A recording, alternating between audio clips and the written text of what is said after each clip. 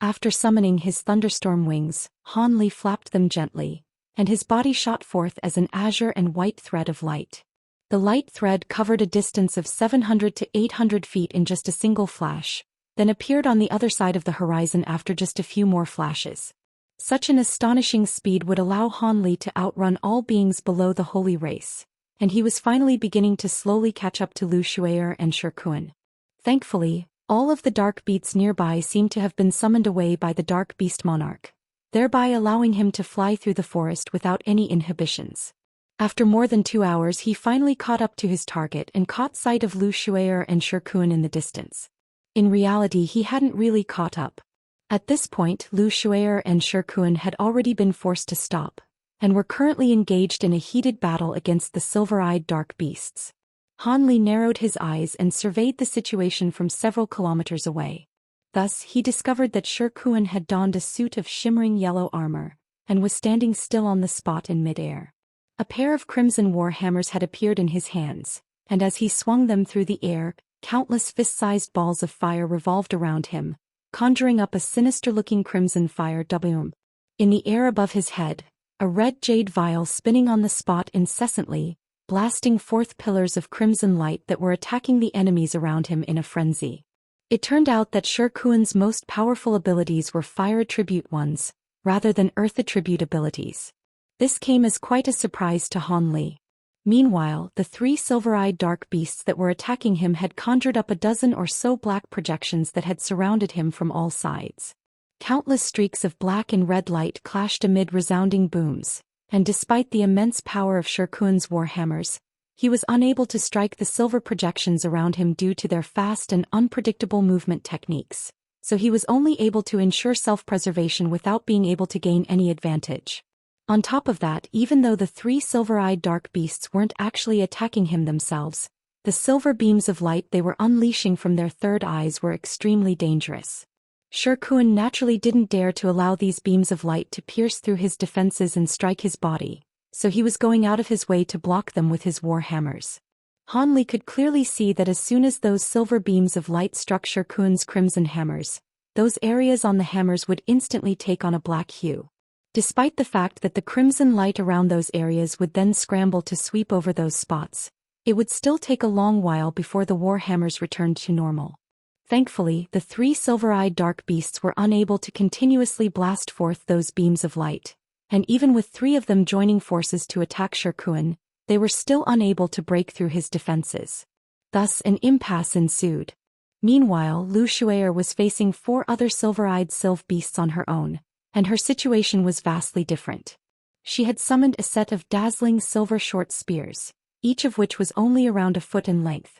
There were 8 of them in total, and as they flew through the air, they left specks of silver light in their wake, making it appear as if countless silver stars had lit up in the dark night. Aside from those treasures, a strange silver projection had also appeared behind her.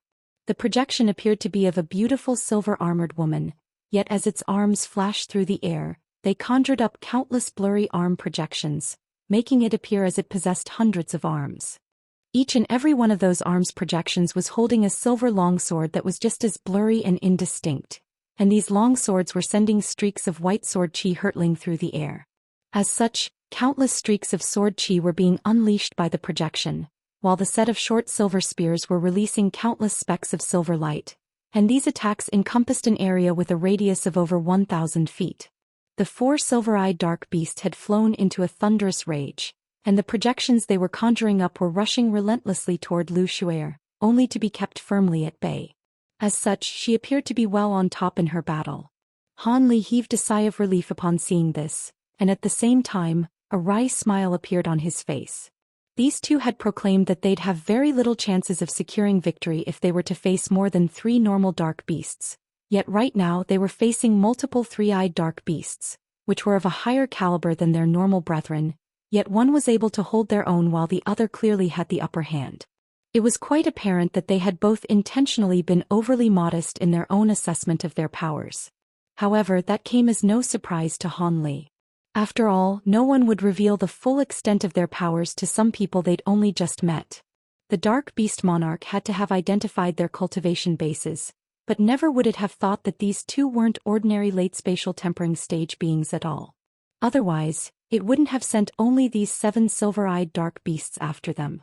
If they were only comparable in power to normal late spatial tempering stage beings, there was no way that they'd be able to withstand the combined attacks from these silver-eyed dark beasts for so long. In this current situation, it was impossible to say whether Lu Shui'er was truly more powerful than Shi Kuan, or whether the 7 silver-eyed dark beasts were truly inferior in power compared to the 2 of them. Neither side had unleashed their full power and the battles appeared to be quite fierce, but all of them were merely throwing figurative jabs, trying to provoke an opening that they could exploit to land a killing blow. Only in those moments of life and death would they reveal the extent of their abilities. However, through the use of his Spirit Eye ability, Han Li could see that both Shi Kuan and Lu Shui'er wore concerned expressions on their faces. It was no wonder that they were feeling rather uneasy. After all, this was the central region of the Dark Beast Forest. Even though all of the Dark Beasts had seemingly been taken away by the Dark Beast Monarch, who was to say that the Beast Pack wouldn't suddenly turn around? If they were to be inundated by so many Dark Beasts at once, their fates were essentially sealed. However, if they were to try and end these battles quickly, that could easily result in unfavorable consequences as well.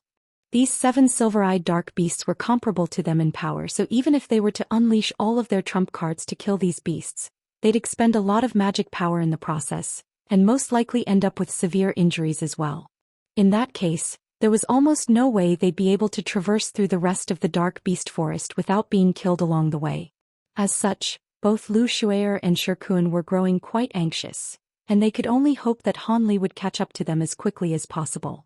Only with their combined powers would they be able to secure victory without having to overexert themselves. These thoughts quickly raced through Han Li's mind, and he immediately understood the nature of the situation. He knew that these battles had to be concluded quickly, as the longer they delayed, the more risk they'd be incurring. As such, he immediately swept a sleeve through the air, and he turned over his hand to summon an object. He then flicked his wrist and a black bracelet shot forth, then disappeared into thin air in a flash. At the same time, his other hand turned inky black, and wisps of gray light began to emerge from his fingertips. Simultaneously, golden light flashed, and golden scales appeared all over his body as he immediately activated his Provenance True Devil Arts to their maximal extent. After doing all that, he raised a hand, and a black veil emerged before draping itself over his entire body, upon which he immediately vanished on the spot. Moments later, one of the dark beasts that was attacking Shi Kuan suddenly faltered as a hint of bewilderment flashed through its eyes. Right at this moment, spatial fluctuations erupted behind it, and a white object hurtled directly toward the beast. The silver-eyed dark beast reacted extremely quickly, swiping a paw behind itself without even turning around. Black light flashed and several black claw projections flashed through the air, crashing into the white object with a resounding boom. The dark beast took advantage of this opportunity to abruptly twist around, and it finally managed to identify what it had just been attacked by. This was a pristine white python that was several tens of feet long, and astonishing glacial chi was emanating from its entire body as it appraised the beast in a completely expressionless manner. The dark beast was naturally furious to see this, yet before it had a chance to do anything, a small mountain that was around an inch tall suddenly appeared above its head. The miniature mountain then swelled drastically to over 1,000 feet in size in the blink of an eye before crashing down in a soundless manner. There were several large silver runes inscribed onto the surface of the mountain, and those characters were none other than beveled silver text. Due to the abrupt and silent emergence of the mountain, the dark beast only detected its presence after it had begun its descent. At this moment, a blue jade fan shot forth from within the giant white python's mouth, and the fan waved itself through the air, sending a burst of blue glacial light hurtling directly toward the dark beast. The silver-eyed dark beast was quite alarmed by these sudden developments, and the other 2 dark beasts immediately let loose roars of fury upon seeing this, turning away from Shi Kuan as they charged toward their companion. Shi Kuan immediately let loose a burst of raucous laughter as both of his war hammers flew out of his hands, then swelled to around 10 feet in size each before crashing down toward the 2 dark beasts with devastating might. Even prior to actually making contact with the 2 beasts, 2 bursts of immense power came crashing down from the warhammers, and the 2 beasts could only turn around and blast black light out of their mouths to withstand these lethal attacks. As such, the dark beast beneath the giant mountain had no choice but to face Han Li on its own, and all of its fur immediately stood up on end, then transformed into countless streaks of black light that hurtled directly toward the swath of blue light sweeping toward it. It then raised its head and blasted a thick pillar of black light toward the underside of the giant black mountain. The beast wasn't expecting these rushed attacks to actually be able to keep Han Li's assault at bay. All it wanted was to delay these two attacks slightly, and it was confident that it would be able to escape. In the next instant, black light erupted from the dark beast's body, and it suddenly split up into hundreds of black butterflies that flew forth in all directions. The black pillar of light struck the giant mountain, and the latter really did pause for a split second in its descent. During this brief delay, the black butterflies fled to around 300 feet away, and they were about to leave the area encompassed by the giant mountain in the next instant. However, right at this moment, a cold harumph rang out from nearby. The harumph wasn't very loud, but all of the black butterflies faltered upon hearing it, and they almost fell out of the sky. Almost at the exact same moment, the silver runes on the surface of the giant black mountain lit up, following which countless threads of gray light shot forth from the underside of the mountain. Brilliant gray light flashed as the gray threads instantly pierced through the bodies of the temporarily immobilized black butterflies. These black butterflies then shuddered as if they'd encountered the bane of their existence, then shattered into specks of black light. At this moment the mountain slowly revolved, and a burst of enormous suction force swept forth as a vast expanse of gray light, sweeping up the specks of black light before drawing them into the underside of the mountain, where they disappeared in a flash. This dark beast had been drawn into the divine essence-fused mountain, and only the heavens knew whether it was still alive. Right after this dark beast vanished as specks of black light, 3 of the projections that were attacking Shirkuan also disappeared in a flash. At this moment, the 2 other dark beasts had only just blasted away Shirkuan's massive fiery warhammers with their pillars of black light, and they were extremely alarmed and furious that one of their companions was nowhere to be seen. Black light erupted from their bodies, and they combined as one to form a twin-headed silver-eyed dark beast. This fused beast was over 200 feet in size, and the 3rd vertical eyes on their glabellas had increased in size by several fold, making them appear as if they were a pair of shimmering silver lamps. As soon as this giant beast appeared, both of its heads turned toward different directions, and their 3rd eyes abruptly sprung open to blast forth a thumb-sized beam of silver light each. One of the beams of light shot forth toward the massive blue wave while the other hurtled toward the giant black mountain up above. The silver light struck the 2 in a flash, and even though the beams of light were quite thin, they seemed to possess extraordinary power.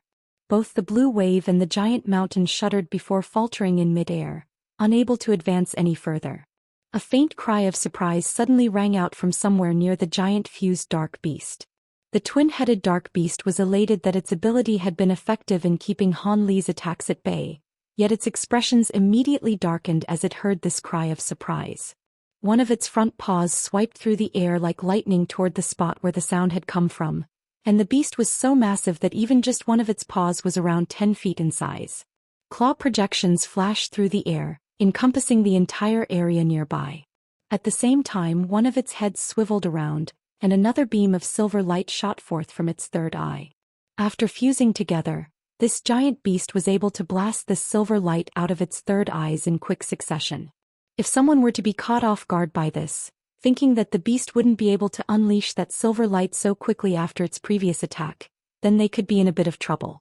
An earth-shattering boom rang out, and a shimmering golden humanoid figure suddenly appeared out of thin air.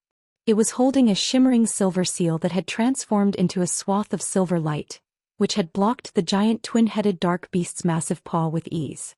At the same time, the humanoid figure merely harumphed coldly at the sight of the oncoming beam of silver light, and a small crystalline shield suddenly appeared before him.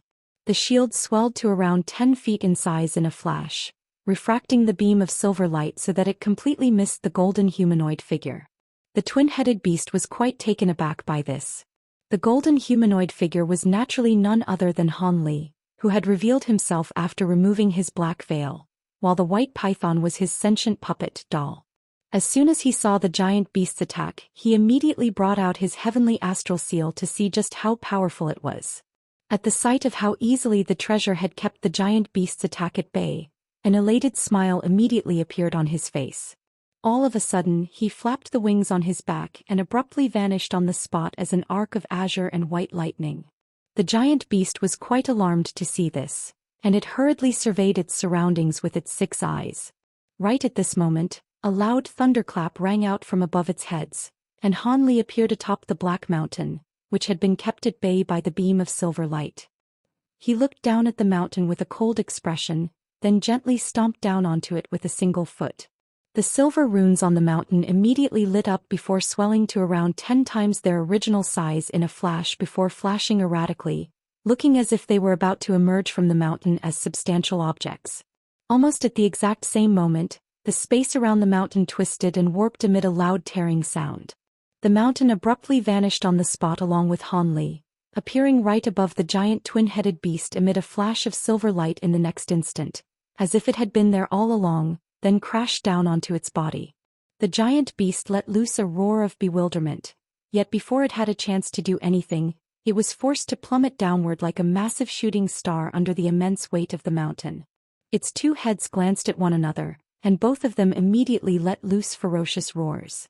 At the same time, black light flashed from its body and it began to swell drastically in size. In the blink of an eye, the twin-headed dark beast had expanded to over 100 feet in size, and its black fur took on a faint silver hue as its aura swelled to become more than twice as powerful as before. The beast projections they'd conjured up also swelled dramatically in size and received significant power boost. Xianxia's expression changed slightly upon seeing this, but he then immediately let loose a loud cry as brilliant spiritual light erupted from his suit of yellow armor, following which he raised a hand and pointed toward the 2 giant crimson warhammers in the distance. The crimson fiery WM that was revolving around his body suddenly let loose a resounding roar before it vanished into the warhammers. Bright crimson light immediately radiated from the 2 warhammers before crashing toward the twin-headed dark beast. Even before reaching its target, scorching crimson flames hurtled forth from the pair of warhammers. Following their fusion, the 2 dark beasts had become significantly more powerful, so they naturally didn't fear this attack. As such, they immediately raised their heads and let loose a long howl in unison, then slashed their 4 paws through the air. 4 claw projections flew through the air, each of which was around 10 feet in length, and the 4 suddenly combined as one to form a black crescent moon that was several tens of feet long. The crescent moon easily tore through the oncoming flames, then struck both of the giant crimson warhammers at once with an earth-shattering boom. Black and red light then intertwined with one another as they engaged in a fierce battle for supremacy. After that, the twin-headed dark beast opened its mouths and blasted forth 2 thick pillars of black light. At the same time, the projections they'd conjured up also took advantage of this opportunity to pounce toward Xianxia. Xianxia naturally wasn't going to back down, and he let loose a loud cry before abruptly clenching his fists, which began to glow with dazzling yellow light. As he swung his arms through the air, countless fist projections shot forth, hurtling directly toward the pillars of light and beastly projections. Just as the twin-headed dark beast was attacking Xianxia, white light suddenly flashed from the giant white python's body, and it transformed into a beautiful white-robed woman with a long and slender figure. As soon as the woman appeared, it made a grabbing motion toward the blue jade fan, immediately drawing it back into her grasp. She then waved the fan through the air toward the twin-headed dark beast over and over again, creating bursts of blue light that overlapped with one another to form a giant blue wave that was over 100 feet tall before crashing violently toward the giant beast. At the same time, the black mountain hovering in midair also swayed before vanishing on the spot. However, in the next instant, gray light flashed above the heads of twin-headed dark beast, and the massive black mountain re-emerged out of thin air. It rotated on the spot and released a burst of gray light that descended toward the giant beast. Having just witnessed the fate that their companion had suffered, the twin-headed dark beast had naturally been keeping a close eye on the mountain, so they were able to immediately react to this sneak attack as they both let loose thunderous roars of fury. Black light began to flash from the twin-headed dark beast's body, and it sprang up into the air. A peculiar scene then ensued. During its descent, the silver runes on the giant mountain flashed, and both the mountain as well as the giant beast down below vanished into thin air. However, an earth-shattering boom then immediately rang out thereafter, and the black mountain reappeared on the ground as if through instantaneous teleportation. At the same time, a massive crater with a diameter of over 2,000 feet had appeared beneath the mountain, and the twin-headed dark beast had been crushed under the mountain. Only its heads could be seen, and both heads were bleeding from all 7 orifices, while its body had been completely immobilized under the enormous weight of the mountain. Han Li stood at the peak of the mountain, and a cold light flashed through his eyes upon seeing this as he suddenly swept a sleeve through the air. 2 small swords immediately flew out from within, each of which was only around several inches in length. These swords then swayed and immediately transformed into streaks of azure light that were 70 to 80 feet long, flying down to the foot of the mountain in a flash. Azure light swept forth and 2 giant heads were decapitated at once. Strangely enough, not a single drop of blood flowed from the twin-headed dark beast's body following its decapitations, and the wound left behind on its necks were completely inky black. Han Li remained completely expressionless upon seeing this, and merely stomped down onto his mountain again. The mountain descended even further amid a resounding boom, causing the giant crater to deepen while also expanding drastically in area. As for the body of the giant beast crushed beneath the mountain, it was completely shattered and dissipated into specks of black light that fled in all directions. However, these specks of light were only able to fly around 100 feet away from the mountain at most before they were drawn into the mountain by the vast expanse of gray light that swept forth from it. Only then did a smile appear on Han Li's face, and he rose up into the air before making a grabbing motion downwards with his inky black hand. Following a loud rumbling noise, the mountain shrank down at a rapid rate, and when it flew back into his hand as a streak of black light, it had already reverted back to just several inches in size.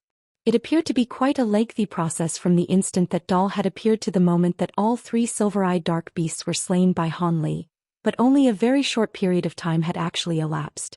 Prior to this, Shi Kuan was still swinging his fiery war hammers with all his might, trying to keep his opponents at bay, yet in the next instant his opponents suddenly disappeared. All of the beastly projections conjured up by these silver-eyed dark beasts had vanished upon their death. Shi Kuan faltered upon seeing this before hurriedly stowing away his war hammers, then turning to Han Li with astonishment in his eyes. In the process he naturally caught sight of Dal as well. Han Li merely gave him a faint smile before waving a hand toward Dal, and the sentient puppet immediately stowed away the blue jade fan in its hand before flying toward him as a streak of white light. It then reverted back into its snake form in a flash before shrinking down to around a foot in length and vanishing into his sleeve. After stowing away his puppet, Han Li flapped his wings without any hesitation, and his body shot forth as an arc of lightning amid a loud thunderclap. Immediately thereafter he appeared on the other battlefield, and a vicious look flashed through his eyes as he cast his gaze downward. The situation had deteriorated drastically for Lu Shuer. She had held the upper hand against the 4 silver-eyed dark beasts earlier, yet she was now only barely hanging on for dear life. The 4 silver-eyed dark beasts had combined as one to form a gigantic 4-headed dark beast that was close to 500 feet in length, and its aura was comparable to that of a holy race being. The giant beast's 3rd eyes were blasting forth beams of silver light without pause, creating a relentless barrage of attacks that resembled a torrential downpour. Lu Shuer was evading the silver beams of light with all her might, and she'd clearly unleashed her most powerful abilities and treasures in the process. Aside from that set of short silver spears, she'd also summoned a set of small white flags as well as a small golden drum. The white flags transformed into balls of white light, within which runes were surging incessantly, creating quite a mysterious sight to behold. Meanwhile, the small golden drum was rapidly rotating on the spot, sending waves of golden light hurtling toward the giant beast with devastating force. As for Lu Shuer herself, aside from the myriad arm projection behind her, she'd also conjured up a series of blue lotus flowers all over her body, all of which were translucent and extremely beautiful. Not only did they present a vibrant sight to behold, these lotus flowers were all very powerful as well. Upon striking the lotus flowers, the silver beams of light that occasionally penetrated through all of Lu Shuer's other defenses would vanish along with the lotus flowers themselves amid loud explosions. However, it was quite clear that unleashing these ice lotus flowers was extremely taxing to her, and every time a new one appeared over her body, her face would immediately pale slightly. During this short period of time, she'd already summoned over 100 of these flowers, and it was quite clear that she wouldn't be able to keep this up for much longer. In fact, she was only choosing to persist as Han Li had arrived. Otherwise, she would have fled for her life as soon as those 4 silver-eyed dark beasts combined as one. Upon witnessing Han Li and Shirkuan's timely arrival, Lu Shui'er was ecstatic and she hurriedly yelled, "Fellow Daoists, this giant beast is truly powerful. We have to unleash our combination secret technique right away." Han Li was just about to attack the giant beast, and he faltered momentarily upon hearing this before immediately nodding in response. Thus he made a hand seal with his inky black hand, and grey light erupted into the heavens from behind him, forming a vast light barrier. Meanwhile, Shirkuan also let loose a low cry following a brief hesitation, and the spiritual light around his body abruptly turned pitch black in color as he spread apart the fingers of his hands, sending countless threads of grey light hurtling through the air. At the same time, Lu Shui'er also switched to another hand seal, and the projection behind her suddenly vanished before it was replaced by a grey wheel of light. The grey wheel of light behind her blurred before rotating at a rapid rate, and countless runes surged forth from within in a frenzy. These runes were then quickly shattering before converging again, gradually forming a massive rune at the center of the wheel. Lu Shui'er's eyes flashed as she began to chant a profound incantation, and the 4-headed giant beast seemed to have been struck by a sense of foreboding upon seeing this. It immediately let loose an enraged roar, and a pillar of silver light that was far thicker than the previous ones shot forth from each of its 4 silver eyes. These pillars of light then combined as one to form a huge pillar of light that was comparable in diameter to a large bowl, and it hurtled directly toward Lu Shui'er. At the same time, the dozen or so giant beastly projections also split up into 2 groups before pouncing toward Han Li and Shirkuan. Prior to even drawing close to the 2 of them, the projections blasted forth powerful pillars of light, and their bodies gradually transformed amid bursts of black qi, forming a giant black net that descended toward Han Li and Shirkuan from above. However, these were merely projections conjured up by the silver-eyed beasts, so Han Li naturally didn't regard them as a substantial threat. He merely chuckled coldly, and without even raising a hand, a ball of silver flames flew out of his body on its own, then swelled drastically to form a silver fireball that was around 10 feet in size. The fireball rotated on the spot before abruptly exploding, sending countless silver sparks hurtling through the air. At the same time, a crystalline shield appeared before Han Li, and the black pillars of light were all refracted away, thereby completely missing him. As for the giant net that had been formed by the black projections, it was struck by countless silver sparks before it could descend much further, and scorching silver flames immediately erupted, quickly incinerating the net into nothingness. Shirkuan wasn't able to take care of these oncoming attacks as easily and nonchalantly as Han Li had, but he had also opened his mouth to produce a crimson copper mirror. The mirror shuddered and 3 colored flames erupted from within. Not only were the black pillars of light easily nullified by these flames, even the section of the black net that was descending toward him had been kept at bay by the 3 colored flames. Meanwhile, in the face of the oncoming pillar of silver light, Lu Shui'er's expression changed slightly, and she immediately made a strange hand seal with one hand, while pointing a finger at the pillar of light in a solemn manner with her other hand. The grey wheel of light behind her emitted a faint buzzing sound, and it suddenly flew out from behind her to meet the silver pillar of light. Thus, the 2 clashed and the pillar of light struck the massive rune at the center of the grey wheel in a flash. The giant rune at the center of the wheel immediately began to rotate rapidly, forming a completely indecipherable blur in the end. A peculiar scene then ensued. The pillar of light vanished into the rune in a flash as if it were a sandcastle in the rising tide. In the next instant, grey light flashed right in front of the giant beast, and a rune that was around 10 feet in size appeared. Immediately thereafter, brilliant silver light erupted from the rune, and a pillar of silver light that was just as thick as the one the giant beast had unleashed was blasted out of the massive rune. Lu Shui'er had just unleashed some kind of incredible ability to draw the silver pillar of light into space, then somehow direct it back toward her opponent. However, this ability was clearly extremely taxing, and an unnatural flush appeared on her pale features while her body swayed unsteadily on the spot. Thankfully, she was able to immediately right herself while forcibly repressing the unhealthy flush that had crept onto her cheeks. The 4-headed dark beast faltered slightly at the sight its own attack being thrown back at it, following which expressions of shock and fury appeared on all 4 of its faces. However, It had no choice but to blast forth 4 beams of silver light from its silver eyes again to oppose this attack.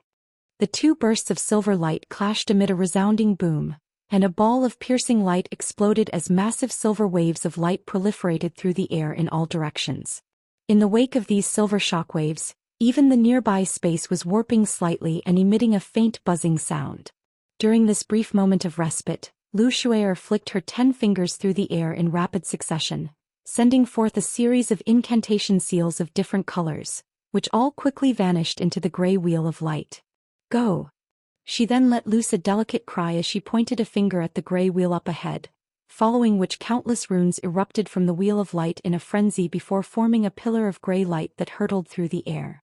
At the same time, Han Li and Shikuan also made hand seals in unison, and the pillar of gray light abruptly appeared right above the 4-headed giant beast along with the gray threads that had been conjured up earlier. The gray lights combined as one in a flash, forming a giant ball of light with a diameter in excess of 100 feet. The ball of gray light had countless fist-sized runes all over its surface, all of which were shimmering with dazzling light. All of a sudden, the ball of light shattered amid a dull thump, following which a wave of runes surged forth from within in a frenzy. Han Li's trio immediately made a series of hand seals while chanting something in a well-rehearsed sequence. A peculiar scene then ensued high up in the air. The runes that had emerged from the ball of light rotated on the spot before immediately crashing down toward the giant beast like a torrential downpour of destruction. The giant beast down below was naturally also able to sense the terrifying power imbued within these runes, and it let loose an enraged roar before suddenly pressing all 4 of its heads together. The 4 beastly heads then combined as one amid a flash of black light to form a giant head that was far more sinister than before. Not only had the beast grown a pair of sharp deer-like antlers on its head, 2 long tusks were also protruding from within its mouth, each of which was around 10 feet in length, and they looked as if they were a pair of giant blades. What was even more astonishing was that a row of 4 silver eyes had appeared side by side on the beast's forehead, and some of them were completely still while others were constantly scanning through the surrounding area. In the face of the torrential downpour of silver runes, the beast's 4 silver eyes all looked up in unison, and spiritual light flashed through those eyes before countless balls of silver light appeared above its head. Each ball of light was only around the size of a human thumb, but they immediately shot forth upward as streaks of silver light. At the same time, the giant beast abruptly drew in a sharp breath, then opened its mouth to reveal an inky black ball of light. As soon as this ball of light emerged from within its mouth, it expanded drastically, then formed a black light barrier that enshrouded the beast's entire body in a flash. The light barrier was so dense that it appeared to be a substantial structure, and it was flickering and fluctuating in brightness incessantly, creating quite a peculiar sight to behold. Han Li's eyes narrowed slightly, and a cold light flashed through his pupils as he witnessed this from above. Right at this moment, the silver light and the torrential downpour of runes clashed, creating countless explosions of spiritual light, and plunging the world's origin chi nearby into a completely chaotic state. A hurricane that was over 1,000 feet tall was swept up almost instantly, and it expanded outward in all directions in a frenzy, trying to devour everything it encountered. Lu Shuer and Shikuan's expressions changed drastically upon seeing this, and they both flew back over 100 feet while using their defensive treasures to shield themselves. Meanwhile, Han Li suddenly flapped his wings, and he vanished on the spot as an arc of azure and white lightning. In the next instant, spatial fluctuations erupted beside the black light barrier down below, and Han Li reappeared out of thin air amid another flash of lightning. Within the light barrier, the giant beast was snarling incessantly, and as silver light flashed within the 4 eyes on its forehead, black scales were beginning to appear all over its body. A pair of long black feelers had also sprouted from either side of its chin, and its thin and long tail had become extremely thick and menacing. In conjunction with the pair of giant lamp-like eyes on its face, it bore a strong resemblance to a kirin.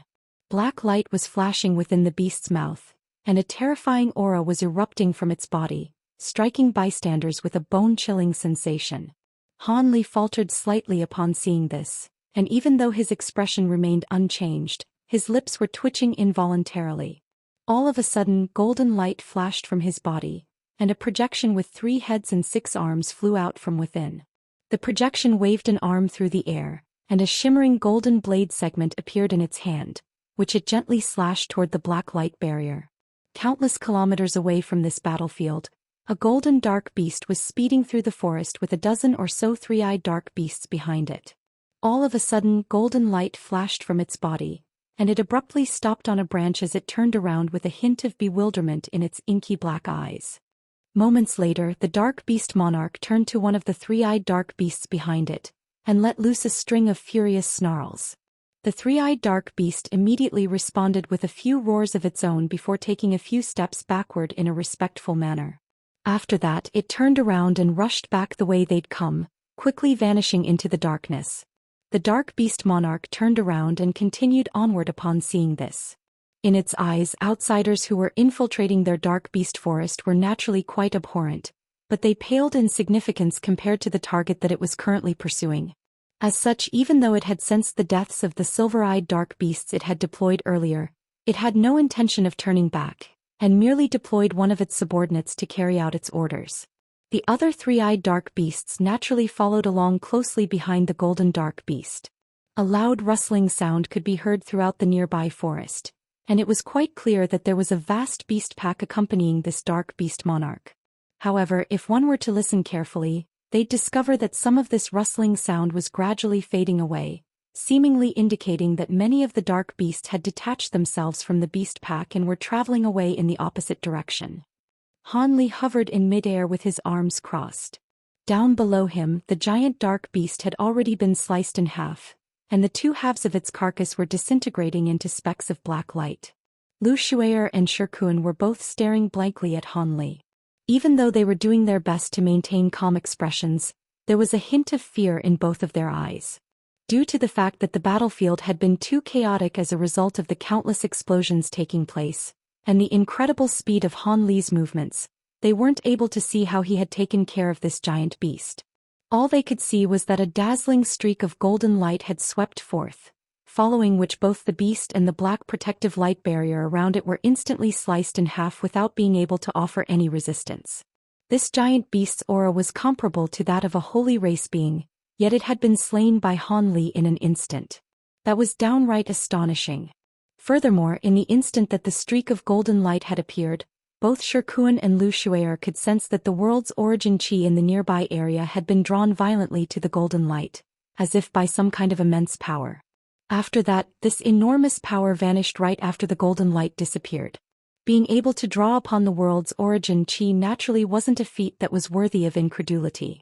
However, for beings like them, drawing upon the world's origin chi was something that they could only just barely accomplish after making hand seals and chanting for long periods of time.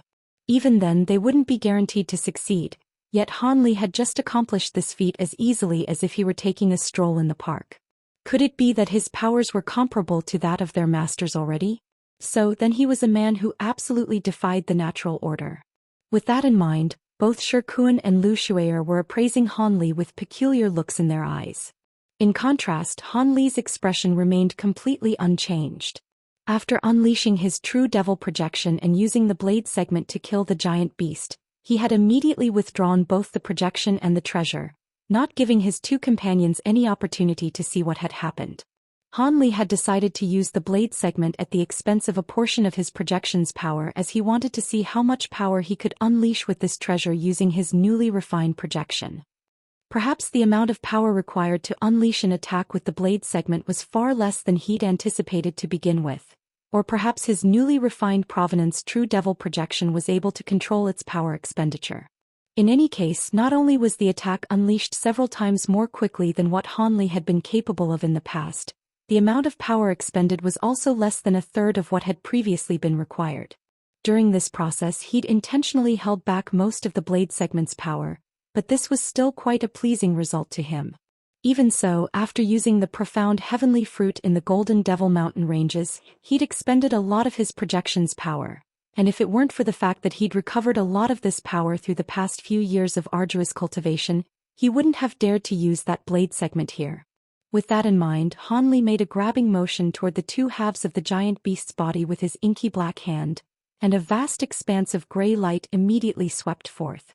The gray light absorbed all of the specks of black light that the carcass had disintegrated into, leaving behind 4 shimmering silver thumb-sized beads. These were none other than the inner cores of the three-eyed dark beasts. Han Li raised his eyebrows upon seeing this, yet just as he was about to stow them away, a low roar of excitement suddenly rang out from within his sleeve. He faltered slightly upon hearing this and contemplated the situation briefly before sweeping a sleeve through the air, upon which a golden shadow flew out from within, leaving a trail of afterimages in its wake. The golden shadow then revealed itself to be a small beast with golden patterns all over its body. It was none other than his leopard Kirin beast. After reaching the deity transformation stage, the leopard Kirin beast had been cultivating arduously in Han Li's spirit beast bracelet, and after being fed all types of precious pills by Han Li, it had reached the mid-deity transformation stage. In fact, it was already quite close to the late deity transformation stage. Even so, at its current cultivation base, it really wasn't much help to Han Li at all, and that was why he hadn't summoned this beast during his previous battles. However, the excited reaction of this beast naturally drew Han Li into releasing it out of his spirit beast bracelet, and as soon as the leopard Kirin beast appeared, it shot forth in a flash, leaving another trail of afterimages in its wake before swallowing all 4 of the dark beast's inner cores at once. It then rushed back and landed on Han Li's shoulder before rubbing its furry head against Han Li's neck in an extremely affectionate manner. Han Li's expression changed slightly upon seeing this, and he flipped his hand over to produce 3 more identical inner cores amid a flash of silver light. The leopard Kirin beast's eyes immediately lit up before it pounced onto the 3 inner cores and swallowed them as well, then hovered above Han Li's hand and roared with elation. A faint smile appeared on Han Li's face upon seeing this. The leopard Kirin beast had displayed no reaction at all to the inner cores of normal dark beast, so he didn't know why it was suddenly so interested in the inner cores of these silver-eyed dark beast. However, consuming these inner cores could only prove to be beneficial to the beast. Thus Han Li swept a sleeve through the air, and a burst of azure light surged forth from within before sweeping up the small beast, which then vanished in a flash, having returned to the spirit beast bracelet again. As for just what kind of effect those inner cores would have on the leopard Kirin beast, that was something that he'd only be able to find out after the beast refined the inner cores within its body. Lu Shuer and Shikuan exchanged a glance upon seeing the leopard Kirin beast devouring the inner cores before finally hovering over to Han Li. However, they stopped several tens of feet away and Lu Shuer smiled as she said, "Thank you for stepping in to save us, Brother Han. Those silver-eyed dark beasts were very troublesome to deal with even on their own, and with their ability to fuse together, fellow Daoist Shur and I would have most likely perished by their hands. Indeed, your immense power truly puts the 2 of us to shame, Brother Han. If it weren't for the fact that this realm strictly prohibits the entry of holy race beings and above, I would seriously be considering whether you were a holy race senior in disguise." Shikuan chimed in with a wry smile. Both of them were subconsciously speaking to Han Li in a more respectful manner. Han Li turned toward the 2 of them with a smile and replied, "There's no need to be so modest, fellow Daoists. I was only able to kill these dark beasts so easily as you 2 had drawn most of their attention. Even though we've eradicated all of our enemies here, this is not a place we should stay at for any longer than we have to. I'm sure there will be other dark beasts coming after us soon, so it's best to get away from here as quickly as possible." Lu Shuer's expression changed slightly upon hearing this, but she then quickly agreed, "Indeed, Brother Han, we should continue onward right away." Shikuan naturally had no objections to this either and he quickly in response. Thus, after a brief discussion the 3 of them continued on their journey. 5 or 6 days later within a lush forest, Han Li was making a hand seal in an expressionless manner, and several tens of azure flying swords were revolving around his body. These swords then transformed into azure lotus flowers that descended toward a 3-eyed dark beast up ahead. An azure sword chi flashed as the dark beast was instantly sliced into countless pieces. Standing behind him was Dal, and it was waving its blue jade fan toward a normal dark beast. Blue light surged forth from the jade fan, freezing the dark beast and 2 black projections it had conjured up in a flash, completely immobilizing them by sealing them in a blue mountain of ice that was over 100 feet tall. Further in the distance, loud explosions were erupting incessantly as spiritual lights of different colors flashed in an erratic manner. Over there Lu Shuer and Shikuan were also taking care of a few other dark beasts. This was already the 7th group of dark beasts they'd encountered after leaving the central region of the forest. Each group consisted of at least 5 or 6 dark beasts, while the largest groups consisted of 7 or 8 of them. Thankfully, there were no silver-eyed dark beasts among them, so the most powerful ones Han Li's trio encountered were only ordinary 3-eyed dark beasts, and none of them were capable of fusing their bodies together. As such, they were naturally no match for Han Li and the others and were slain with ease. Even so, Han Li and the others inevitably had to slow down over and over again to eradicate these groups of dark beasts, and in contrast with the previous groups they'd encountered, this group consisted of a dozen or so dark beasts. If it weren't for the fact that Han Li and the others had all unleashed some of their trump card abilities, it wouldn't have been easy for them to quickly secure victory. Han Li waved a hand through the air, and a faint buzzing sound rang out from the azure lotus flowers. Immediately thereafter they hurtled through the air as several tens of azure threads, puncturing the body of the dark beast that had been sealed in the blue mountain of ice. He then turned expressionlessly toward Lu Shui'er's battlefield, and all of the azure threads shot forth toward that direction. 10 days later, 3 humanoid figures were hovering motionlessly in the mid-air at the edge of the dark beast forest while facing the forest up ahead. There, over 30 dark beasts had gathered, and close to half of them were 3-eyed dark beasts. Lu Shui'er and Shikuan both wore grim expressions, and Han Li's brows were also slightly furrowed. These dark beasts were all comparable to spatial tempering cultivators, and so many of them had gathered all at once. Even though Han Li and the others were all far more powerful than their cultivation bases suggested, this was still a rather grim situation. Han Li wasn't overly concerned as he had many trump cards, and in a worst-case scenario he could just unleash his gold-devouring beetles or profound heavenly fruit to kill these dark beasts. As such, he remained quite calm and collected. In the face of so many dark beasts, Lu Shui'er and Shikuan were naturally aware that they couldn't face them in a direct battle. Otherwise, even if they could secure victory, there was definitely no way that they'd be able to do so unscathed. If they were to sustain severe injuries and expend too much magic power, the rest of the journey would be made exceedingly difficult, especially considering how they still had to track down those restricted ruins and secure the treasures in there. Thankfully, even though these dark beasts had managed to cut off Han Li's trio, they were aware of the fate that had befallen their companions that had tried to stop Han Li and the others in the past, so they refrained from immediately attacking. At present, it appeared as if they only wanted to temporarily stall the 3 of them until more dark beasts arrived.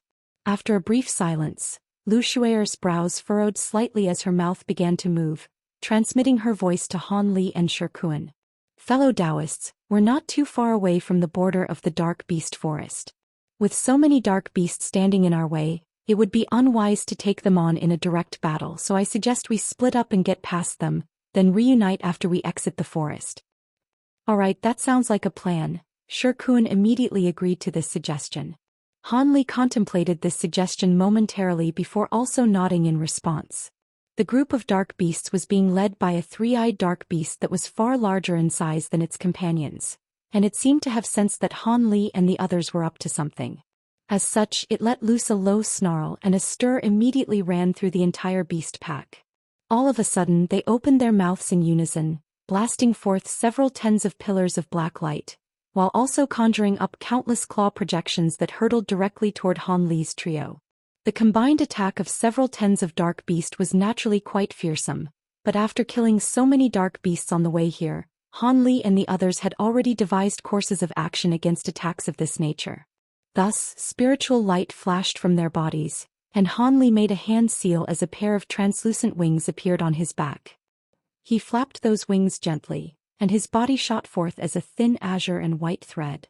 As it was speeding through the air, it changed directions a few times in an unpredictable manner, thereby allowing it to evade the pillars of light and claw projections. In the blink of an eye, it had bypassed the entire beast pack, then vanished into the distance after just a few flashes. The measures taken by Lu Shui'er were far simpler in comparison. She opened her mouth to expel a blue ball of light, and at the same time white light flashed from beneath her feet, following which that translucent jade mouse appeared once again. Both the blue ball of light and the jade mouse began to glow brightly, and she propelled herself through the air as a ball of blue and white light. The black pillars of light that struck the ball of light all vanished soundlessly into it like sandcastles in the rising tide, and the ball of light blurred before covering a distance of over 1,000 feet, then continued into the distance. As for Zhou Xian, he chose to do things in a far more violent and domineering manner. He let loose a cold harumph as brilliant yellow light erupted from his suit of armor, and he suddenly thumped his hands together in front of his chest, upon which specks of yellow light immediately began to emerge around his body. Immediately thereafter, the specks of light swelled drastically in size before fusing as one, forming a strange light barrier that enshrouded his entire body. The reason why this light barrier was strange was because its surface was riddled with countless runes. The oncoming pillars of black light struck the light barrier amid resounding booms, only to be repelled by those runes. Meanwhile, Zhou Xian took advantage of this opportunity to make his escape. His body swayed and he suddenly burrowed deep into the ground, then began to flee while situated over 100 feet underground, and his speed wasn't inferior to that of Lu Xuer during her escape. These dark beasts naturally weren't just going to allow the three of them to escape so easily. The three-eyed dark beast that appeared to be the leader of the pack let loose an enraged roar, and the beast pack immediately split up into 3 groups, each of which immediately set off in pursuit of one of Han Li's trio.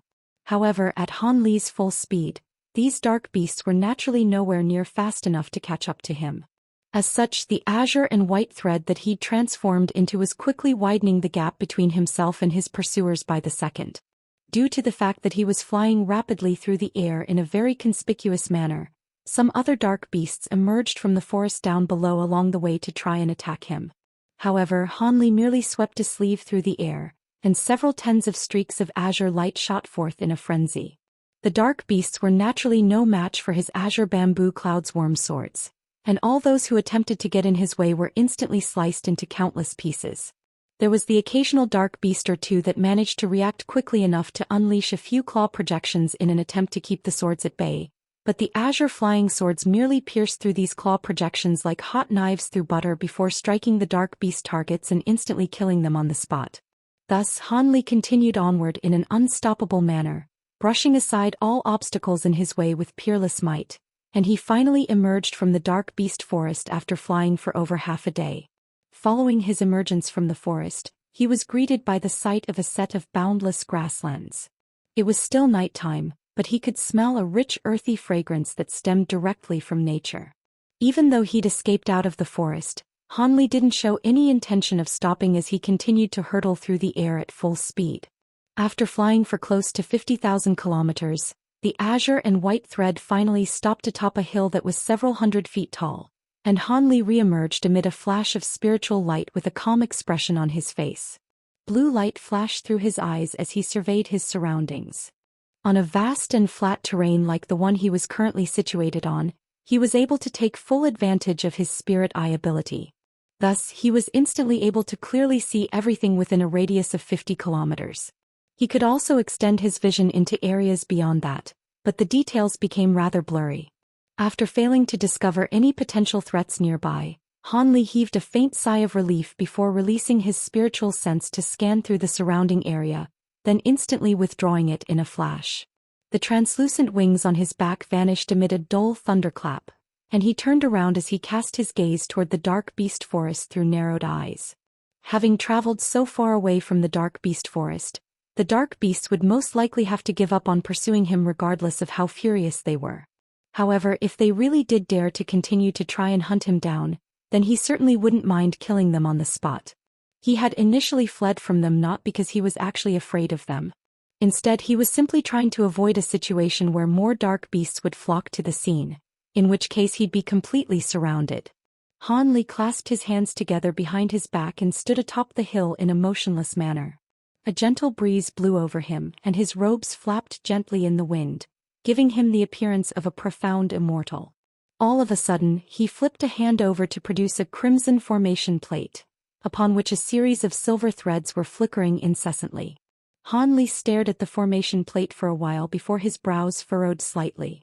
The two of them have already reunited with one another, and they're not too far away from here either, so why aren't they coming to join me? Could it be that they've run into some trouble? Han Li murmured to himself before stowing away the formation plate again. He then raised his head and cast his gaze toward a certain direction, following which azure light suddenly flashed from his body. He rose up into the air, then flew into the distance toward the direction he'd cast his gaze toward before. Even though he wasn't moving as quickly as he had with his thunderstorm wings activated, he was still flying at an incredible speed. Thus he sped over a distance of close 15,000 kilometers in a short time, taking him to another region of the grasslands. As he flew through the air, blue light flashed through Han Li's eyes, and a peculiar look appeared on his face. All of a sudden the azure light faded, and Han Li reappeared as he cast his gaze forward in an expressionless manner.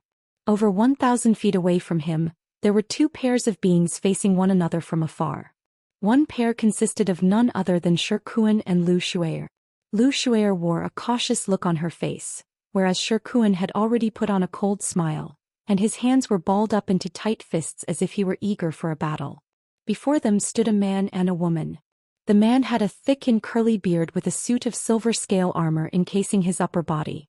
He had a giant trident-like weapon on his back and he appeared to be quite a boisterous being. In contrast, the woman had a pair of delicate brows and black eyes. Her skin was very fair, and she wore a green beast hide garment that accentuated the curves of her alluring voluptuous body to perfection. Strangely enough, both of their lower bodies had been enshrouded within clouds of white qi, and the sound of flowing water could be heard from within those white clouds. Those are sea monarch beings. Han Li was able to identify the origin of this duo almost instantly, and his expression changed slightly upon making this discovery. The sea monarch race wasn't a direct enemy of the heavenly cloud races, but it was common knowledge that they were allies of the Jiaoqi race. As such, it was no wonder that they were in such a tense confrontation. The reactions of the two groups were naturally vastly different at the sight of Han Li's arrival. A hint of elation appeared in Lu Shuer's eyes, and she was immediately feeling a lot more reassured. Shi Kuan's smile also widened even further, and he greeted Han Li in a respectful manner. In contrast, the pair of sea monarch beings both turned to appraise Han Li with cold and unfriendly expressions. Both of them were quite surprised to sense that Han Li was only a 7th-tier upper race being, and they couldn't help but exchange a bewildered glance with one another. "Are you a heavenly cloud being as well?" the man asked in a booming voice that matched his appearance. "I guess I technically am at the moment. Are you two preparing to attack my companions?" Han Li asked in a calm manner. "Are we planning to attack them? If we had intended to do so, they'd be dead already." The male sea monarch being chuckled in a derisive manner. Shi Kuan was enraged to the point of laughter upon hearing this, and he stepped forward with a menacing look on his face as he said, "What did you say? You sure can talk big. Hee, let me see if your race is truly worthy of being known as one of the 3 great water races." A ferocious look appeared on the sea monarch man's face upon seeing this, and he made a grabbing motion with a single hand, upon which the trident that was originally strapped to his back abruptly appeared in his hand amid a flash of blue light. Immediately thereafter, arcs of silver lightning appeared around the sharp tips of the weapon, and it began to emanate an extremely astonishing aura. "Wait! Brother Shi, stop!" Lu Shuer and the seductive sea monarch woman exclaimed in unison. Immediately thereafter, the sea monarch woman began to transmit her voice to her companion. "Have you forgotten what we came here for? This is not the time to be engaging in unnecessary battles. We still have an important mission that we need to carry out." The sea monarch man stopped cold in his tracks upon hearing this before transmitting his voice in reply. "We can just release the 9-eyed holy whale and kill these 3 with ease." He clearly didn't think that Han Li's trio could pose a threat to them at all. "I've managed to persuade the 9-eyed holy whale to accompany us, but it's best not to release it unless we absolutely have to. Otherwise, if we were to ask it to go into battle for us too many times, it could become enraged and turn on us. After all, I don't possess much of the royal bloodline within my body, so I can only just barely communicate with the holy whale. Besides, we may be allies of the Jiaoqi race, but we're not direct enemies of the heavenly cloud races. There's no need to engage in such a pointless battle," the sea monarch woman persuaded. "I see." The sea monarch man became rather hesitant upon hearing this. At the same time, Lu Shuer also transmitted her voice to Shi Kuan. "Brother Shi, we've just managed to shake off those dark beasts, and both of us have expended a lot of magic power. Those 2 sea monarch beings certainly aren't to be underestimated. Even if we can take them down with Brother Han's help, there's no way we'd be able to emerge unscathed. Our main objective is to find the restricted ruins, so it's best not to draw unnecessary trouble to ourselves. Shi Kuan wore a dark expression on his face as he replied, even if we don't want to fight, they may not be of the same opinion. Rest assured, Brother Shi. Allow me to converse with them first, and if they really do harbor ill intentions and insist on a fight, we certainly won't have to fear them with Brother Han on our side. Lu Shui'er's voice also cooled slightly as she spoke. After that, she transmitted her voice to Han Li and said something to him as well, in response to which Han Li nodded slowly in agreement. After that, a smile appeared on Lu Shui'er's face and she said in a pleasant voice, "Our heavenly cloud races don't seem to have any direct conflict with your sea monarch race, so there's no need for us to fight one another. I can tell that you're not entirely confident in your abilities to kill the three of us either, so why don't we just go our separate ways and pretend as if this encounter never happened?" My thoughts exactly, sister. The two of us aren't Jiaoqi beings, so there's certainly no vendetta between us. In that case, we'll be taking our leave now, the sea monarch woman agreed as a vibrant smile appeared on her face. After that, she turned to her companion with a meaningful look, and the white qi encompassing her lower body swelled to sweep up the sea monarch man as well. The man hesitated momentarily, but didn't raise any objections in the end. Thus, the clouds of white qi around their lower bodies combined together, and they flew into the distance as a ball of white light, disappearing from view after just a few flashes.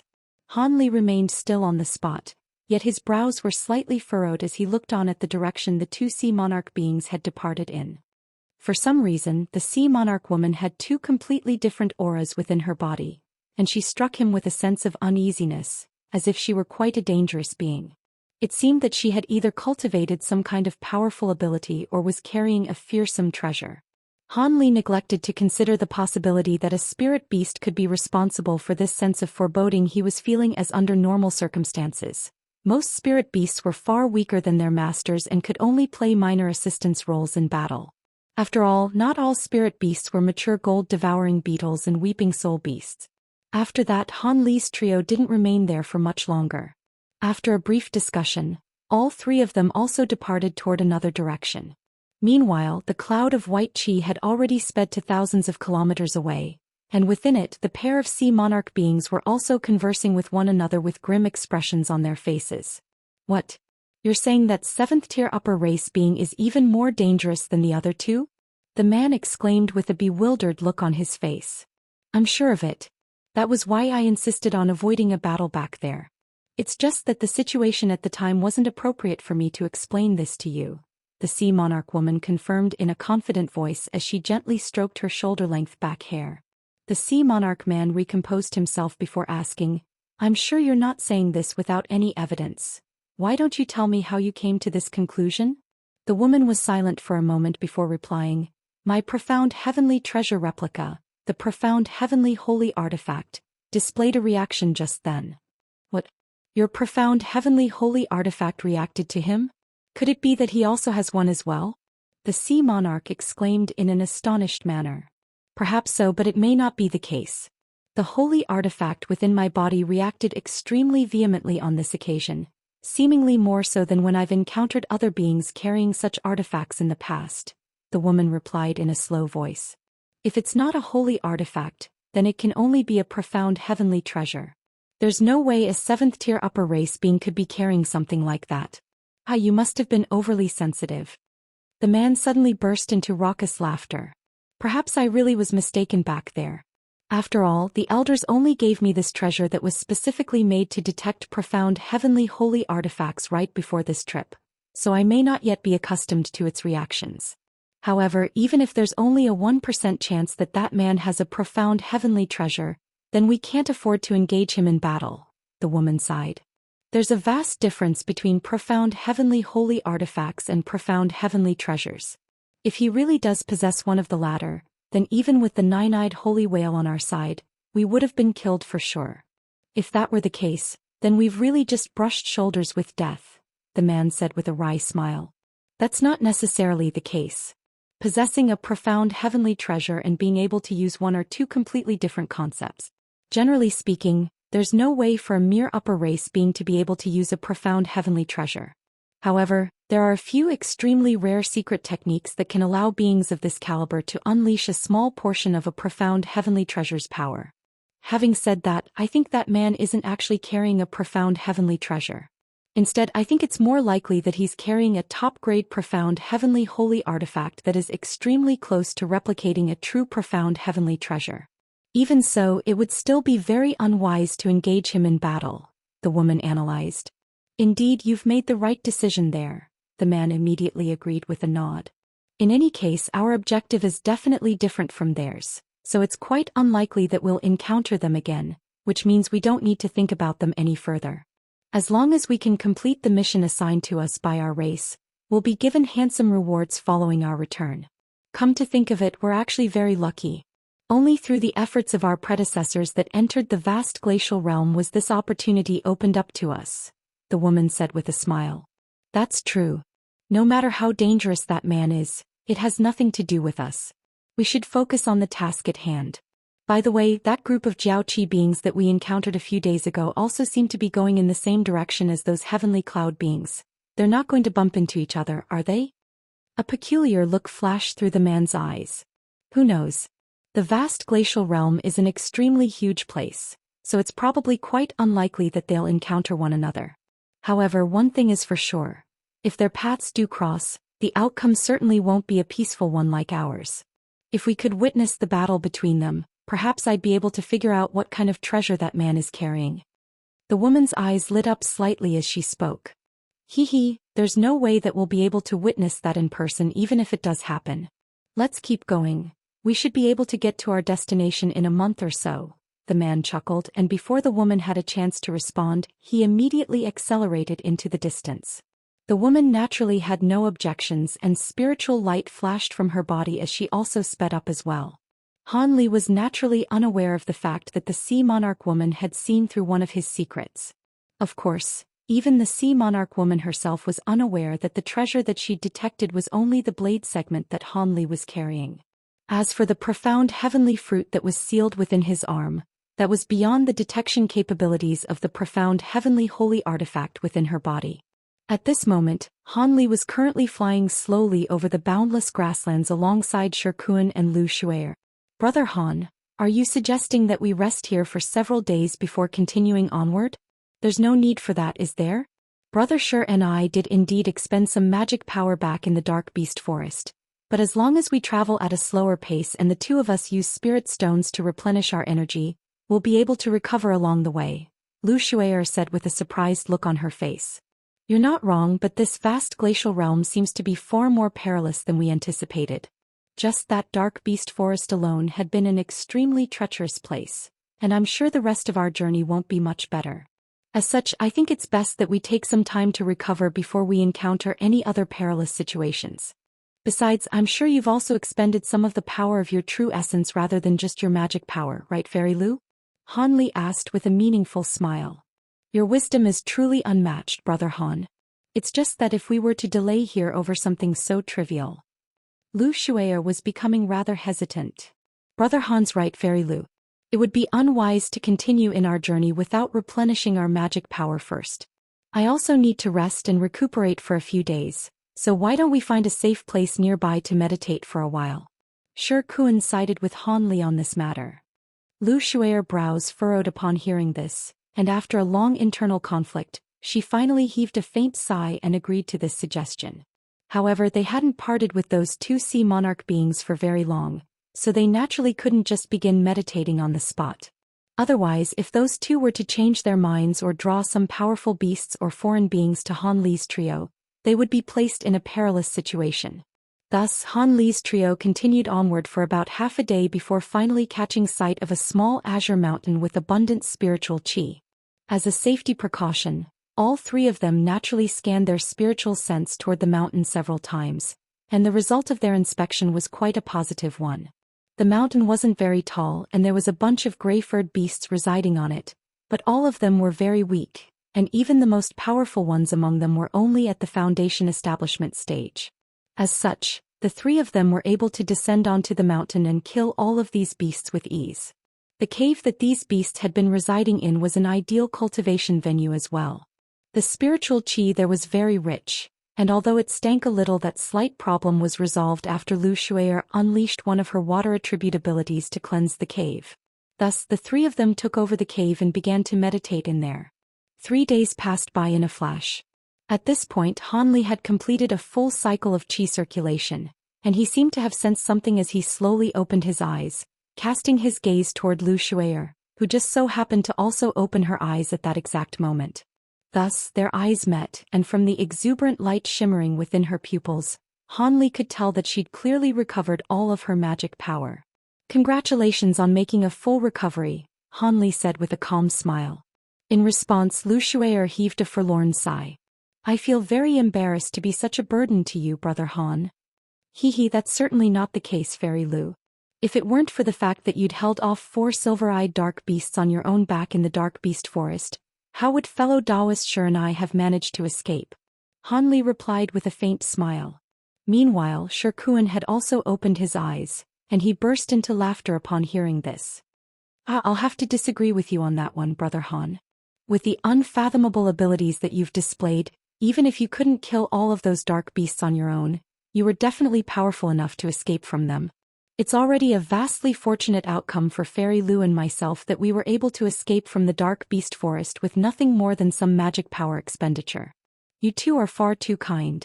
I do indeed possess some powerful abilities, but all of them are only good for a single attack. If I were to be surrounded by too many dark beasts, I really would have been in grave danger.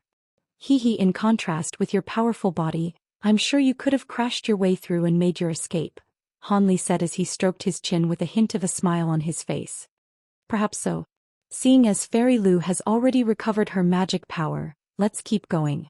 The sooner we find those restricted ruins, the sooner we can heave a sigh of relief." Shi Kuan chuckled as he rose to his feet. Han Li and Lu Shuier exchanged a quick glance, and neither of them had any objections to this. Thus, 3 streaks of light quickly departed from the small mountain. 6 days later, Han Li's trio found themselves surrounded by a flock of 4-winged birds that attacked by blasting blades if wind out of their beaks. Han Li and the others had all unleashed their treasures, and blood rained down from the sky as they made short work of those strange birds. Half a month later, Han Li and the others were slowly flying along the edge of a lake that extended as far as the eyes could see. All of them were holding their breaths and had concealed themselves as extremely faint shadows, flying through the air without daring to release any of their auras.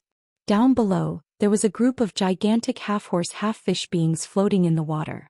These mountainous creatures were playing around by blasting pillars of water as thick as water tanks at one another, and the pillars of water all disappeared amid flashes of blue light upon striking their bodies. Occasionally, one of them would dodge a pillar of water, and it would strike the land beside the lake amid a resounding boom, leaving a massive crater that was several hundred feet in diameter in its wake, creating a rather harrowing sight to behold. Thankfully, Han Li and the others all possessed brilliant concealment techniques, and these massive beasts were too busy enjoying themselves to notice 3 ant-like beings flying over their heads. Thus, the 3 of them managed to safely pass the lake.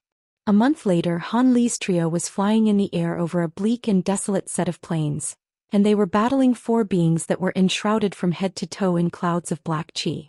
Countless streaks of azure sword qi were swirling around Han Li's body, creating a virtually impenetrable barrier and slicing through the black chain-like treasures being used by the 2 opposing foreign beings.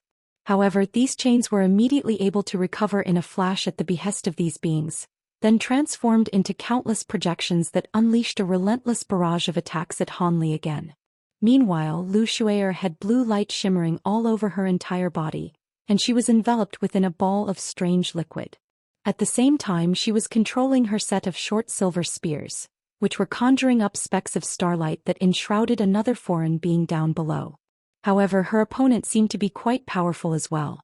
It was controlling a strange bird that had scorching black flames all over its body, and this monstrous bird was clashing repeatedly with the short silver spears without falling to a disadvantage. As for Shi Kuan, the yellow light around him had transformed into a giant that was 100 feet tall. A strange layer of gray stone with vicious foot-long spikes protruding from it had also covered his entire body. As he swung his fists through the air, massive stone spikes were sent hurtling through the air before exploding on their own, forcing the final foreign being to stumble back in retreat. Even though this foreign being was clearly on the back foot, it was still able to conjure up massive black shields with the black qi around its body to keep Shi Kuan's attacks at bay, thereby ensuring self-preservation. All of a sudden Lu Shui'er let loose an urgent cry. "Brother Han, fellow Daoist, sure, we need to make haste. These are beings from the night race and they're just like dark beasts in that their powers are significantly enhanced in the night." Han Li's expression changed slightly upon hearing this, and he cast a glance up at the sky.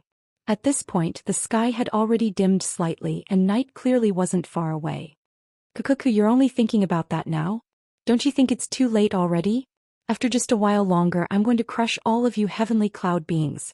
One of the two night beings who were battling Han Li cackled in a sinister manner. "After a while? You'll all have been erased from this world by then," Han Li said in a cold voice. Immediately thereafter he abruptly reached an inky black hand out of his sleeve before gently waving it through the air, instantly conjuring up a burst of gray light in the process.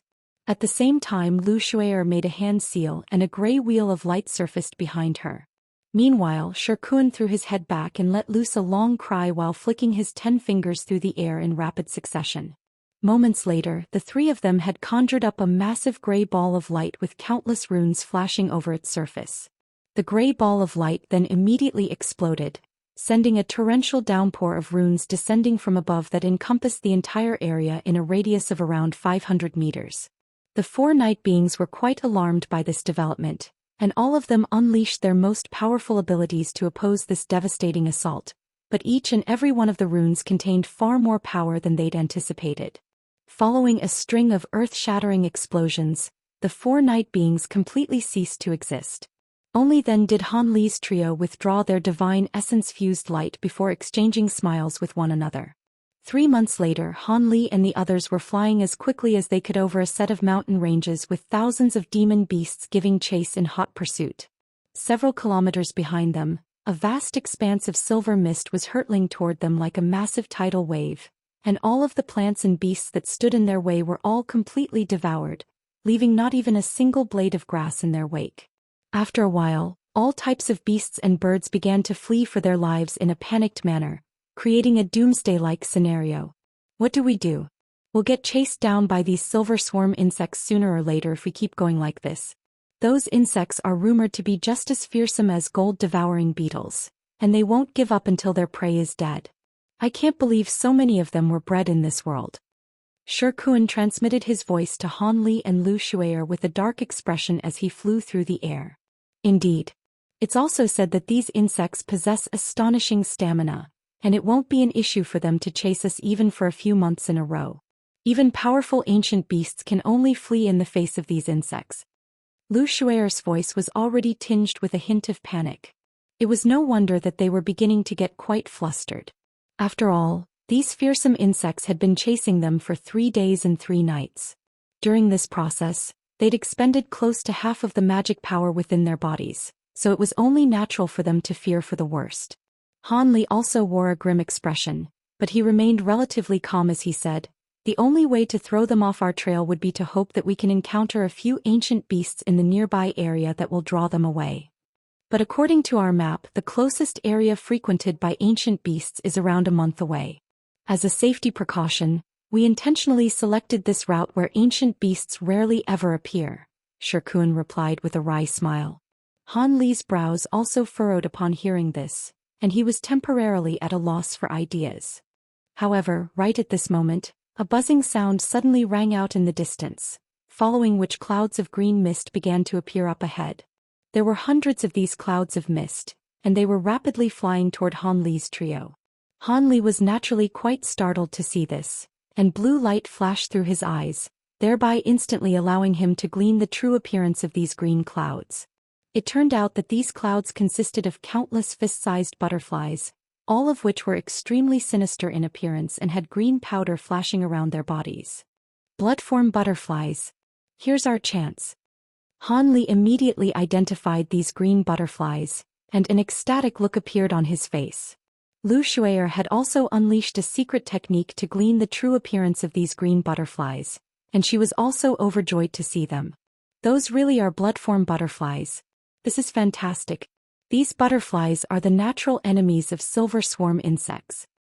We'll have a chance to get away now, but we have to be careful not to get swept up in their battle. Otherwise we'll be dead for sure."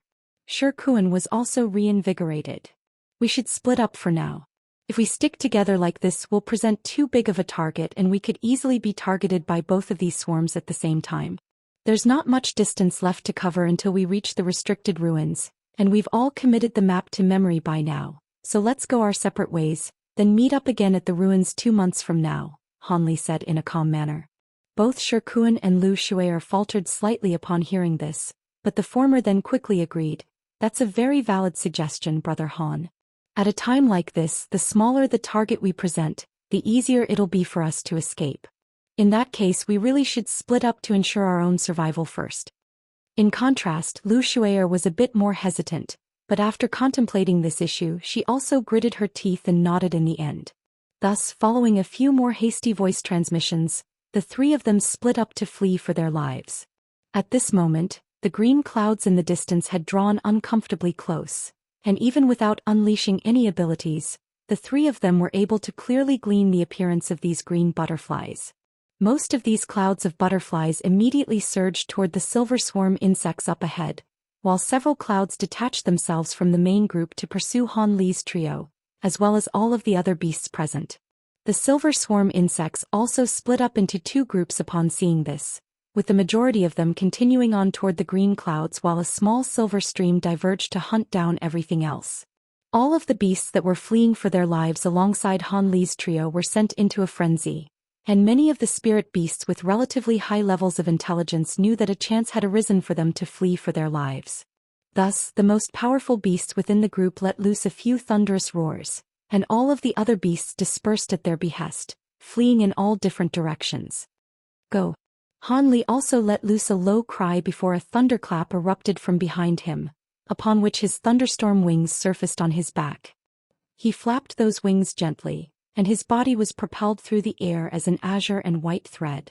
Lu Shuier and Shi Kuan also accelerated while flying toward different directions. After unleashing his thunderstorm wings, Han Li's current fearsome speed could rank among the top 3 of all of the countless beasts present. After just a few flashes, he'd left all of the other beasts far behind and fled into the distance in the blink of an eye. Only then did he twist around to cast his gaze behind him, and the sight that he was greeted by sent chills running down his spine. The beasts that weren't fast enough were swept up between the 2 insect armies, thereby instantly becoming inundated by green clouds and silver waves. These beasts didn't even have a chance to utter a single sound before they were erased from existence. Not even a single scrap of their bodies remained after the 2 insect armies were done with them. Just as the green clouds and the silver waves were about to clash, the green butterflies suddenly faltered in midair before flapping their wings forward in a violent manner. Gusts of green winds were immediately swept up as a result, then hurtled directly into the swarm of silver insects. A loud screeching sound rang out as many flying insects that were only around several inches in size plummeted out of the silver waves. Several green clouds then swept down to engulf those silver insects, and when the green clouds dispersed again, those straggling silver swarm insects were nowhere to be found. Blue light flashed through his eyes, and he was instantly able to see the course of the battle. After devouring the silver insects, crimson spots appeared all over the bodies of many of the blood-form butterflies. Despite the potency of the poisonous winds these butterflies were sweeping up with their wings, there were simply far too many silver swarm insects for them to deal with, and many of the more powerful insects even had a certain level of resistance to their poison. Thus, even after the gusts of poisonous winds had swept through the silver swarm insects, tens of thousands of them were still able to plunge into the swarm of butterflies. Initially, those silver swarm insects were all outnumbered and killed, but as more and more silver insects began to plunge into the green clouds, the 2 swarms finally clashed and intertwined. Loud buzzing and screeching sounds rang out as green butterflies and silver insects fell from the sky like rain, only to be completely devoured by green clouds or silver waves. It was quite clear that the silver insects possessed far superior devouring abilities compared to the green butterflies, but the blood-form butterflies all contained powerful toxins within their bodies, allowing them to completely paralyze the silver insects with a few flaps of their wings.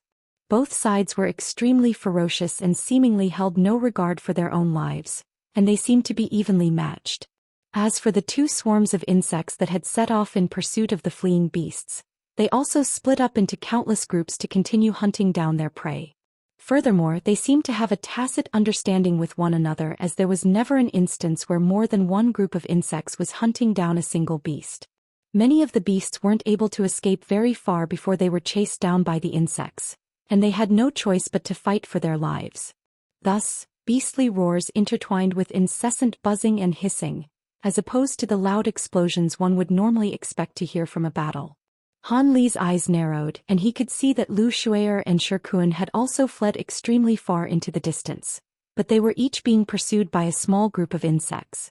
However, that was all he had time to see as he suddenly discovered that a group of silver swarm insects was flying directly toward him, ignoring all of the other beasts along the way. There seemed to be around 1,000 silver insects within this group, and Han Li took a deep breath before flapping his wings, flying through the air as an azure and white thread again. On this occasion, Han Li flew for over an hour before turning around to look behind him. At this point, there was not a single insect to be seen, but Han Li wasn't elated by this discovery at all. Instead, his brows furrowed slightly in response. During the past few days when he'd been escaping alongside Lu Shui'er and Shikuan, there had been periods of time when they'd unleashed their full speed to open up some distance between themselves and the silver swarm insects. However, these insects seemed to possess some kind of tracking ability, and as soon as Han Li's trio slowed down for a while, the insects would catch up to them again. Regardless of what kind of concealment techniques they initially used, the insects simply couldn't be fooled. With that in mind, Han Li considered his situation for a moment before black light suddenly flashed from his body, and a black veil appeared to completely conceal him from view. After that, he continued to fly onward at a more leisurely pace. However, Han Li suddenly detected something around an hour later, and he abruptly turned around as his expression changed drastically. Moments later, a loud buzzing sound suddenly rang out in the distance, following which a massive silver insect that was several tens of feet in size appeared in that direction. The giant insect flapped its wings and let loose a sharp screech before hurtling through the air, covering a distance of over 1,000 feet in a flash. It was heading directly toward Han Li, despite the fact that he'd been concealed under his black veil, and at the same time Han Li had used his bright sight spirit eyes to identify the true nature of this massive insect. It turned out that this was a massive creature formed by over 1,000 silver swarm insects clumped together. He didn't know why even the black veil was unable to fool these insects, but at this point, it had become quite clear to Han Li that he wouldn't be able to get away unless he were to kill this group of insects. However, silver swarm insects were extremely fearsome, and aside from their staggering numbers, each individual insect was also very difficult to deal with. Not only were their bodies hard enough to withstand attacks from normal treasures, they possessed sets of sharp teeth and front limbs that could easily tear through metal. As such, normal treasures would be completely ineffective against them. Just as these thoughts were racing through Han Li's mind, the giant insect continued to close in on him, and all of a sudden, a cold light flashed through his eyes as he swept a sleeve through the air. A loud buzzing sound rang out, immediately following which over 100 golden flowers flew out of his sleeve. These golden flowers then swelled drastically to form golden beetles that were half a foot in size each. These were none other than his mature gold-devouring beetles. Go! As soon as these golden beetles appeared, Han Li issued a loud command to them. All of the gold-devouring beetles immediately surged toward the giant insect in unison. The menacing giant silver insect abruptly shuddered at the sight of these mature gold-devouring beetles, then let loose a shrill screech before turning around and fleeing for its life. Han Li had released so many gold-devouring beetles at once naturally because he wanted to end this battle as quickly as possible. Almost at the exact same moment, a loud thunderclap erupted from behind him, and he vanished amid a flash of azure and white lightning. In the next instant, azure and white lightning flashed in the air above the giant silver insect, following which Han Li abruptly reappeared before flipping a hand over. A miniature black mountain immediately flew forth, then swelled to over 100 feet tall before descending with devastating might. The mountain revolved on the spot to release a burst of gray light that encompassed all of the silver insects down below, and the giant silver insect immediately became extremely sluggish in its movements, having been trapped by the divine essence-fused light. An enraged screech rang out as bright silver light abruptly erupted from the giant insect's body, following which it reverted back into over 1,000 tiny silver insects again in the blink of an eye. The insects then charged toward the same direction as a collective force while devouring the gray light around them as quickly as they could. As a result, the divine essence-fused light around them really was growing thinner at a rate that was discernible to the naked eye. But Hanli wasn't concerned by this in the slightest as he looked on from above. During this brief delay, the gold-devouring beetles had also reached the underside of the Black Mountain, so Hanli had already achieved his objective. Golden light flashed, and the gold-devouring beetles completely disregarded the gray light around them, swooping in before engaging all of the silver swarm insects in battle. Even though they were outnumbered by the silver insects by a ratio of around 10-1, they were far larger than their opponents, and they also possessed significantly more powerful bodies as well as devouring abilities. The silver insects' sharp teeth and front limbs couldn't even leave so much as a single scratch on the exoskeletons of the golden beetles, whereas the gold-devouring beetles were able to tear their opponents apart and devour them with ease. It was a completely one-sided battle, and despite how heavily outnumbered the gold-devouring beetles were, the silver swarm insects simply stood no chance. After most of the silver insects had been eradicated, what remained of the swarm finally lost all of their courage and attempted to flee for their lives. However, they were still trapped in the divine essence-fused light, so they were all hunted down and devoured by the gold-devouring beetles. When there was only one final silver insect left, it suddenly self-detonated, and silver light flashed as a barely visible shadow shot forth from within its body, then attempted to fly away in a stealthy manner. If Hanli were a normal being, there was a good chance that he would have failed to notice such an inconspicuous shadow. However, Hanli was able to immediately catch sight of it as blue light flashed through his eyes, and he reached out without any hesitation. A pristine white hand was extended out of his sleeve, and he spread his fingers apart to blast forth bursts of 5-colored glacial flames. The flames swept through the air at a rapid speed, almost instantly enveloping the shadow, which had only fled to just over 100 feet away. The shadow shuddered before being completely immobilized in the glacial flames, and it was revealed to be a faint silver insect projection with the face of a human. The projection struggled within the glacial flames with all its might, presenting a rather unsettling sight to behold. Hanli's expression darkened upon seeing this, and he curled his 5 fingers inward in a seemingly nonchalant manner. The glacial flames down below instantly transformed into countless 5-colored threads of light at his behest, then wound themselves around the immobilized human-faced insect projection. The threads of light then abruptly tightened, and the insect projection was sliced into countless segments as a result. Only then did Hanli heave a faint sigh of relief, and he swept a hand through the air, upon which the 5-colored threads of light vanished in a flash. He then quickly pointed a finger at the swarm of gold-devouring beetles down below, and they transformed into golden flowers again before flying back toward him, then disappearing up his sleeve. After that, Hanli made a grabbing motion downward, and the Black Mountain also shrank drastically before returning to his hand. From the instant that he'd released the gold-devouring beetles to the moment that he'd drawn them back into his spirit beast bracelet, only an extremely short time had elapsed.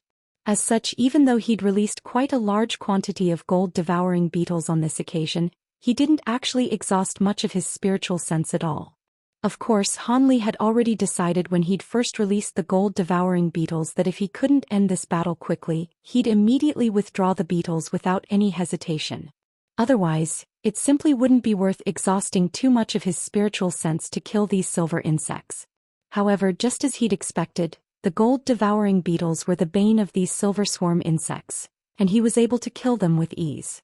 If he had used any other treasures, he wasn't confident that he would have been able to eradicate these insects so cleanly and quickly. Thus, after taking a glance at the direction where the battle between the 2 insect swarms was presumably still raging, Hanli flew away as a streak of azure light, vanishing into the distance after just a few flashes. Almost at the exact same moment, within the waves of silver swarm insects close to 100,000 kilometers away, a silver insect that was far larger than normal silver swarm insects suddenly raised its head and cast its gaze toward Hanli's direction. This silver insect had the face of an elderly man, whose brows were currently furrowed in bewilderment. After staring at the direction that Hanli was situated at for a while, the silver insect cast its gaze directly up ahead again. Several kilometers away, the silver insects were still clashing with the swarm of green butterflies, and the battle was still extremely intense. After a brief hesitation, the human-faced silver insect let loose a long sharp screech, upon which all of the nearby silver insects surged toward it in a frenzy. In the blink of an eye, a giant silver insect was taking shape with the human-faced insect at its very center, and the giant insect was only continuing to expand in size. After a while, all of the silver insects in an area within a radius of around 500 meters had gathered to form a colossal insect that was over 1,000 feet in length. The massive insect flapped its wings, and 2 gusts of fearsome winds were instantly swept up as its gigantic body was propelled forward through the air. Hanli didn't know the origins of the strange soul that he'd destroyed, but he knew that killing it definitely wasn't a good thing. As such, after departing from this place, he immediately changed directions a few times in quick succession, then used the high zenith invisibility talisman to conceal himself for a while before he finally felt safe to continue his journey as normal. Even though Hanli had separated from his 2 companions, he wasn't all that worried as he was currently powerful enough to put up a good fight even against early body integration stage beings. Thus, he chose a route to follow and continued to travel toward the restricted ruins. 2 months later, in the sky over a desert that was enshrouded under a vast yellow sandstorm, spiritual light suddenly flashed, and 3 strange-looking azure carriages shot forth from the distance alongside arcs of azure lightning. After just a few flashes, the 3 azure carriages arrived in the area, and they all stopped in a uniform formation over 1,000 feet above the sandstorm. Only then were the true appearances of these carriages revealed, and they were all rather antiquated, but beautiful patterns had been inscribed onto their surfaces. On top of that, they were also riddled with flashing azure runes of different sizes. In front of each carriage was a pair of water buffalo-like beasts that were wearing suits of azure armor. Their large eyes were as crimson as blood, and wisps of azure smoke billowed out of their nostrils from time to time. As this azure smoke drifted through the air, the surrounding air temperature was immediately raised significantly, thereby striking one with a strange scorching feeling. Standing within each carriage was a pair of short humanoid figures, as well as an azure-armored puppet that was far larger in size in comparison. The puppets were around 20 feet tall with a saber strapped to each of their waists and 2 shimmering silver short spears attached to each of their backs. All of them were holding the reins of the water buffalo-like beasts that were drawing the carriages, and through their visors pairs of glowing red eyes could be seen. As for the short humanoid figures on the carriages, they also wore suits of armor, and each of them had a massive shimmering wheel on their back. Their faces were riddled with gray freckles and tusks were protruding out of their mouths, giving them quite a hideous appearance. At present, the 6 short humanoid figures were inspecting the sandstorm down below intently while discussing some things with one another in low voices. Moments later, they seemed to have completed their discussion, and one of them raised a hand to produce an ancient copper mirror, which was hurled into the sandstorm. The copper mirror descended into the sandstorm before emanating an azure halo that quickly proliferated in all directions. The violent sandstorm was immediately settled as the azure halo swept through the air, creating a picturesque scene of peace and harmony, as if the sandstorm had never even existed in the first place. After the sandstorm abated, the ruins of a massive palace was revealed, and it stretched further than the eyes could see. The short humanoid figures were all elated to see this, and they called out to one another before immediately preparing to swoop downward in the carriages. However, right at this moment, a rumbling thunderclap suddenly erupted in the distant sky.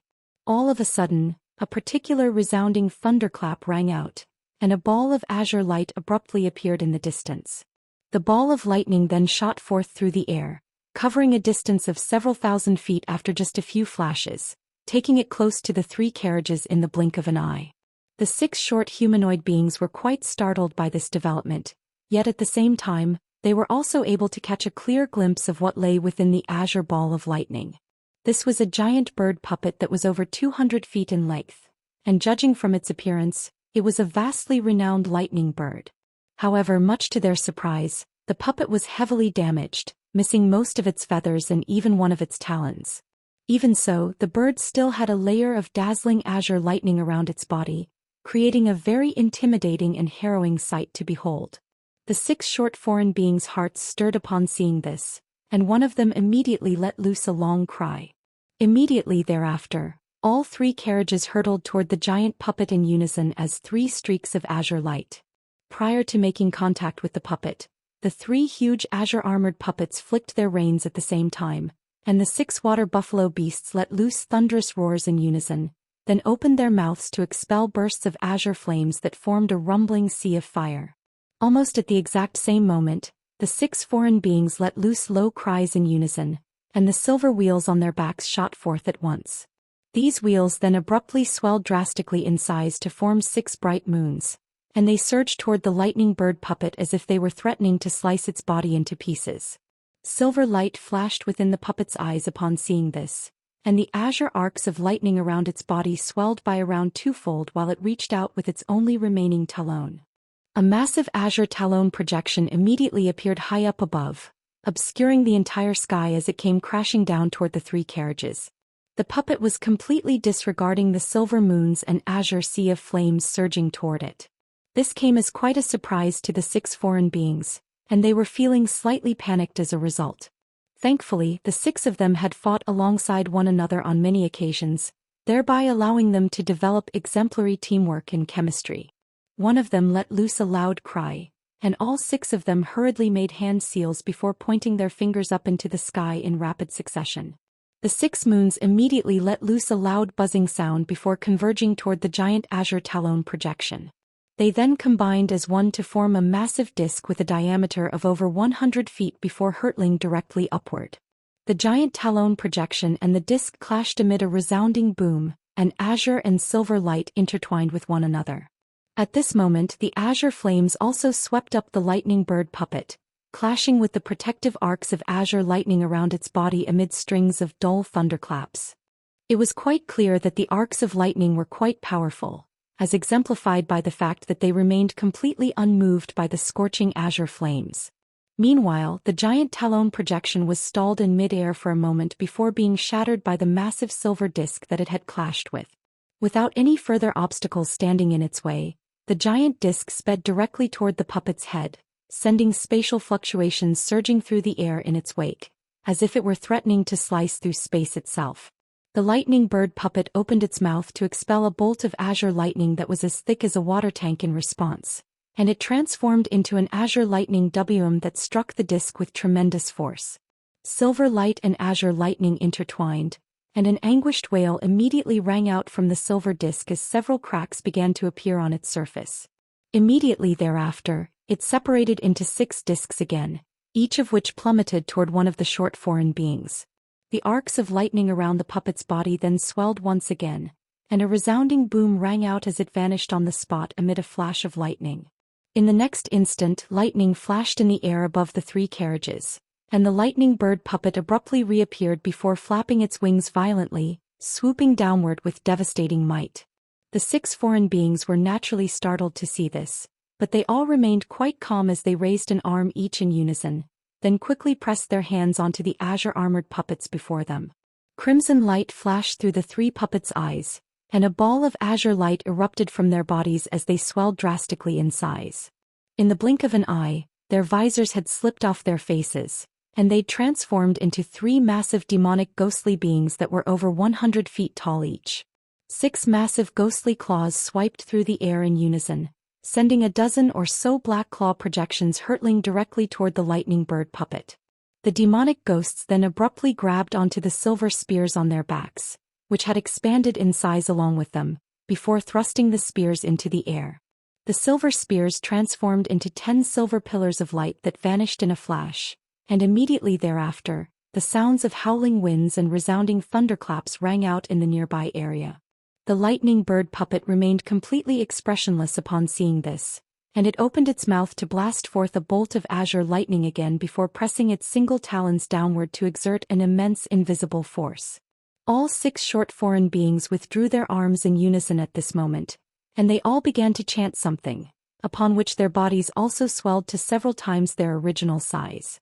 Immediately thereafter, a dozen or so treasures of different forms flew out of their bodies in rapid succession to join the attack. Explosions rang out in the air in rapid successions, and dazzling lights of all colors flashed, making it difficult for one to directly appraise the battle.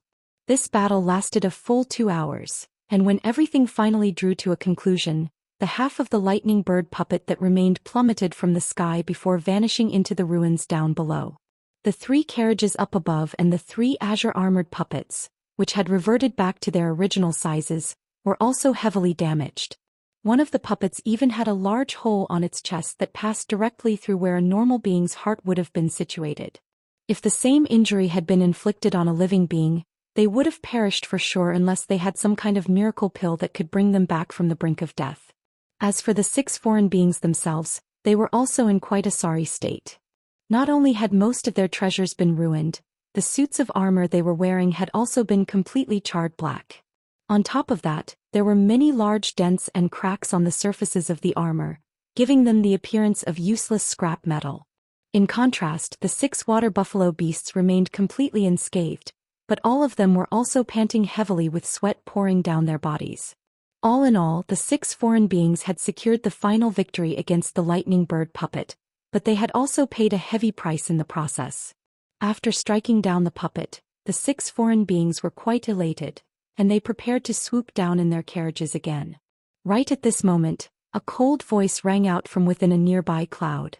"Thank you for sparing me the effort of getting rid of this puppet, fellow Daoists of the Black Dwarf race." As soon as the voice trailed off, brilliant light erupted from within the cloud, following which a dozen or so humanoid beings in different attire appeared. They were led by a yellow-robed man who appeared to be in his 20s with 3 extremely eye-catching short golden horns on his forehead.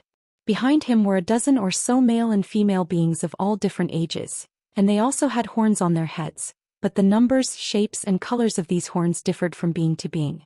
The expressions on the faces of the 6 black dwarf beings immediately darkened significantly at the sight of these horned beings. One of them exclaimed in an unpleasant raspy voice, "Jiao Qi beings, why are you here? Were you following us in secret this entire time? Were we following you? Do you think you're worthy of being followed by us? Seeing as you've also come to this place, then you can stay here forever. Everyone, send them on their way," the golden-horned young man chuckled coldly. The dozen or so Jiaoqi beings immediately responded in an affirmative manner before sweeping forward to surround the 6 black dwarf beings. The black dwarf beings' expressions changed drastically upon seeing this, and their leader immediately yelled, "Run!" The powers of wind and fire erupted from beneath the hooves of the 6 water buffalo beasts, and they abruptly sprang forward as the 3 carriages sped into the distance as balls of azure light. Arcs of lightning could be seen shimmering indistinctly within the azure light, and the carriages were traveling at an astonishing speed. However, the Jiaoqi beings were also certainly not to be scoffed at. All of them either shot forth as streaks of spiritual light or made hand seals and vanished on the spot. There were also a few who swept their sleeves through the air to summon spirit beasts or flying treasures and set off in pursuit at incredible speeds. Meanwhile, the golden-horned young man merely stood still in midair with his hands clasped behind his back, seemingly extremely confident in the abilities of his companions. And it was no wonder that he was so confident. The Black Dwarf race was a relatively large race on the Thunder Continent, but they weren't proficient in flight or movement techniques, so they had to rely on all types of flying carriages to make up for this weakness.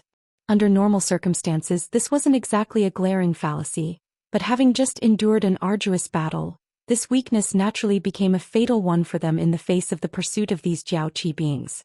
The events that unfolded next were just as the golden-horned young man had expected. The 3 flying carriages were only able to fly for just over 10,000 feet before several balls of spiritual light emerged up ahead, following which several humanoid figures appeared. These were none other than the Jiaoqi beings who were proficient in instantaneous teleportation techniques. As soon as they emerged, they raised their hands in unison, and a vast expanse of scorching lightning flames were sent crashing down toward the 3 carriages. The 6 water buffalo beasts were quite fierce and powerful, but even they couldn't help but stop in their tracks as they blasted azure flames out of their mouths to oppose the oncoming attacks. During this momentary delay, the rest of the Jiaoqi beings caught up before surrounding the 3 carriages. Swords, axes, staves. Treasures of all different types flew out from the bodies of these Jiaoqi beings before transforming into swathes of light that descended from above. The 6 black dwarf beings in the carriages were all plunged into despair upon seeing this, but even so they still weren't willing to give up without a fight. As such, all of them let loose loud cries as they laid their hands onto the heavily damaged azure-armored puppets, transforming them giant demonic ghosts once again. At the same time, all of them made hand seals in unison, and they also swelled drastically in size while the wheels on their backs also flew forth to combat the oncoming attacks.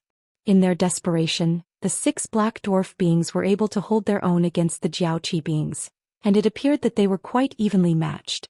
However, both sides knew that this was only a futile struggle. As soon as the black dwarf beings exhausted all of their magic power, they would immediately be overwhelmed and slain by their opponents. However, unbeknownst to all of them, there was someone situated in a dilapidated pavilion several hundred kilometers away, inspecting them through the use of a strange treasure. This treasure was a translucent white crystal with an image playing out on its surface, and the image was none other than that of the battle between the Jiaoqi beings and the black dwarf beings. However, the perspective was slightly distant, as if the observer were surveying the battle from several kilometers away. There were 2 people seated with their legs crossed in front of the crystal, one of which wore a calm expression while the other had a bewildered look in their eyes. The latter was none other than Lu Shuer, and she turned to her companion as she said in a barely audible voice, "How could this be? Why are these Jiaoqi beings here as well?" Her companion was an azure-robed young man with a set of ordinary facial features. He was naturally none other than Han Li, and even though he wore a calm expression, he was also staring intently at the image on the crystal. Upon hearing Lu Shuer's question, his lips twitched slightly and he replied, "There's no need to be overly concerned, fellow Daoist Lu. This is an extremely vast set of ruins, so there's no way that we'd coincidentally be searching for the same target. On top of that, our current location is still tens of thousands of kilometers away from the restricted ruins. If those people really were pursuing the same target as us, why would they be battling those black dwarf beings? However, their presence does mean that we'll have to proceed with more caution so that we don't get discovered by them." After a brief pause for contemplation, Lu Shuer said, "You're right, Brother Han, I'm feeling a lot more reassured now. Why don't we switch to another hiding spot that's further away from those Jiaoqi beings? After that, we can wait for fellow Daoist Sure to join us, and we'll be able to combine our powers to access the restricted ruins." "That's a good idea. However, before that we should ascertain the target of these Jiaoqi beings. That would normally be quite a difficult task, but Senior Kai has even lent you the vastly renowned projection crystal of the crystal race, so we'll be able to see everything that those Jiaoqi beings are doing even from so far away," Han Li said in a slow voice as he stroked his chin and appraised the crystal. "This projection crystal is indeed extremely stealthy and even holy race beings would struggle to detect it, but it can only project some normal images. If those Jiaoqi beings were to use some kind of restrictions to conceal what they were up to, then we wouldn't be able to see anything," Lu Shuer replied with furrowed brows. Perhaps it was merely a coincidence, or perhaps the golden-horned young man really did sense something, but as soon as Lu Shuer's voice trailed off, he suddenly looked up, then raised a hand to summon a black bowl that hovered in mid-air. Immediately thereafter, the young man began to chant something before flicking his 10 fingers toward the bowl in rapid succession, casting a series of incantation seals of different colors that vanished into the treasure in a flash.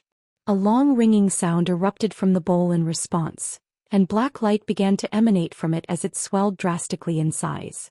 In the blink of an eye, it had expanded to over 100 feet, and it was hovering in midair like a house.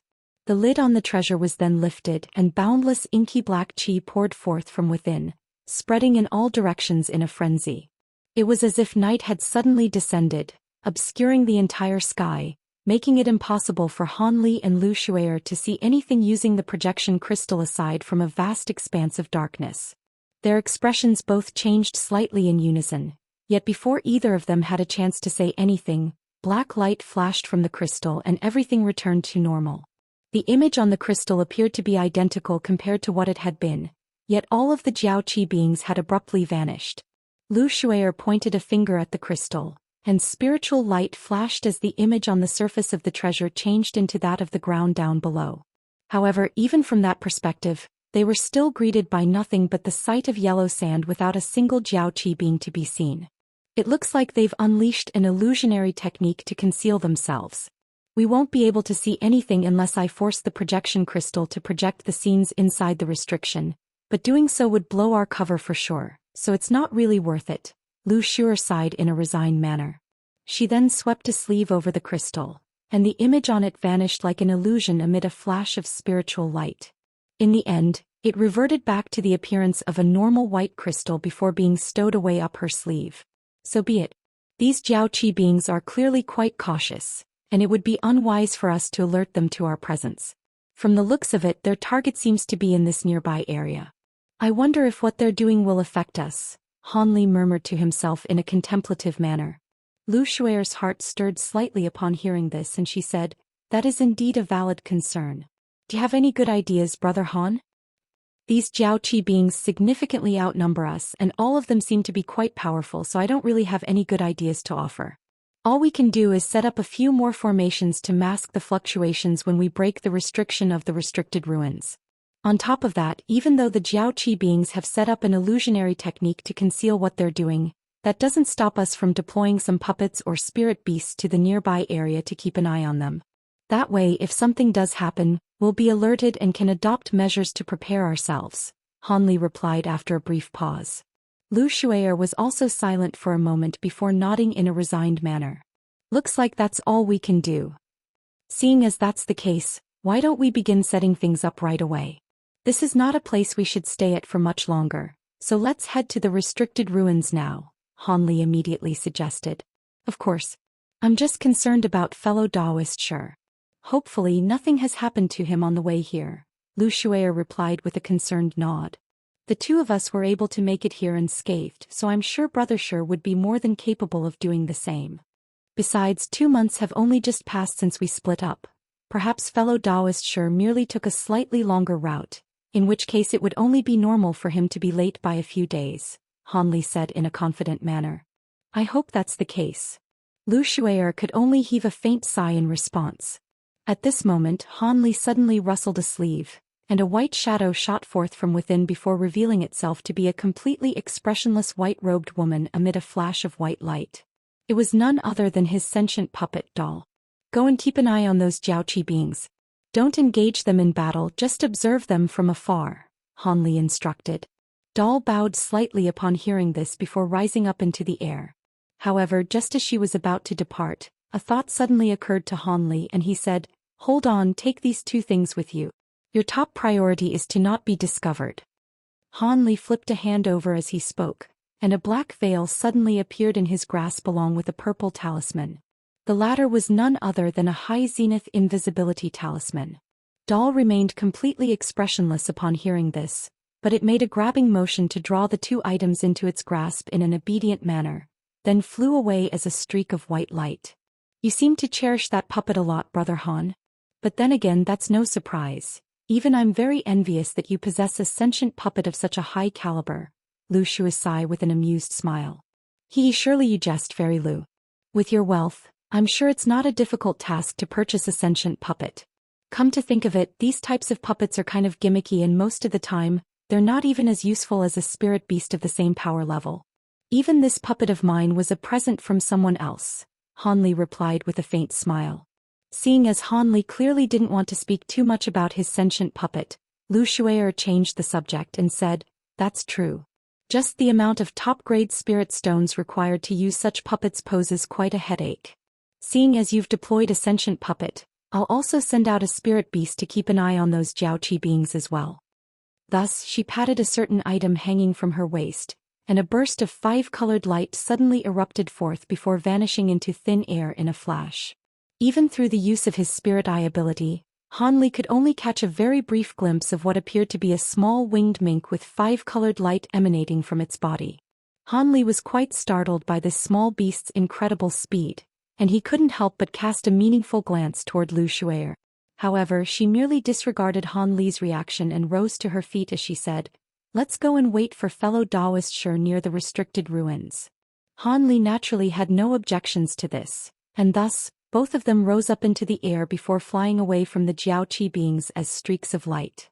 Along the way, the scenery down below remained completely the same, with nothing but yellow sand stretching as far as the eyes could see in all directions. Han Li had arrived at this place a few days in advance, and he'd taken the opportunity to inspect the ruins here for himself. During the process, he discovered that these ruins stretched for over 1 million kilometers, and there were many places in those ruins where restrictions still existed, so it appeared to be quite a dangerous place. Thankfully, Han Li had been warned by Kai Luiying and the others about this place prior to entering the vast glacial realm, so he knew to stay far away from those areas. Otherwise, he would have definitely triggered traps in those ruins such as the lightning bird puppet from earlier. As for the restricted ruins that Kai Luiying and Duan Tianren were referring to, that appeared to be situated in one of the perilous places in this area. After flying for several tens of thousands of kilometers, the two of them finally stopped, and Han Li narrowed his eyes as he cast his gaze downward. There he discovered a ball of white light that with a diameter of around 1,000 feet slowly rotating within the wind and sand down below. Despite the fierce winds blowing around it, the ball of light remained completely unmoved, and as soon as the gusts of sandy winds came into contact with this light, they would disappear in a flash as if they'd been devoured. What was even more unsettling was that there were piles of beastly bones littered all around the ball of light, most of which had been buried by the surrounding yellow sands already. However, among the bones that were protruding from the sand, some had already been blackened by age, so they'd clearly been there for an extremely long time, while others were pristine and new, clearly belonging to beasts that had only died here relatively recently. At this moment, Lu Shui'er was holding a palm-sized formation plate and was staring at it with rapt focus. After a while, Lu Shui'er exhaled and confirmed, "This is the place. This is the restricted ruins that Master and Senior Duan were referring to." Han Li glanced at the bones littered down below in a calm manner as he replied, "It looks like this place is indeed quite perilous, but seeing as the two seniors expended so much effort to gather the three of us, there has to be a good chance that we'll be able to break this restriction." Lu Shui'er clearly knew a lot more about this restriction than Han Li did, and she said, "I certainly hope so. According to my master, this restriction was formed by high zenith azure light, which ranked alongside divine essence-fused light in ancient times, and it can only be broken using divine essence-fused light. As such, the three of us should be able to break this restriction with our combined powers." A hint of elation flashed through Han Li's eyes upon hearing this, and he exclaimed, "High zenith azure light." Lu Shui'er had naturally noticed Han Li's reaction and she asked, "Are you interested in this light, Brother Han?" Han Li's expression instantly reverted back to normal as he replied, "I possess the divine essence-fused light, so I'm naturally quite interested in the lights that rank alongside it. From what I've heard, this high zenith azure light is extremely lethal and can conjure up devastating invisible sword chi that can kill unsuspecting enemies in an instant. I wonder if this light really is as extraordinary as the rumors proclaim it to be." "Looks like you've done quite a lot of research into this high zenith azure light, Brother Han. According to my master, this light is indeed quite fearsome, but it's not as lethal as the legends suggest. However, restrictions created using this light are extremely difficult to break through.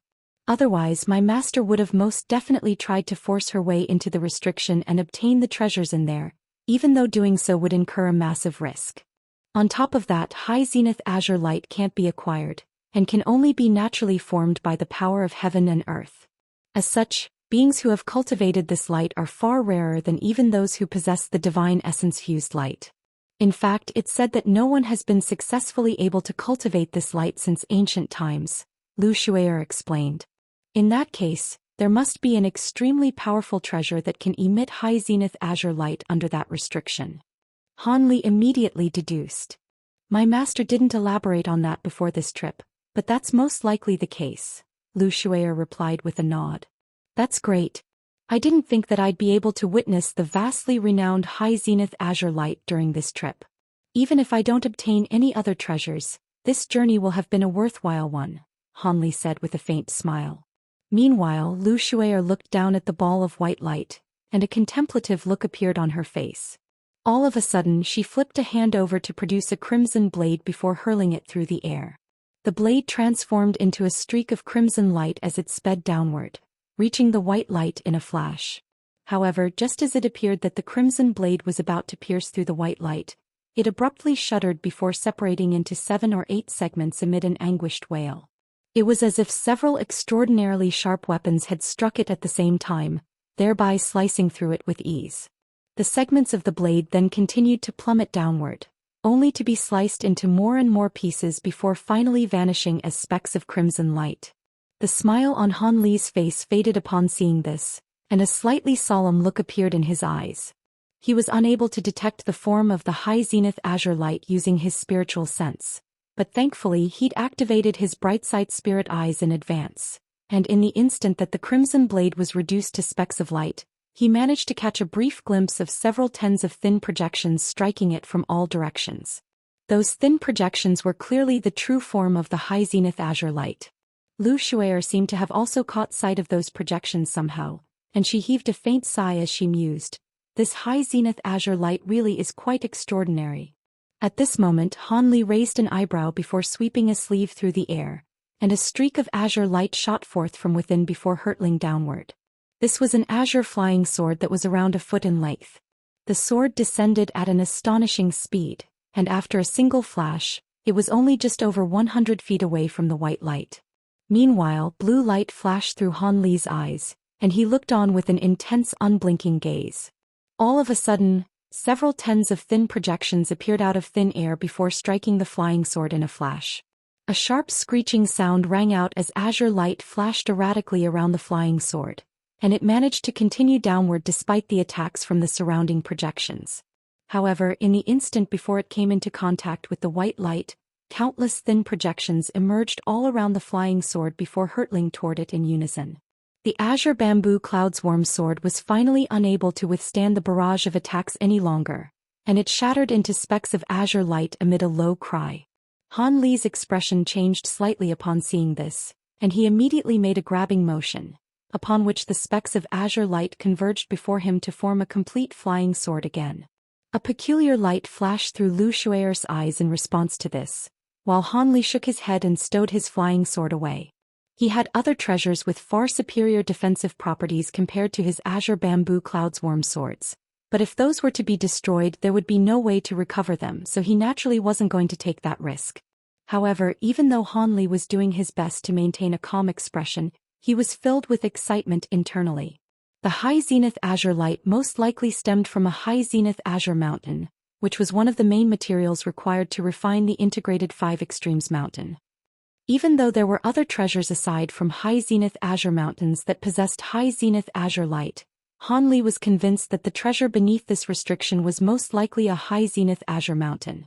There was a good chance that this restriction was left behind by a true immortal, and it had been able to maintain itself since ancient times. As such, it seemed plausible that only a high zenith azure mountain could provide such a limitless source of high zenith azure light. If he were to obtain this mountain, he'd be able to refine it into a second extreme mountain alongside his divine essence-fused mountain. As these thoughts were running through his mind, Han Li turned to Lu Shuer and said, "As expected, this high zenith azure light restriction is not something that the two of us can break. We'll have to wait for fellow Daoist Shi to get here before we make a concerted attempt to break this restriction together." "My thoughts exactly, Brother Han. Let's find a place nearby to settle and meditate so we can recover to our peak condition." Lu Shuer agreed with a nod of her head. Thus, after a brief discussion, the two of them rose up into the air before flying toward a certain direction. A short while later, their duo descended somewhere around 500 kilometers away from the ball of white light. The winds were still quite fierce here, but Lu Shuer had already summoned a yellow bead that was producing a yellow light barrier around them, which was keeping the wind and sand at bay. Thus Han Li and Lu Shuer found themselves in a dilapidated hall, most of which had already collapsed, leaving only a small portion of the building still intact. Half a month later, a burst of light flashed in the distance, and a streak of yellow light came flying toward them. After just a few flashes, the streak of light appeared in the air above Han Li and Lu Shuer before revealing a tall and broad humanoid figure. It was none other than Shi Kuan. However, his face was slightly pale and his eyes were also rather dull, seemingly indicating that he was far from his peak condition. After appearing in the air over this area, Shi Kuan didn't immediately make his descent. Instead, he inspected his surroundings in a cautious manner, and only after ascertaining that there were no potential hazards nearby did he flip his hand over to produce a formation plate. He carefully inspected the formation plate for a short while before descending as a streak of yellow light. The grains of sand intermingled with the gusts of fierce winds scraped against the layer of protective spiritual light around his body, creating a sound that was akin to metal grating on metal, but the layer of light remained completely unscathed. When Shi Kuan descended in front of the ruined hall, Han Li and Lu Shuer were also waiting at the entrance. Lu Shuer was quite surprised to see the sorry state that Shi Kuan was in, and she immediately asked, "Brother Shi, you don't look very well at all. Did you encounter some trouble on your way here?" Shi Kuan's expression eased slightly at the sight of Han Li and Lu Shuer, but a wry smile then appeared on his face as he replied, "I certainly did. I almost lost my life along the way." His body swayed and he abruptly appeared before Han Li and Lu Shuer, upon which Han Li asked, "Could it be that you were unable to shake off the insects that were pursuing you?" He recalled quite clearly that Shi Kuan had been pursued by a group of silver swarm insects, and from personal experience he knew that it was very difficult to get away from these insects unless they were killed. Those insects were indeed quite troublesome to deal with, but I know a secret technique that allowed me to escape from them relatively easily.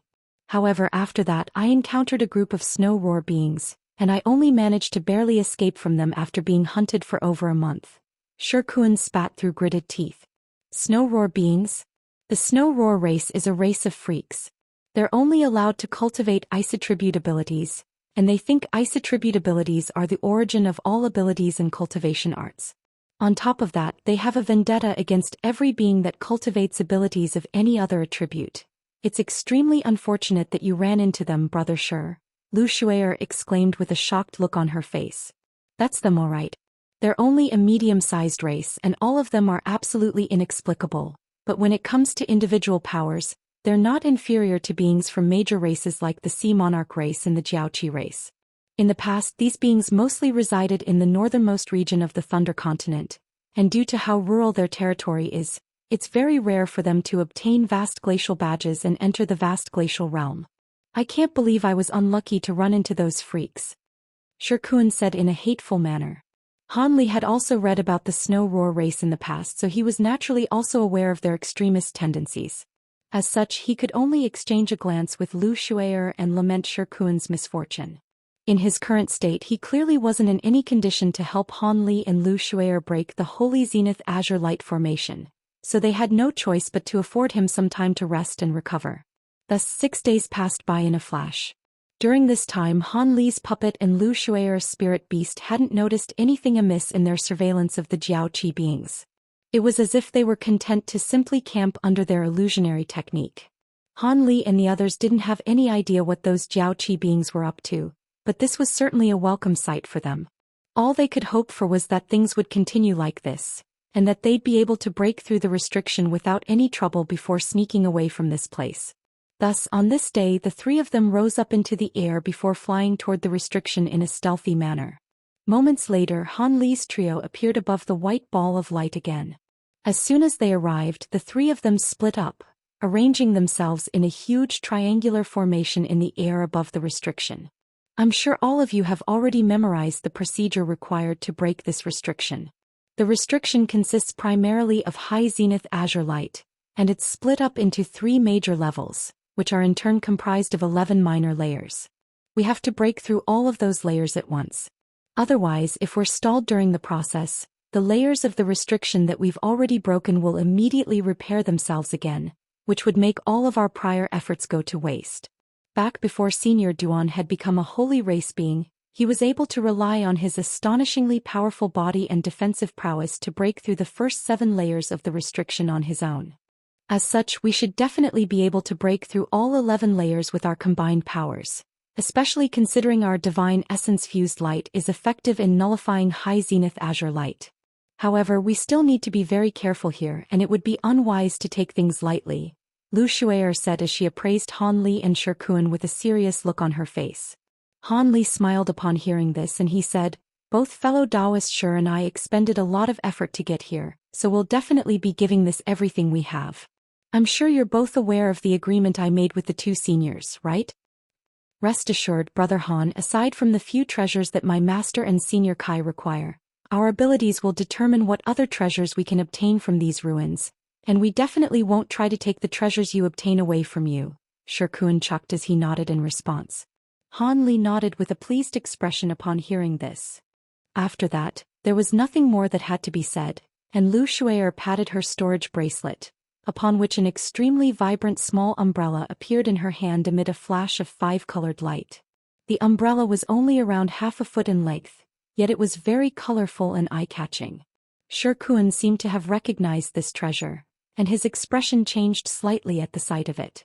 Lu Shui'er tossed the umbrella up into the air in a solemn manner, and the treasure immediately flew up into the air as a ball of 5-colored spiritual light, vanishing out of sight after just a few flashes.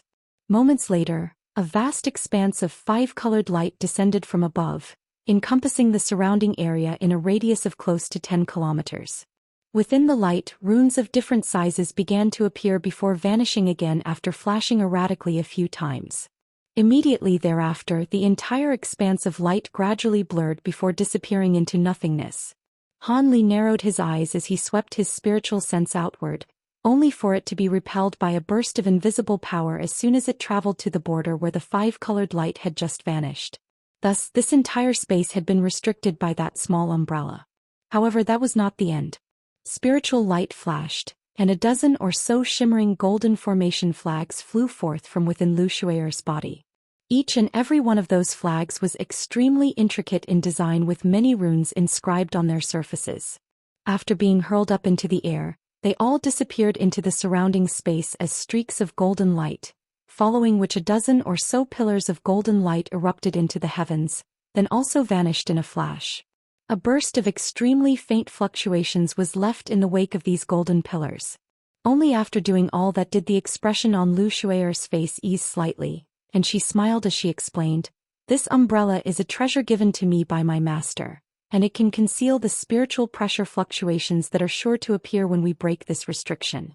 On top of that, the golden spirit restricting formation set up by those formation flags are a purely defensive formation that can even withstand the attacks of an early holy race being for a while." "In that case, let me set up some things as well," Shirkuan chuckled before opening his mouth to expel a dozen or so balls of gray light.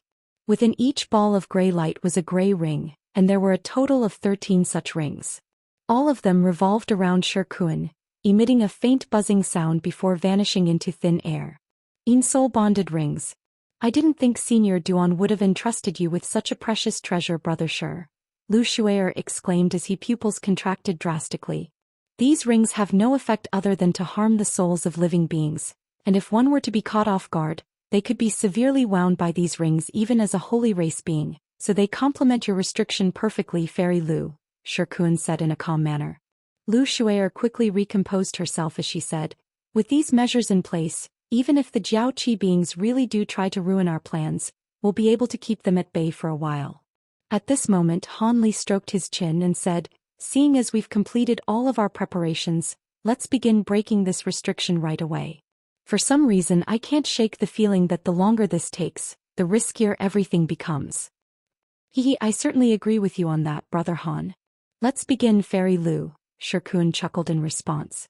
"Seeing as both of you are ready, I'm naturally also prepared to proceed," Lu Shui'er said with a smile. Thus she raised a hand and a small gray flag suddenly appeared in her grasp. Upon closer inspection, one would discover that there was faint divine essence-fused light emanating from the flag. Lu Shui'er tossed the small flag in front of her, then made a hand seal as she began to chant something. A gray wheel of light abruptly emerged behind her, and the rune at the center of the wheel began to slowly rotate. The small gray flag immediately began to tremble in response while emitting a low buzzing sound, as if it were resonating with the gray wheel. Seeing as Lu Shui'er had activated her divine essence-fused light, Han Li and Shirkuan glanced at one another before also following suit. Gray light erupted from Shirkuan's body as he rustled a sleeve to produce a badge-like treasure. The badge was also gray in colors, and the ancient characters for essence and light were inscribed onto each of its two sides. The badge rotated on the spot before swelling drastically to around 10 feet in size. Shirkuan then immediately extended a hand, pressing it onto the back of the badge while spreading open his fingers. Spiritual light flashed from his 5 fingers, and brilliant gray light instantly erupted from the badge, and the 2 ancient characters on it began to glow extremely brightly. As for Shirkuan himself, gray divine essence-fused light was surging around his body, creating quite an astonishing spectacle to behold. Meanwhile, Han Li had already extended his inky black hand out of his sleeve, and he curled his fingers inward slightly, upon which a miniature mountain that was around a foot tall appeared directly over the center of his palm. This was none other than his extreme essence-fused mountain. The mountain flew forth at Han Li's behest, then expanded to over 100 feet in size in a flash. At the same time, the silver runes on the surface of the mountain lit up, sending halos of gray light proliferating outward in all directions. Almost at the exact same moment, the gray wheel behind Lu Shuier shuddered before releasing a pillar of gray light that struck the gray flag she'd summoned earlier. The small gray flag immediately unfurled, and countless runes appeared on its surface as an even thicker pillar of light erupted from it. The giant badge in front of Shirkuan was releasing clumps of gray threads, while Han Li stood in midair in an expressionless manner, making a hand seal with one hand while pointing a finger at the black mountain before him with his other hand. The extreme essence-fused mountain rotated on the spot, and waves of gray light began to surge forth from its underside. The three types of divine essence-fused light instantly combined as one to form a giant rune that was over 100 feet in size. The massive rune descended at Lu Shuier's behest, vanishing into the white light down below in a flash, upon which a resounding dull thud rang out. White and gray light intertwined briefly, following which the ball of white light was torn apart by the gray rune with ease before vanishing as specks of spiritual light. However, another barrier of azure light then immediately appeared to take its place. The giant rune continued descending without pause, striking this new barrier of azure light with tremendous force. On this occasion, the azure light barrier abruptly vanished as if had been instantly devoured. Thus, the rune descended once again, only for a massive net comprised of countless crimson threads to suddenly appear beneath it. Prior to even making contact with this restriction, the red net flashed with spiritual light before releasing crimson clouds that drifted directly upward.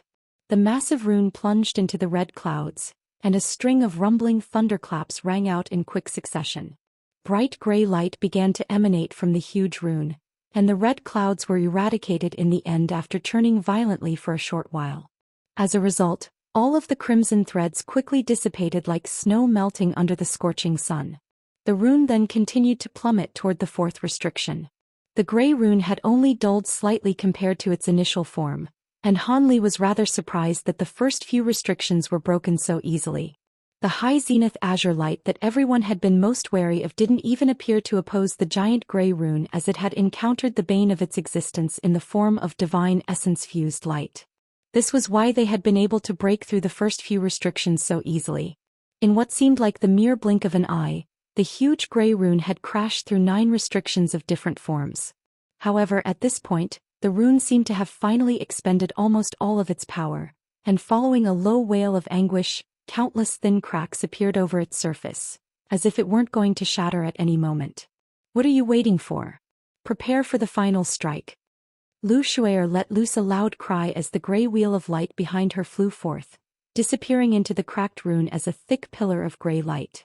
All of the cracks on the rune were instantly sealed as a result, and it began to radiate brilliant gray light again as it continued to descend in an unstoppable manner.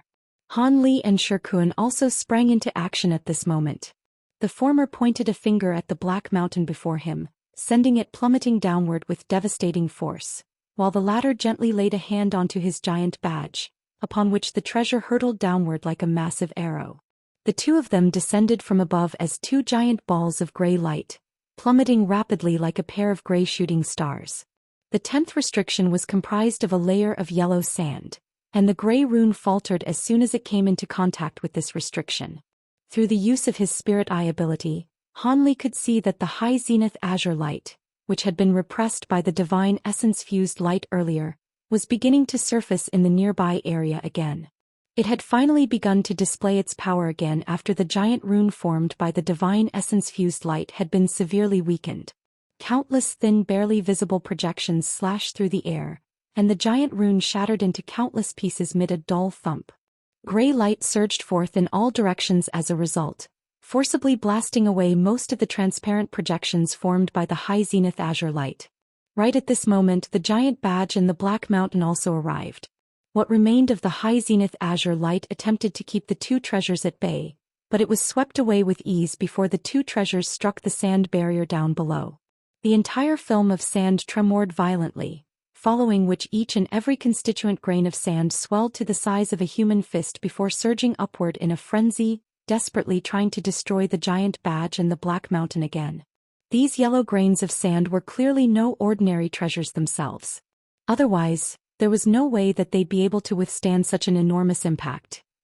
However, both Han Li's extreme essence-fused mountain and Shi Kuan's gray badge were also exceptional treasures that contained divine essence-fused light.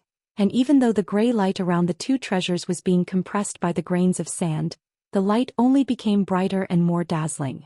These grains of sand were certainly nothing to scoff at, but they were unable to force their way into the gray light even by a single inch. Right at this moment, the silver runes on the extreme essence-fused mountain and the ancient characters on the gray badge flashed in unison, and only then did they begin to display their true power. The silver runes on the surface of the mountain were projected outward before rapidly forming several black holes around the mountain, each of which had a diameter of around 10 feet. Gray light swirled inside those black holes as bursts of enormous suction force erupted from within.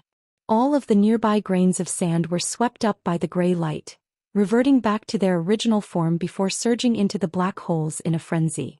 Thus, a vast expanse of empty space appeared around the mountain. Meanwhile, the ancient characters on the giant badge flashed before unleashing a thick pillar of gray light. The badge acted as a hilt while the pillar of divine essence-fused light formed a blade, and the two combined to create a massive sword of gray light that was around 70 to 80 feet in length. The sword swept through the air, causing the nearby space to warp and twist, and destroying all of the fist-sized grains of sand in the surrounding area.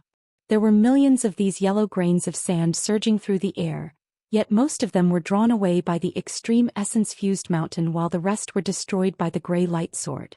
Thus, the 10th restriction was finally broken, thereby revealing the final restriction. This was a giant piece of artwork formed by an azure light barrier.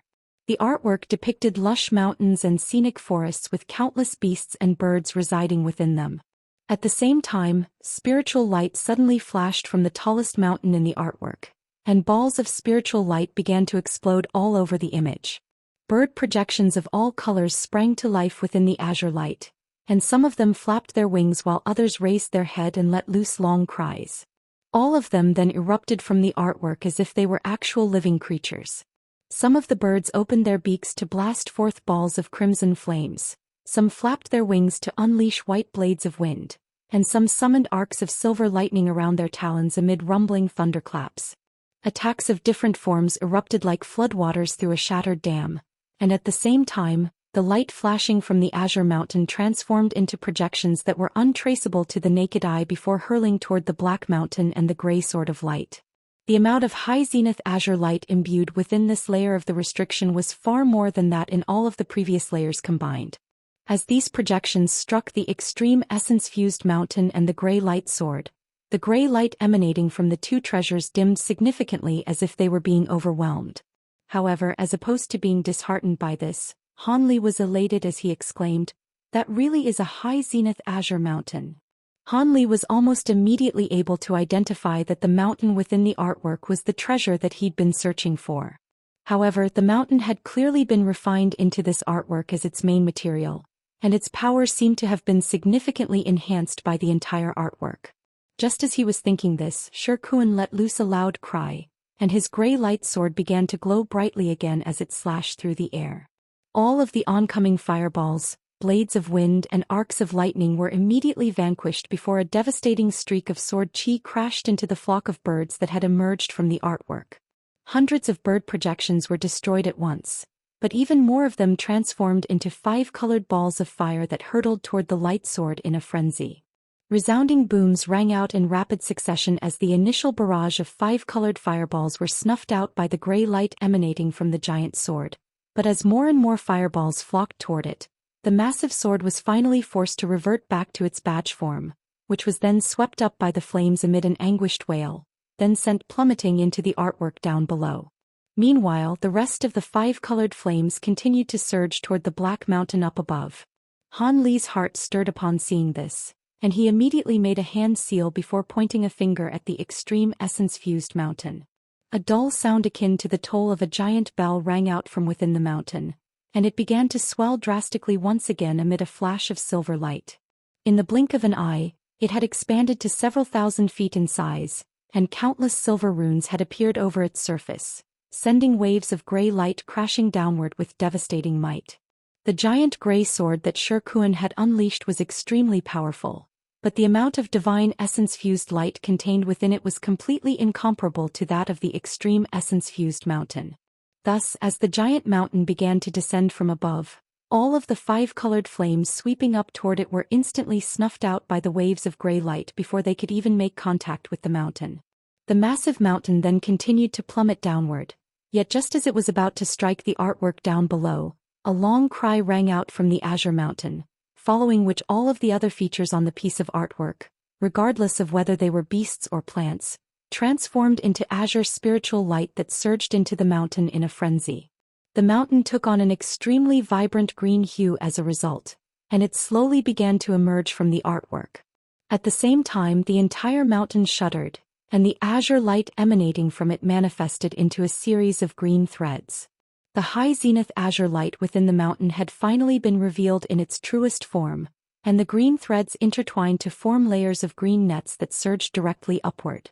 The gray waves and green net clashed in an instant, and a sharp screeching sound akin to that of metal grating on metal immediately rang out. The 2 mountains both shuddered at once and an impasse ensued. Han Li narrowed his eyes while rapidly circulating the spiritual power within his body upon seeing this, planning to inject the extreme essence-fused mountain with more power in order to enhance it. However, right at this moment, a string of loud thunderclaps suddenly erupted high up in the air, following which bolts of gray light that were as thick as large bowls crashed down viciously onto the green net. The giant net formed by the high zenith azure light immediately began to tremor violently as a result. Han Li was quite elated to see this, and he looked around to find that the bolts of gray lightning were erupting from the flag in front of Lu Shuer. Seeing as Han Li and Shi Kuan's treasures weren't able to easily break through the final restriction, she had finally unleashed her own treasures to lend them her assistance. However, the azure mountain really was immensely powerful. It was quite clear that the high zenith azure light it was releasing wasn't powerful enough to withstand the combined attacks of the extreme essence-fused mountain and the bolts of gray lightning, but green threads were pouring forth relentlessly from the mountain, constantly replenishing the areas of the net that had been damaged. As such, even though the green net was firmly on the back foot, it wasn't immediately vanquished. In contrast, Han Li's trio had gained a significant advantage, but they weren't able to break through the 11th restriction with immediate effect. If they were to be delayed until all of the previous restrictions they'd destroyed fully recovered again, then they'd be in big trouble. Han Li and Lu Shuer were naturally both aware of this, so they were injecting their power into their respective treasures with all their might. However, even in the face of the devastating waves of light and bolts of gray lighting, the green net displayed extraordinary resilience, constantly bringing itself back from the brink of destruction. Han Li and Lu Shuer's expressions both changed slightly upon seeing this. Thankfully, right at this moment, Shi Kuan suddenly sprang into action again. He took a deep breath, and his body immediately swelled to several tens of feet tall. He slammed his fists together in front of his chest, upon which brilliant gray light erupted from his body. Immediately thereafter, he swung his arms through the air, and countless fist projections were conjured up around him, all of which then came crashing down violently as balls of gray light. These balls of divine essence-fused light proved to be the final straw that broke the green net's back. The green net was already struggling to hold itself together in the face of the extreme essence-fused mountain and the barrage of gray lightning, and with the addition of Shi Kuan's attacks, it was finally shattered into specks of spiritual light amid a dull thump. Thus, gray waves of light, bolts of lightning, and balls of light all struck the azure mountain at once. The entire artwork flashed with azure light before shattering amid a rapid string of successive explosions, then also vanishing on the spot. The final restriction had been destroyed. After the artwork was destroyed, a gaping hole with a radius in excess of 100 feet was left in its wake. The hole hovered motionlessly in mid-air, and its edges were emanating faint white light. This was clearly an entrance leading to somewhere. Shi Kuan and Lu Shuer were both staring intently at the hole with scorching looks in their eyes, but Han Li had cast his gaze elsewhere. His attention was focused on none other than the small azure mountain that was hovering above the hole. Without the enhancement of the artwork it had been attached to, the high zenith azure mountain had been reduced to only around 10 feet tall, and the azure light shimmering around it had also become extremely faint, making it appear as if it were about to collapse at any moment. Han Li's expression changed slightly as he suddenly raised an arm to point at the extreme essence-fused mountain down below. The black mountain swayed before suddenly vanishing on the spot at his behest. In the next instant, spatial fluctuations erupted in the air above the small azure mountain, following which the enormous extreme essence-fused mountain reappeared. Gray light then swept forth from the underside of the mountain, completely enshrouding the small azure mountain down below. The high zenith azure mountain let loose an anguished wail as azure light flashed feebly around it in a desperate attempt to keep the divine essence-fused light at bay. However, the small mountain had clearly already been severely debilitated, so it was no match for the power of Han Li's extreme essence-fused mountain. A series of silver runes abruptly emerged within the gray light, and they revolved around the azure mountain before adhering to it like glue. Following a final resigned wail, the high zenith azure mountain was forcibly drawn to the underside of the extreme essence-fused mountain by the countless runes around it. In the end, it was drawn into the extreme essence-fused mountain and vanished in a flash of azure light. A hint of elation appeared on Han Li's face, and he waved a hand through the air, upon which the extreme essence-fused mountain rapidly shrank down to its miniature form amid a flash of gray light. The miniature black mountain then vanished up Han Li's sleeve, and the entire process had been extremely quick, to the extent that by the time Lu Shui'er and Shi Kun had reacted to what he was doing, the high zenith azure mountain had already been secured. Lu Shui'er and Shi Kun both faltered slightly upon seeing this before exchanging a glance with one another. The two of them had naturally also identified the high zenith azure mountain, and it was naturally impossible to say that they didn't want this treasure. However, they didn't expect Han Li to act so quickly, taking the mountain without any hesitation almost as soon as the final restriction was broken. Peculiar looks appeared on both of their faces in response to this situation. This mountain is quite useful to me, and I'm sure there are many more precious treasures down there, so you wouldn't mind me taking this, would you? Han Li asked with a smile.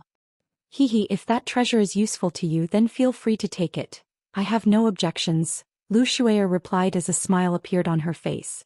Shi Kun's expression changed a few times before a wry smile appeared on his face and he conceded, I'm also rather interested in that treasure, but seeing as you've obtained it first, I have nothing to say.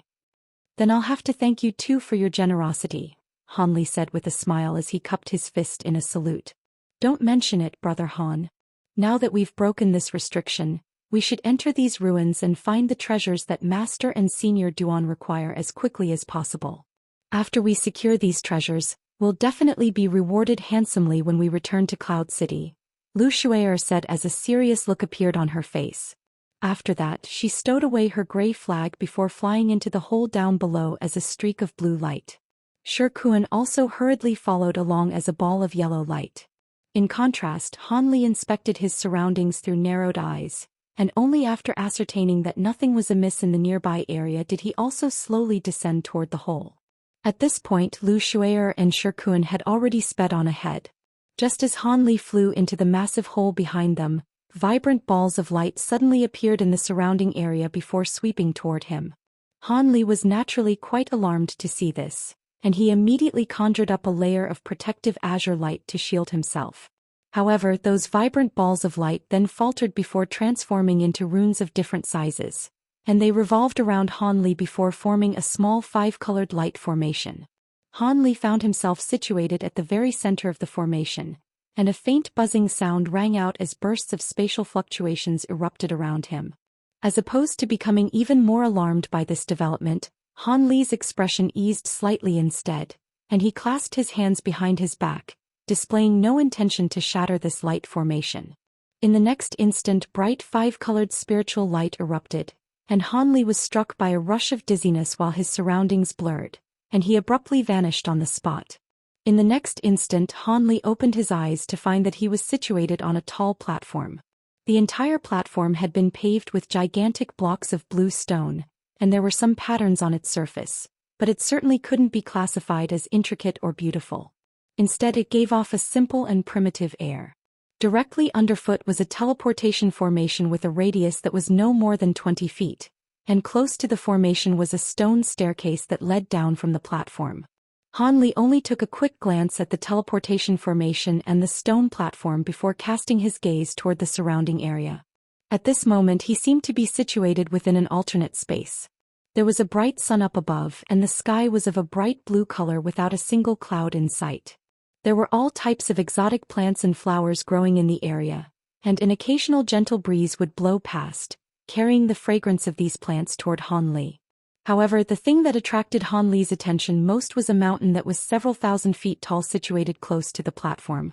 The mountain wasn't very tall, but it spread for close to 10 kilometers and its terrain was quite remarkable. The entire mountain was of a completely bland white color, and it consisted entirely of sheer faces that were almost completely vertical. At the summit of the mountain was a massive purple palace that covered almost the entire peak. Han Li focused his gaze toward that direction and appraised the palace for a long while before turning his attention to the ground at the foot of the stone staircase.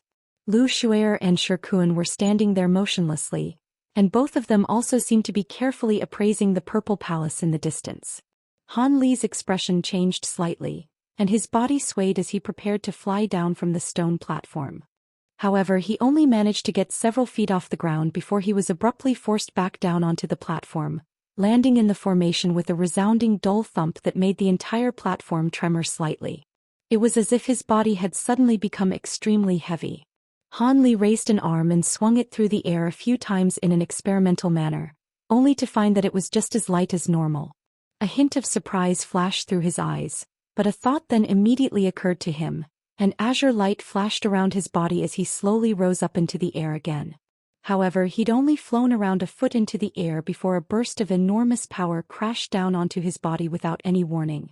Han Li wobbled slightly before righting himself, but his expression changed slightly in response to this situation.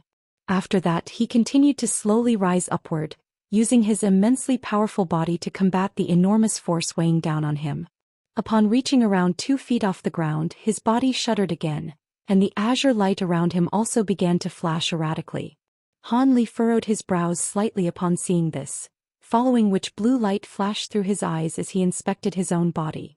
Through the use of his spirit eye ability, he was able to discover that bands of faint yellow light had wound themselves around his body, completely disregarding the protective layer of azure light he'd conjured up.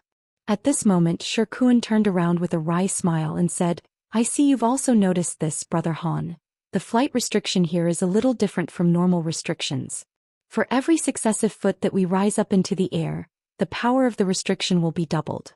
I can only fly to about 7 or 8 feet before being forced to come back down. The power of the restriction increases by 2-fold for each successive foot of height. This restriction sure is quite powerful. Even a holy race being most likely won't be able to fly more than several tens of feet off the ground," Han Li said in a slow voice before slowly descending onto the ground again. In the instant that his feet came into contact with the ground, the yellow bands of light around his body abruptly disappeared. Even with fellow Daoist Shi's immensely powerful body, he can only rise up into the air for 7 to 8 feet. For normal upper race beings like me, I can probably only handle 3 to 4 feet at most, Lu Shuer said without even turning her head. She was still appraising the palace in the distance intently. A slightly grim expression appeared on Han Li's face upon hearing this, but after a brief moment of contemplation he emerged from the formation, then descended down the stone stairs. "Looks like that palace on the mountain is where the treasures should be. What are we still waiting for?" Han Li asked in a calm manner. "There are other restrictions here that we need to be wary of," Lu Shuer said as she finally turned around to appraise Han Li in a solemn manner. "The fact that there are other restrictions present further verifies that there are precious treasures to be found here. However, if they're just restrictions like flight restrictions, then they shouldn't be too dangerous," Han Li said with a smile. "That would normally be true, but seeing as the owner of this place could be a true immortal, we can't make assumptions based on our own judgments," Lu Shuer replied with a faint sigh.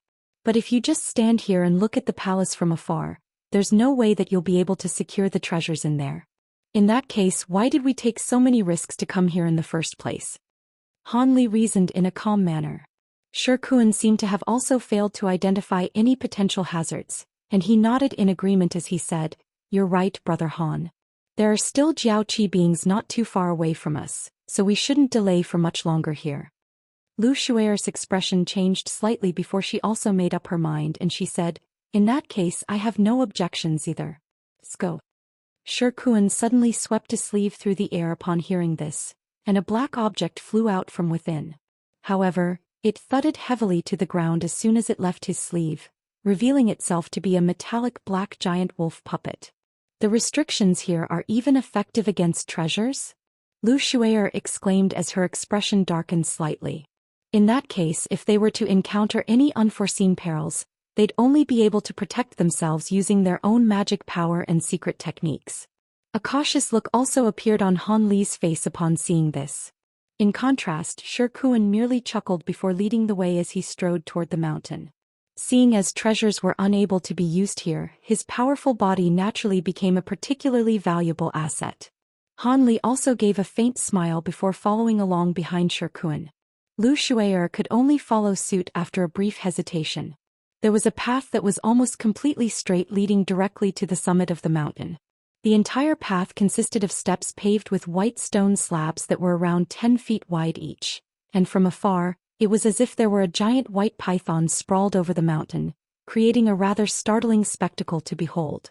Han Li's trio naturally didn't dare to travel through flight, but their bodies were far more powerful than that of normal beings, so they didn't fear the prospect of having to take this path either. Thus, the three of them strode onto the stone steps heading up toward the mountain summit.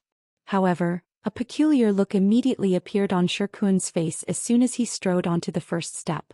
He continued to scale the steps, but he was gradually slowing down in the process, clearly not able to scale the steps as swiftly as he could in the beginning.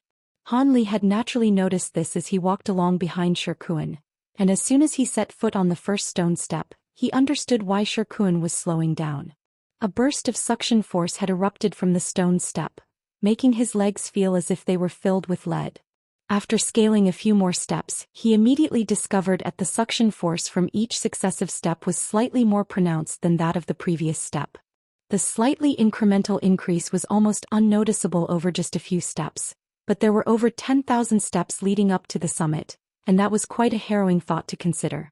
Thankfully, it seemed that as long as one were to stand still on a step, the enormous suction force emanating from it would gradually weaken, and if one were to stand on a step for a long enough time, all of the suction force would gradually disappear. Han Li was quite intrigued by this, but he didn't pay much attention to this detail. After cultivating the Provenance True Devil arts, his body was more powerful than even most normal holy race beings. These stone steps were slightly peculiar, but he was confident that he'd be able to make it to the mountain summit without pause. As for whether Shikuan could also do the same, that would depend on whether he'd been holding back in displaying the powers of his body. As for Lu Shuer, there was most likely no way for her to make it to the summit without pausing in between if she were to rely on the power of her body alone. With that in mind, Han Li took a glance back at Lu Shuer after scaling a dozen or so steps. Thus, he discovered that she was still situated on the first stone step, seemingly in deep thought about something. However, it was quite apparent from the expression on her face that she was feeling very frustrated and angry. It was quite clear that she'd also identified her situation, which was why she appeared to be so enraged. Even though the three of them hadn't agreed on this in advance, it was quite clear that whoever reached the palace first would be able to get to the treasures in there first.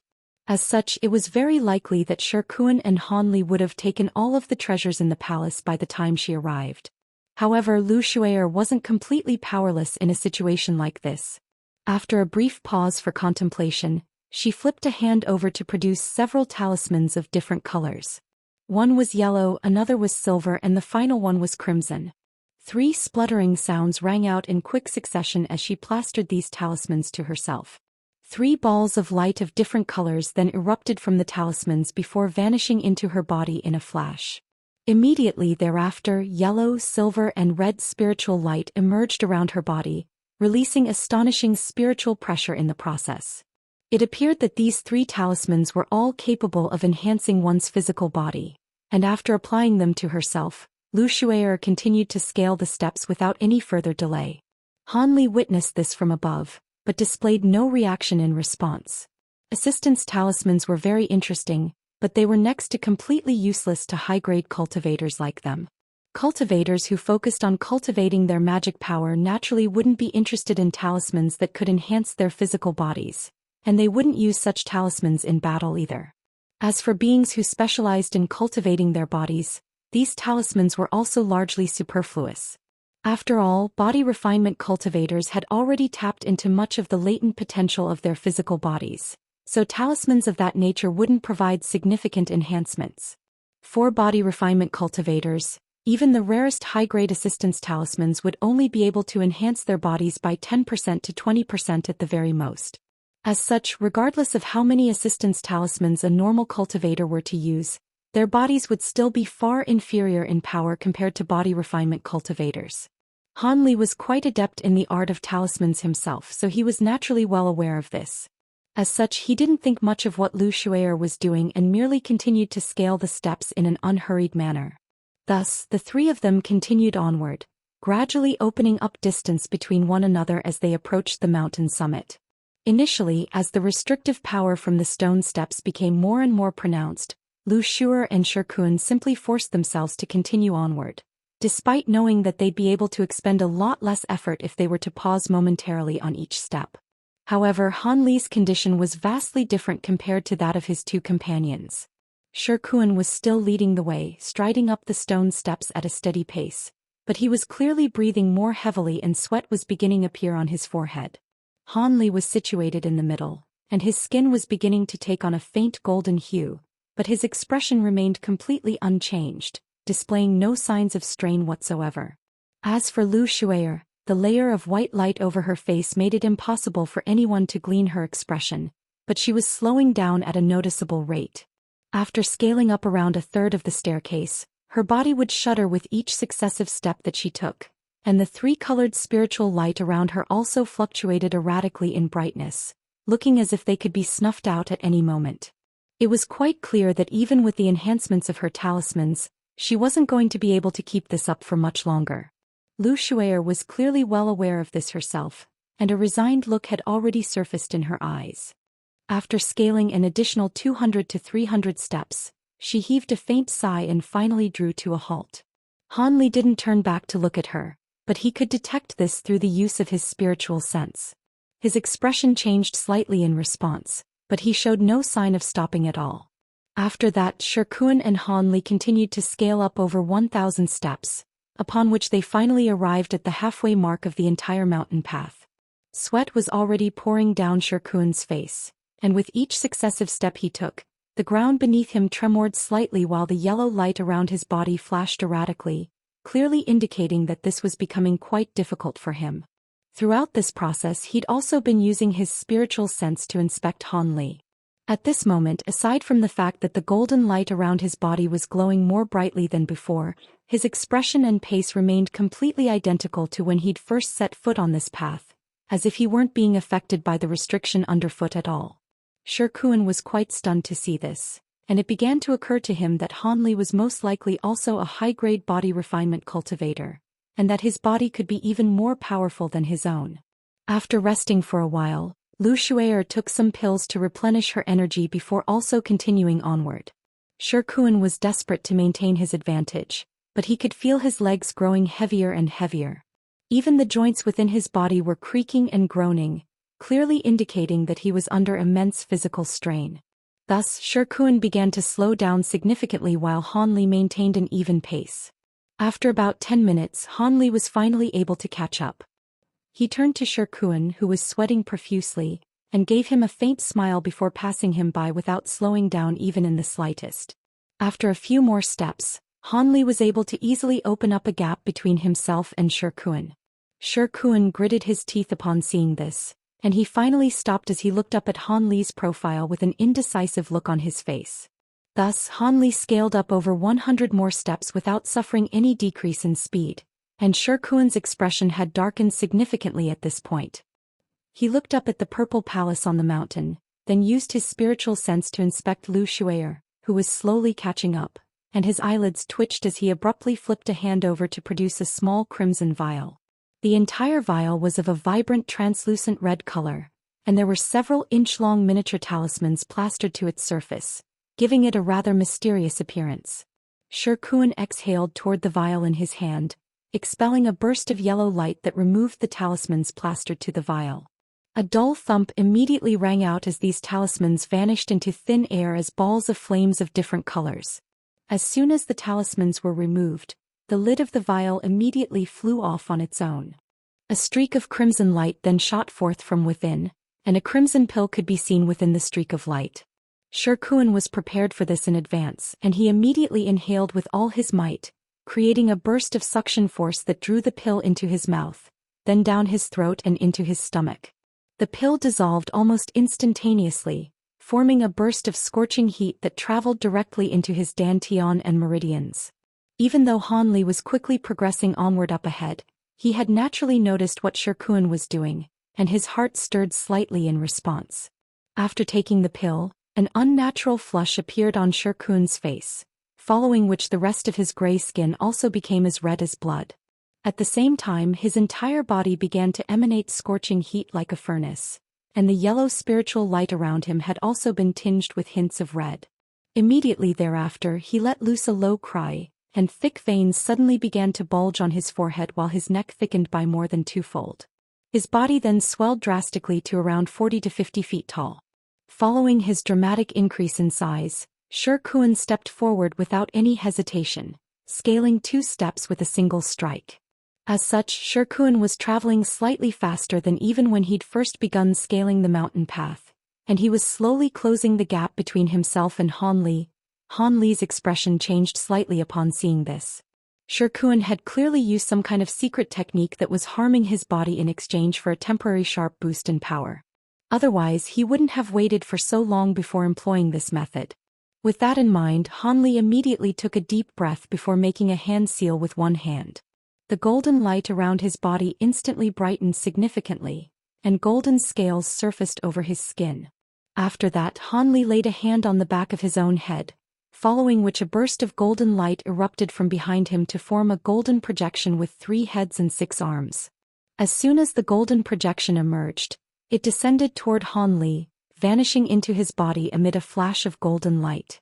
All of a sudden, a slightly blurry suit of armor that was constructed from golden light appeared around Han Li's body. As a result, Han Li was able to accelerate even further, thereby maintaining the advantage he had over Shirkuan. Shirkuan and Lu Shuier were both naturally stunned to see this. Both of them had pulled out all the stops and they could only barely maintain their current speed. However, after that golden suit of armor had appeared over Han Li's body, he was able to scale the steps at an incredible speed. He wasn't literally running up the steps, but he seemed to be drifting lightly from step to step without being affected by the restriction at all. Shirkuan was struck by a pressing sense of urgency upon seeing this, but he could only look on as Han Li continued to widen the gap between them. After a while, Han Li had stretched his lead over Shirkuan to close to 500 steps, by which point Shirkuan was no longer able to maintain his current speed and was forced to slow down again. However, on this occasion not only was he sweating profusely, bursts of white mist were rising up from his body as if he'd truly transformed into a living furnace, creating quite an astonishing sight to behold. At the same time, Han Li was also finally beginning to slow down slightly, indicating that he was also struggling in the face of the immense suction force erupting from the stone steps. At this moment, Han Li was only around 200 to 300 steps away from the summit, but he was quite frustrated to discover that the incremental increase in suction force with each successive step taken was far more than what it had been in the past. Even though he possessed a fearsome body that was even more powerful than that of the average holy race being, he was also beginning to struggle. After scaling up over 100 more steps, he had already slowed down to a figurative crawl, and he had to steady himself at every step before making the next one. At this point, Shirkuan and Lu Shuier had already stopped, and they could only look on as Han Li approached the mountain summit. Finally, after reaching the final dozen or so steps, the enormous suction force had become unbearable even to Han Li, and the golden suit of armor around his body was trembling uncontrollably, looking as if it could shatter at any moment. As such, Han Li was forced to stop for the first time with the summit virtually within reach. Only after the suction force from the current step had been weakened to a certain degree did he take another step, only to be forced to pause again before continuing onward. Thus, the final dozen or so steps took Han Li close to 10 minutes to scale. As soon as he set foot onto the mountain summit, the suction force from the stone steps completely vanished, and his body became light as a feather, making him feel as if he could fly even without using any magic power. After heaving a sigh of relief, the blurry suit of golden armor around his body vanished in a flash. He turned back to find that Shi Kuan was still several hundred steps away, looking up at Han Li with a dejected expression while panting heavily. As for Lu Xue'er, she was still more than 2,000 steps away, and from Han Li's perspective she was only a small black dot in the distance. The only consolation for them was that even though Han Li had scaled the stone steps first, the Purple Palace was extremely massive and potentially contained some powerful restrictions as well, so they didn't have to worry about him taking all of the treasures in there. A faint smile appeared on Han Li's face as he turned around before casting his gaze toward the Purple Palace. Several hundred feet away from him, there stood a massive gate that was over 200 feet tall. The gate was tightly shut, and there were several tens of large stones of different colors embedded onto its surface. Around these stones were a series of complex patterns, and the stones seemed to have been placed in a certain sequence. After taking a careful glance at the palace gate, he was shocked to discover that all of the fist-sized stones embedded onto the palace gate were top-grade spirit stones that were clearly even purer than the top-grade spirit stones in the spirit realm. Han Li clicked his tongue with wonder as he shifted his gaze over to the purple wall beside the gate. The walls had been constructed from an unidentifiable material, and they only stood around 50 to 60 feet tall. However, they were emanating a strange light, and there were silver runes of different sizes carved onto their surfaces. Han Li was immediately able to identify those runes as beveled silver text. So this place really was constructed by a true immortal. Han Li seemed to be quite calm on the outside, but there was a scorching look in his eyes as he appraised the palace. He possessed several extraordinary treasures and had encountered all types of miraculous opportunities during his cultivation journey, but the thought of being able to explore a palace left behind by a true immortal still filled him with irrepressible excitement. It was no wonder that Kai Luiying and Duan Tianren were convinced that there were pills in there that could help them break through their holy race bottlenecks. Considering how unfathomably powerful true immortals were, it was naturally a simple task for them to refine pills that could be immensely beneficial to beings of a lower realm. Han Li took a deep breath to calm himself down before casting his gaze up toward the purple palace walls again. All of a sudden, he raised a hand and pointed a finger upward, upon which an arc of golden lightning shot forth amid a resounding thunderclap, hurtling toward the air above the palace walls. A peculiar turn of events immediately unfolded. There seemed to be nothing but empty air above the palace walls, but as soon as the golden arc of lightning struck the empty space, a burst of delightful heavenly music suddenly rang out, following which purple light flashed, and the golden lightning vanished like a sandcastle in the rising tide. Han Li's brows furrowed slightly upon seeing this, and even after immediately activating his bright sight spirit eyes, he was still unable to identify what was so special about that purple light. He then tried to use his spiritual sense to assess the situation, only for it to be repelled by a burst of invisible force as soon as it reached close to the palace walls, thereby making it impossible for him to detect what lay within those walls. After heaving a faint sigh, Han Li gave up on trying to cross over the palace walls and cast his gaze toward the gate again. Compared to braving the mysterious restriction on the palace walls, it was clearly a much safer option to try and enter through the gate. However, even though he couldn't sense anything amiss just by looking at the palace gate, he naturally wasn't going to try and open it on his own. After a brief pause, Han Li patted the storage bracelet on his wrist, upon which a ball of azure light immediately flew forth from within before thudding heavily onto the ground. This was a giant ape puppet that was around 20 feet tall, and it lay sprawled on the ground, having clearly been impacted quite heavily by the flight restriction. Han Li raised an eyebrow upon seeing this, then made a hand seal before pointing at the puppet in a nonchalant manner. The giant ape puppet slowly got up at his behest, then turned around expressionlessly before making its way toward the palace gate. Meanwhile, Han Li stood still on the spot, appraising the puppet intently through narrowed eyes. After arriving before the palace gate, the giant ape puppet raised its hands without any hesitation before pressing them against the massive gate.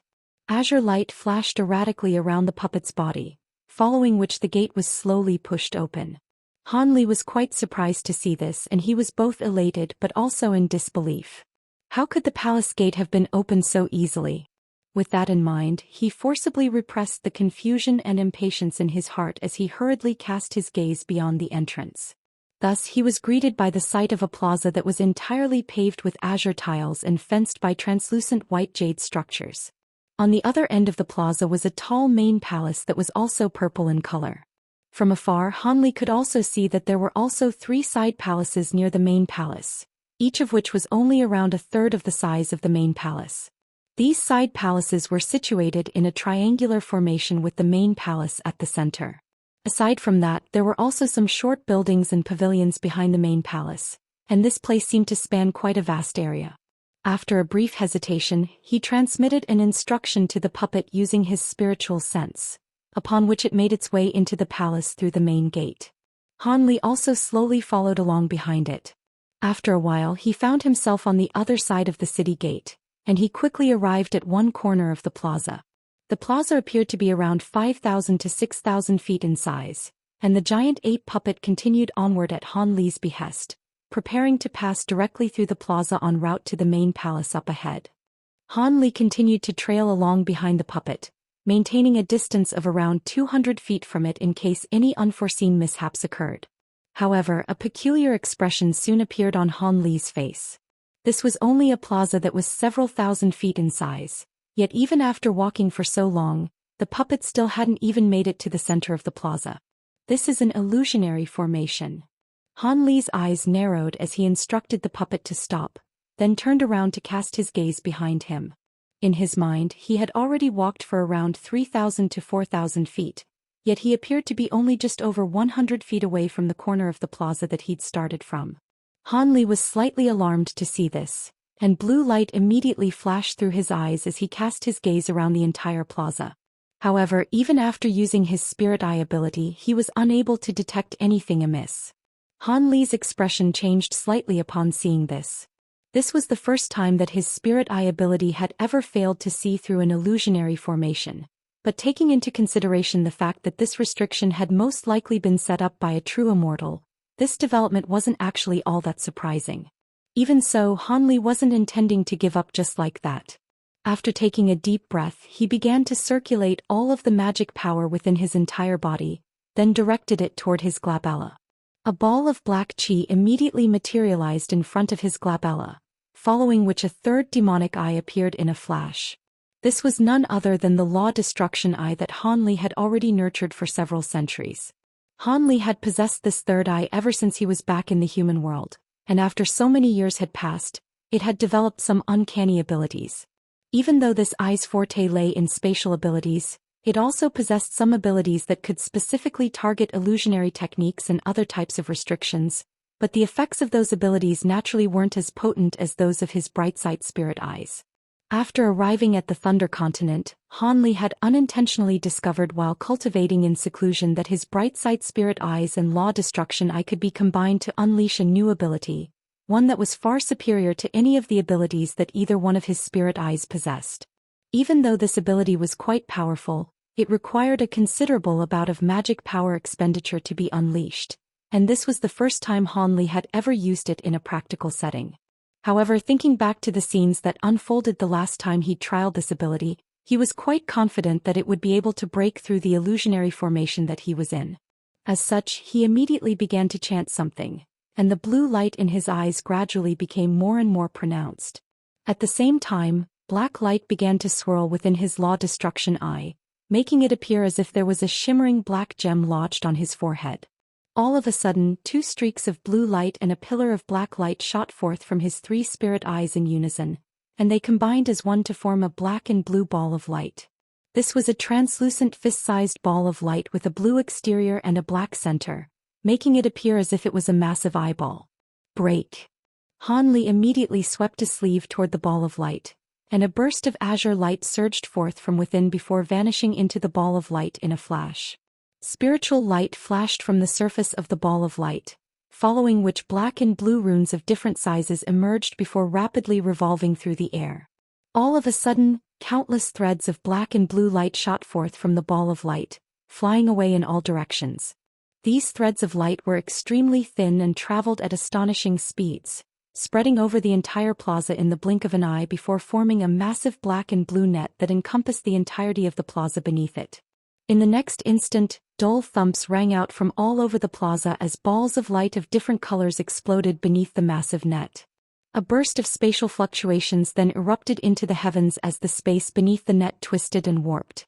Immediately thereafter, the center of the plaza blurred before a door of white light emerged. Han Li's expression changed slightly upon seeing this, and he immediately vanished on the spot as a blurry shadow. In the next instant he reappeared directly in front of the door of light before disappearing into it.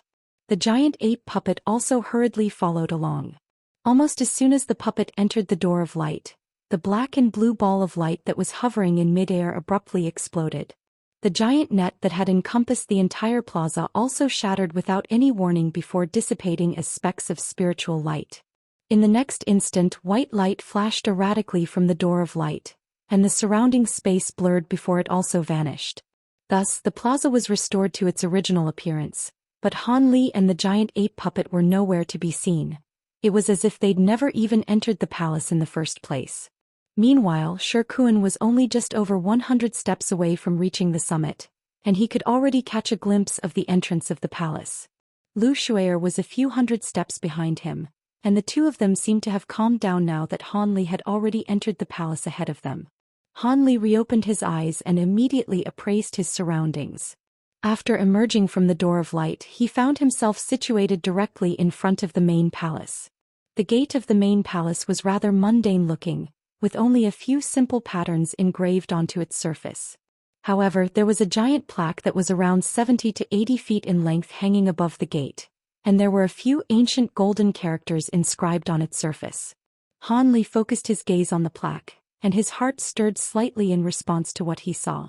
Even though he couldn't read this ancient text, it struck him as being rather similar to beveled silver text, so it was most likely golden seal text. Unfortunately, there were extremely few beings in the spirit realm that understood golden seal text, so he hadn't been able to learn it from anywhere. Otherwise, perhaps he'd be able to glean some useful information from this plaque. With that in mind, Han Li cast his gaze toward the gate in front of him before issuing another instruction to the giant ape puppet beside him using his spiritual sense. The puppet immediately stepped forward at his behest, making its way up the stairs, then pressing its hands against the gates of the main palace to try and push it open, just as it had done with the previous palace gate. However, things didn't progress as smoothly on this occasion. As soon as the giant ape puppet's hands came into contact with the mundane-looking gate, a string of dull thunderclaps suddenly rang out. Immediately thereafter, a devastating aura that threatened to annihilate heaven and earth erupted from the gate. Even though Han Li was over 100 feet away from the gate, he was still quite alarmed by this sudden development, and he immediately conjured up a set of azure and white lightning robes around his body. His upper body then twisted around, and even though his lower body remained completely still, he was somehow able to slide toward the side in a wraith-like manner. Almost at the exact same moment, a burst of dazzling purple light flashed from the gate of the main palace. Arcs of purple lightning then erupted from its surface, hurtling forth several tens of purple lightning snakes. The giant ape puppet was inundated by this purple lightning in a flash, and was instantly reduced to nothingness. However, the arcs of purple lightning showed no signs of stopping there. After destroying the giant ape puppet, they changed directions and surged directly toward Han Li as if they had a mind of their own. Han Li's expression changed drastically upon seeing this. If there were no flight restrictions in place, he'd naturally be able to unleash his movement techniques to evade this lightning. However, seeing as he was unable to rise up into the air, there was no way for him to dodge this attack no matter how agile he was. In this dire situation, Han Li hurriedly raised a hand to summon a small crystalline shield. The small shield then expanded to around 10 feet in size amid a flash of spiritual light, following which a burst of black chi erupted from Han Li's body. A suit of sinister-looking devilish armor quickly emerged beneath the layer of azure and white lightning around his body, and it was none other than the repaired heavenly devilish armor. Purple lightning flashed and all of the purple snakes struck the giant shield with immense power. This crystalline shield was able to refract light-based attacks, and it had saved Han Li on many occasions. However, the situation on this occasion turned out to be vastly different. These purple arcs of lightning were clearly different from normal lightning, as the giant crystalline shield was only able to refract about a third of the arcs of lightning, while the majority of the barrage continued onward to strike the shield. Purple lightning exploded, and the giant shield was immediately inundated by a terrifying scorching aura. An incredible scene then ensued. The crystalline shield quickly began to melt in the face of the arcs of purple lightning, and it was reduced to a puddle of translucent liquid that dripped down onto the ground below. Han Li was quite stunned to see this, and he immediately made a hand seal, upon which the lightning robe around his body erupted forth as an azure and white net of lightning that intertwined with the purple lightning. The arcs of lightning formed by the lighting robe were manifested from the tribulation lightning that Han Li had collected, so they were naturally far more powerful than normal lightning. However, they were no match for the arcs of purple lightning. As soon as the two clashed, the azure and white arcs of lightning instantly shrank before vanishing as if they had been devoured by the arcs of purple lightning, thereby fueling the purple snakes rather than nullifying their powers. Han Li's face paled upon seeing this, and he hurriedly swept both sleeves through the air, unleashing thick bolts of golden lightning that surged forth amid rumbling thunderclaps. However, he was already too late, and the purple snakes suddenly combined to form several bolts of purple lightning with diameters comparable to that of large bowls before viciously striking Han Li's heavenly devilish armor. An earth-shattering boom erupted as Han Li stumbled back while his entire body was enveloped by golden lightning. He immediately let loose a low cry of fury as his suit of devilish armor swelled in size, while the patterns on its surface also emerged as if they'd sprung to life, forming countless black runes that clashed with the arcs of purple lightning. Contrary to their appearance, these mundane-looking runes were extremely powerful, and as soon as they clashed with the arcs of purple lightning, both exploded into gusts of scorching black and purple winds that revolved around Han Li in a frenzy. When Han Li finally managed to arrest his momentum and steady himself, not only had the purple arcs of lighting disappeared, the gusts of scorching winds around him had also abruptly vanished. Han Li heaved a long sigh of relief and looked down at his suit of heavenly devilish armor with a hint of lingering fear in his eyes. That surprise attack wouldn't have been able to kill him, but without this suit of devilish armor, severe injuries would have been unavoidable. Even though he'd managed to survive that ordeal unscathed, he was still left in quite a disheveled state. Han Li heaved a faint sigh as he looked down at the puddle of translucent liquid on the ground with a wistful expression.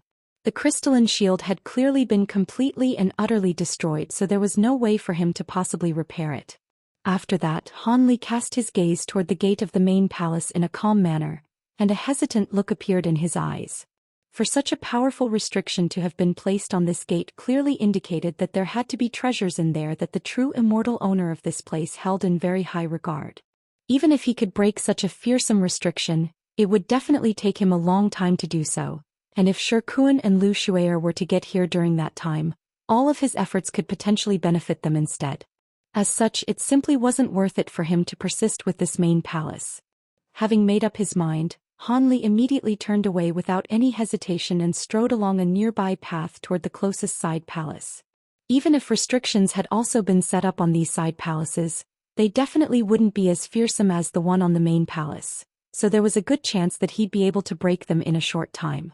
As he traveled rapidly toward a side palace, he swept a sleeve through the air, and a ball of azure light flew out from within as he summoned another giant ape puppet. Having learned his lesson from last time, Han Li summoned this puppet very close to the ground so it wasn't as heavily affected by the flight restriction. Thus, the second puppet made a smooth landing before passing Han Li as it rushed toward the side palace.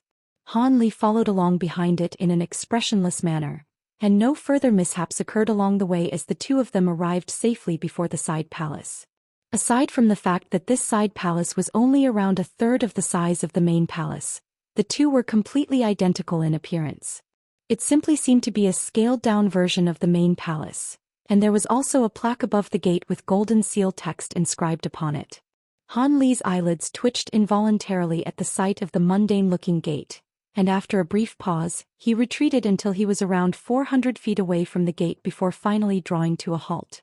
After that, he raised a hand to produce several talismans, all of which he quickly plastered onto his own body. Several layers of protective spiritual light of different colors instantly appeared in quick succession. Immediately thereafter, Han Li made a hand seal with each of his hands, and golden lightning began to flash within both of his sleeves. After adopting all of these defensive measures, Han Li transmitted an instruction to the puppet using his spiritual sense with a grim expression on his face. The giant ape puppet immediately stepped forward, raising its arms before pressing its hands against the gate before it. Han Li looked on with bated breath, only for the gate to be slowly pushed open without a hitch. It seemed that no restrictions had been placed on this gate. Han Li was naturally ecstatic to see this, but as a safety precaution he urged the puppet to make its way into the side palace first. Thus, the giant ape puppet walked into the palace and no mishaps occurred. Only then did Han Li heave a faint sigh of relief as the protective layers of spiritual light around his body vanished in a flash. At the same time he quickly clenched his fists, and the golden lightning in his sleeves also disappeared in a soundless manner. After that he quickly made his way into the side palace. After arriving in the side palace, the giant ape puppet was already standing beside the entrance in a completely motionless manner. Han Li quickly cast his gaze around the palace, and a hint of surprise appeared on his face in response to what he saw. At the center of the palace was a giant table that was as pristine white as jade, and a shimmering purple shrine stood on the table, within which was a blurry and indistinct deity statue. Across from the statue were hundreds of yellow futons, and on top of that, there was an azure incense burner positioned at each of the four corners of the palace. The faint scent of sandalwood wafted throughout the entire room. The place appeared to be a Buddhist temple. The area wasn't small. There was even a small gate to either side, each a passage to a different area. Han Li quickly swept his gaze past the large hall and eventually looked at the 2 rows of wooden cabinets. The wooden cabinets were white as snow and faintly released threads of icy qi. They were made from the snow wood famous throughout the spirit realm. The wood was an ideal material to refine ice-attributed treasures, but here it was being used as the material for a common cabinet. This was so extravagant, it left Han Li speechless. The cabinets had a dozen various colored tools laid on top of them. From a distance he could see scepters, alms bowls, small bells and other items. Han Li narrowed his eyes and his spiritual senses swept past the objects. After a brief moment of shock, delight beamed from his face. The tools possessed astonishing spiritual qi, every one of them a top-grade half-finished treasure. If the original master refined them fully, they would be considered common spirit treasures at the very least, if not divine spirit treasures. Most importantly, from the outer appearance of the treasures, he knew they were obscure treasures of extraordinary abilities. Even if he spent the effort to truly refine them completely, their effectiveness would still be as powerful as treasures refined by their original master. In this case they could be considered top-grade treasures of the spirit realm. Han Li shook his sleeve and suddenly, a wave of azure mist flew out and swept over the area, sweeping up every last treasure. After acquiring so many powerful treasures, Han Li felt delighted.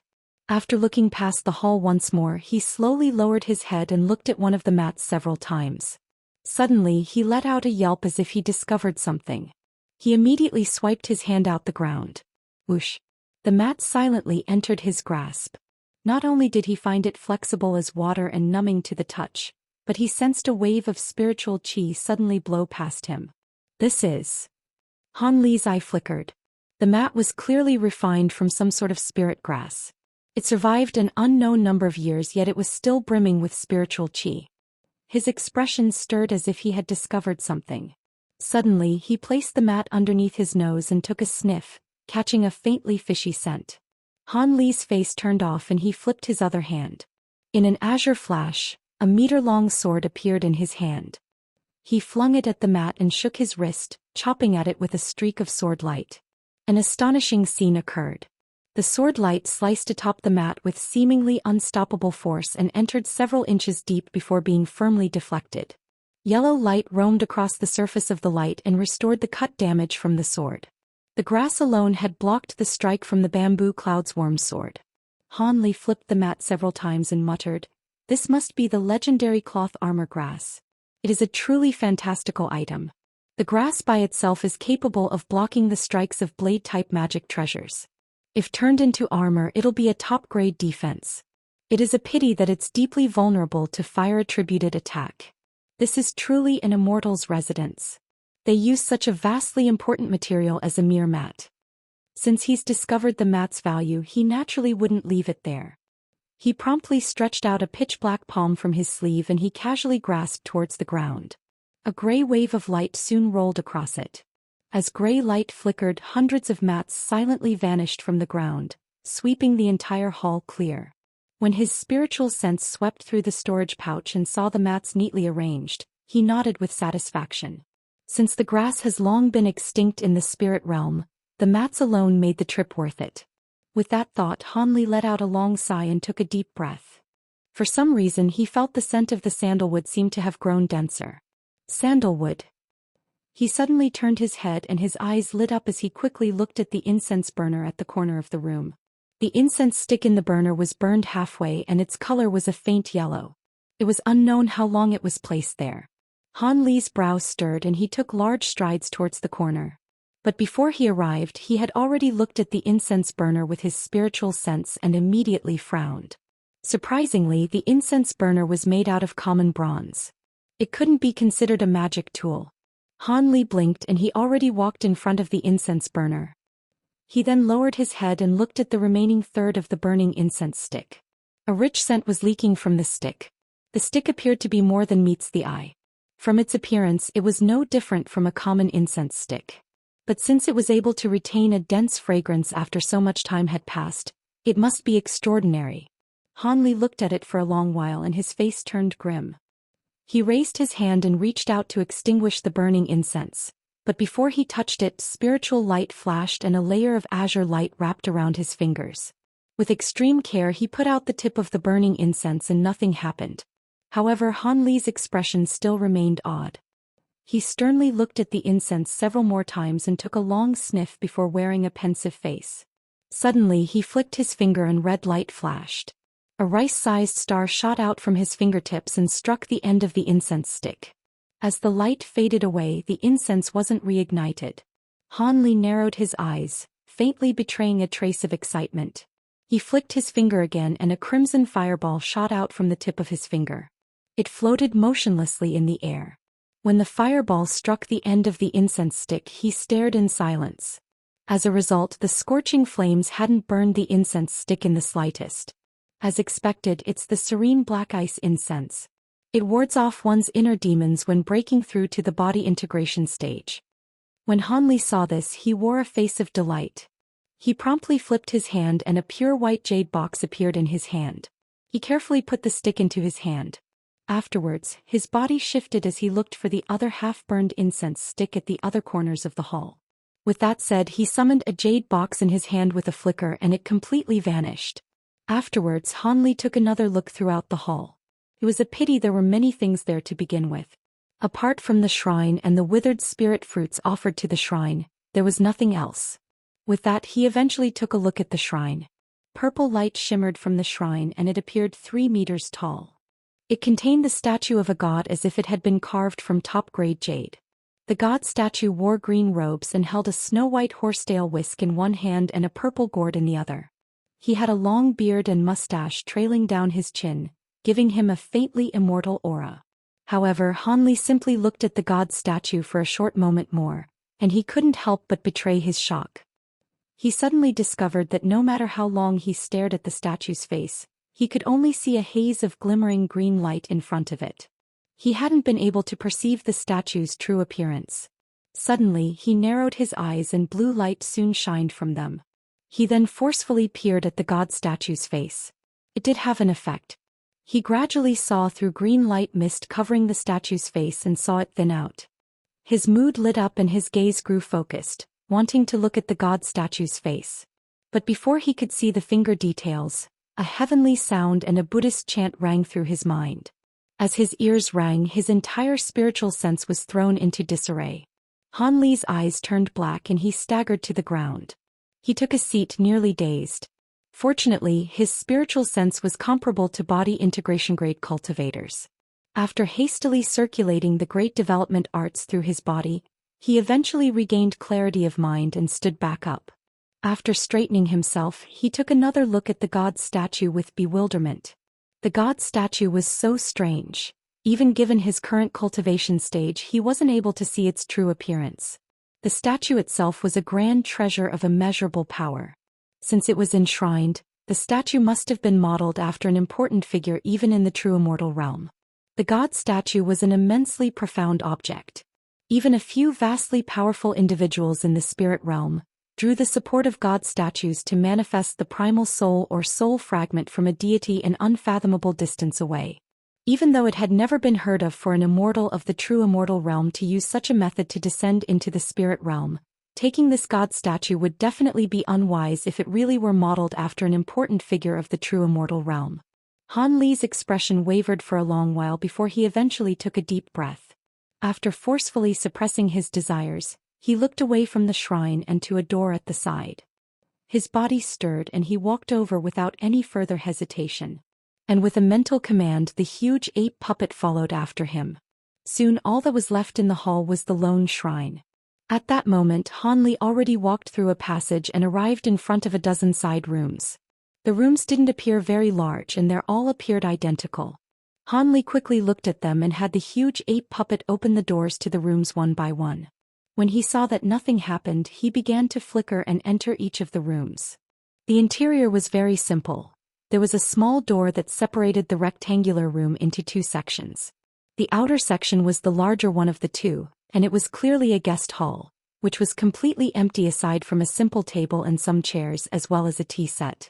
Han Li swept his spiritual sense over these items to find that the materials used for them were all quite precious, but they were completely useless to him. Thus, he continued onward without pause, stepping into the inner section which appeared to be a bedroom. There were slightly more items in this room. Aside from a faint green jade bed, there was also a rectangular desk, upon which were placed several writing brushes, a faint red inkstone, and a pile of thin snowy white silk-like sheets. Han Li's raised an eyebrow as he strode over to the desk. He picked up the writing brushes and inkstone one after another before giving them a quick inspection, but he then shook his head before putting them down again. After that, he reached out to grab the thin silk sheets before gently spreading them open, only to find that they were completely blank and devoid of any writing. Han Li's expression remained unchanged upon seeing this. He placed the silk sheets back to their original spot, then carefully swept his spiritual sense through the entire room again to make sure that he wasn't missing anything before immediately departing. This was clearly the living quarters for a disciple, so he didn't have high hopes that he would discover anything useful here anyway. As such, he naturally wasn't going to linger here for too long. Furthermore, there were over 10 rooms that were similar to this one, and he was on a tight schedule, so he couldn't conduct thorough investigations of all of these rooms. Thus, Han Li quickly searched through the dozen or so rooms, but didn't reap any worthwhile rewards for his efforts aside from a few jade slips, which had an unknown ancient scripture inscribed upon them. These jade slips had only been casually placed on a bedside table, so they most likely weren't important anyway. Han Li had only picked them up as an afterthought, thinking that he could perhaps glean some useful information from them if he were to decipher this ancient text someday. After all, he was very curious about everything in the true immortal realm. He returned to the main hall with his puppet, then immediately strode through the side door on the other wall. After passing through another passageway, Han Li found himself standing in front of another orderly row of cabins. These cabins were completely different from the rooms he'd just visited. Each cabin was completely square and angular in shape with a small door and no windows. Furthermore, all of the cabins were completely independent from one another, with a distance of over 100 feet between each cabin. What especially drew Han Li's attention was that the surfaces of these cabins were all shimmering with silver light and inscribed with faint silver runes, which were none other than the beveled silver text that he was now extremely familiar with. Han Li stared at these cabins for a while before finally ascertaining that these were secret chambers specifically designated for cultivation. This was quite an encouraging discovery to him, as it was very possible that there could be things left behind in these secret chambers by the people who had cultivated inside them in the past. However, a slightly grave look then appeared on his face at the sight of the finely inscribed silver runes on the doors of the cabins. Generally speaking, restrictions and formations that were set up on secret chambers were ones that isolated sound and kept out spiritual sense. However, with the terrifying ordeal he had suffered at the gate of the main palace earlier, he naturally wasn't going to take things lightly. On this occasion, he didn't spur on his giant ape puppet to test anything. Instead, he set up a few layers of defenses over his own body, then swept a sleeve directly toward the stone door of one of the secret chambers. A small azure sword shot forth, then transformed into an azure streak of light that was around 10 feet in length before striking the door in a vicious manner. He was immediately resorting to brute force to try and force his way through the restrictions on the door. Brilliant silver light radiated from the door, and a crisp ringing sound erupted from within the secret chamber. The silver light appeared to be quite ordinary, but it was able to keep out his azure bamboo cloud's warm sword. It was as if the streak of sword chi had struck a body of water, and was completely unable to break through the silver light. It was only able to slowly wear down this spiritual light. However, Hanli was quite relieved to see this. Just he had expected, the restrictions on the door weren't capable of retaliation.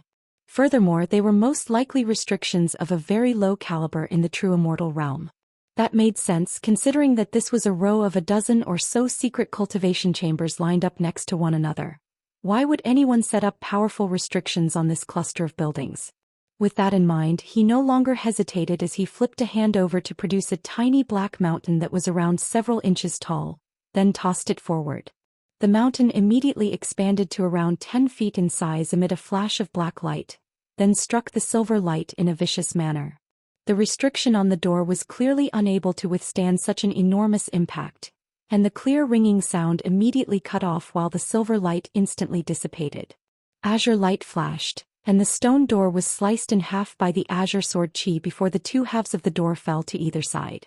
Hanli stowed away his treasures before quickly striding into the room. The secret chamber was only around 70 to 80 feet in size, and the interior was completely empty aside from a futon that had also been woven from cloth armor grass. As such, there wasn't even any need for him to use his spiritual sense to detect anything. Thus, he could only heave a faint sigh and exit this secret chamber after picking up the futon. However, there were many such secret chambers in this area, so he wasn't actually all that disappointed. He used the same method to break through one stone door after another before entering the secret chambers, only to quickly emerge empty-handed every time. After breaking into 6 secret chambers in a row, Hanli still hadn't discovered anything of note, and he was internally lamenting his bad luck. At the same time, his expectations for the remaining secret chambers had also dwindled significantly. However, after the door of the 7th secret chamber was broken amid a resounding boom, his eyes immediately lit up as he strode into the chamber. This secret chamber was slightly different from its previous counterparts. Not only was there a table and chairs in the room, there were also 3 jade boxes of different sizes on the tables, as well as a pair of small vials. Furthermore, the thing that drew his attention the most was a piece of shimmering golden artwork that was hanging on the wall. This piece of artwork was radiating dazzling golden light, rendering him unable to glean its true contents.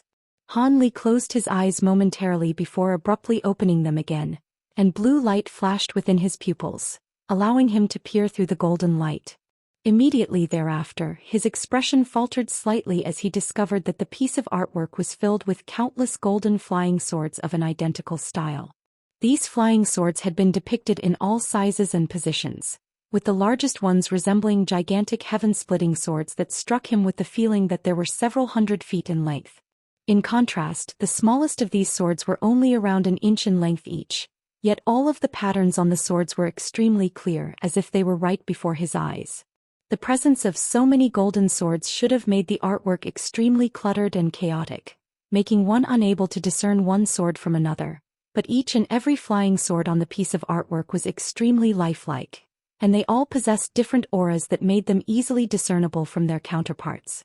Hanli was quite elated to see this bizarre myriad sword artwork, and he stared intently at it as he remained still on the spot. However, only a brief moment had passed before Hanli suddenly gave a muffled groan and retreated a few steps as if he had been dealt a heavy blow by some kind of invisible power. He immediately twisted his own head away to remove his gaze from the artwork, not daring to inspect it any longer. At the same time, an unnatural flush appeared on his face. What powerful spiritual sense! Feels like I was actually being attacked by flying swords. If it weren't for the fact that I'm also proficient in using flying swords and possess a powerful spiritual sense of my own, my spiritual sense would have been severely damaged just now. Han Li's spiritual power rapidly circulated within his own meridians for a few cycles, following which his bodily condition returned to normal, but he still wore a stunned look on his face. However, after he calmed himself down, he immediately flipped a hand over to produce a stack of talismans of different colors. He then raised his hand and the dozen or so talismans shot forth one after another, disappearing into the myriad sword artwork after just a few flashes. A peculiar scene then ensued. Rune projections of all types of different colors emerged from the surface of the artwork, enshrouding the golden light before rapidly shrinking. Under the pressure being exerted by these runes, the golden light emanating from the artwork began to reluctantly shrink as well before finally completely vanishing in the end. The rune projections then instantly reverted back into their talisman forms before plastering themselves firmly onto the piece of artwork. As a result, the auras being exuded by the sword artwork were instantly restricted, reducing it to an ordinary piece of artwork. A faint smile appeared on Han Li's face upon seeing this, and he made a grabbing motion with one hand. The sword artwork was forcibly wrenched off the wall before landing in his grasp. Faint azure light flashed, and the artwork instantly rolled itself up into a scroll before vanishing in the blink of an eye. Only then did Han Li heave a faint sigh of relief. He didn't know if this myriad sword artwork had been created by the owner of this place, but even after taking only a brief glance at it, he could sense that this artwork was extremely profound and seemed to be imbued with some kind of mysterious cultivation method. It seemed to be a powerful sword art, but also like some kind of spiritual sense secret technique. But further inspection would be required before he could arrive at a definitive conclusion. After that, he strode over to the table, then swept a sleeve through the air to release a burst of azure light. The azure light instantly removed the lids of the jade boxes and small vials, but Han's brows immediately furrowed slightly as he swept his spiritual sense into those containers. There were several talismans in each of the 3 jade boxes, upon which were inscribed extremely complex beveled silver text runes. However, the spiritual chi within the talismans had also dissipated, rendering them completely useless. As for the 2 small vials, they were completely empty with only faint traces of spirit liquid left behind within them. It appeared that these 2 small vials had contained some kind of spirit liquid in the past, but the liquids had since dried up due to lackluster storage conditions. After a brief moment of contemplation, Han Li decided to stow away all of the talismans. These talismans were very different from the talismans on the golden jade tome that he possessed, so it would be a worthwhile endeavor for him to study and replicate the talismans. After that, he searched through the entirety of this secret chamber, but didn't make any further notable discoveries. Thus, he immediately exited this secret chamber before breaking into all of the remaining chambers one after another, but these ones were also completely empty. After he emerged from the final secret chamber, he immediately rushed back the same way he had come without any pause. Not long after that, Han Li appeared on the platform outside the gate of the side palace. He then glanced at the mountain paths leading to the other 2 side palaces and the main palace, and a contemplative look appeared on his face. At this point, Shi Kuan and Lu Shuier were most likely close to reaching the mountain summit. However, the illusionary formation on the plaza was extremely potent, and unless the 2 of them had some special tricks up their sleeves, they definitely wouldn't be able to pass through it in a short time. Even so, there wouldn't be too much time left for him and he would only have a chance to search through one more place at most. With that in mind, Han Li's gaze began to wander back and forth between the 2 side palaces, and he was struggling to make a decision. All of a sudden a thought occurred to him.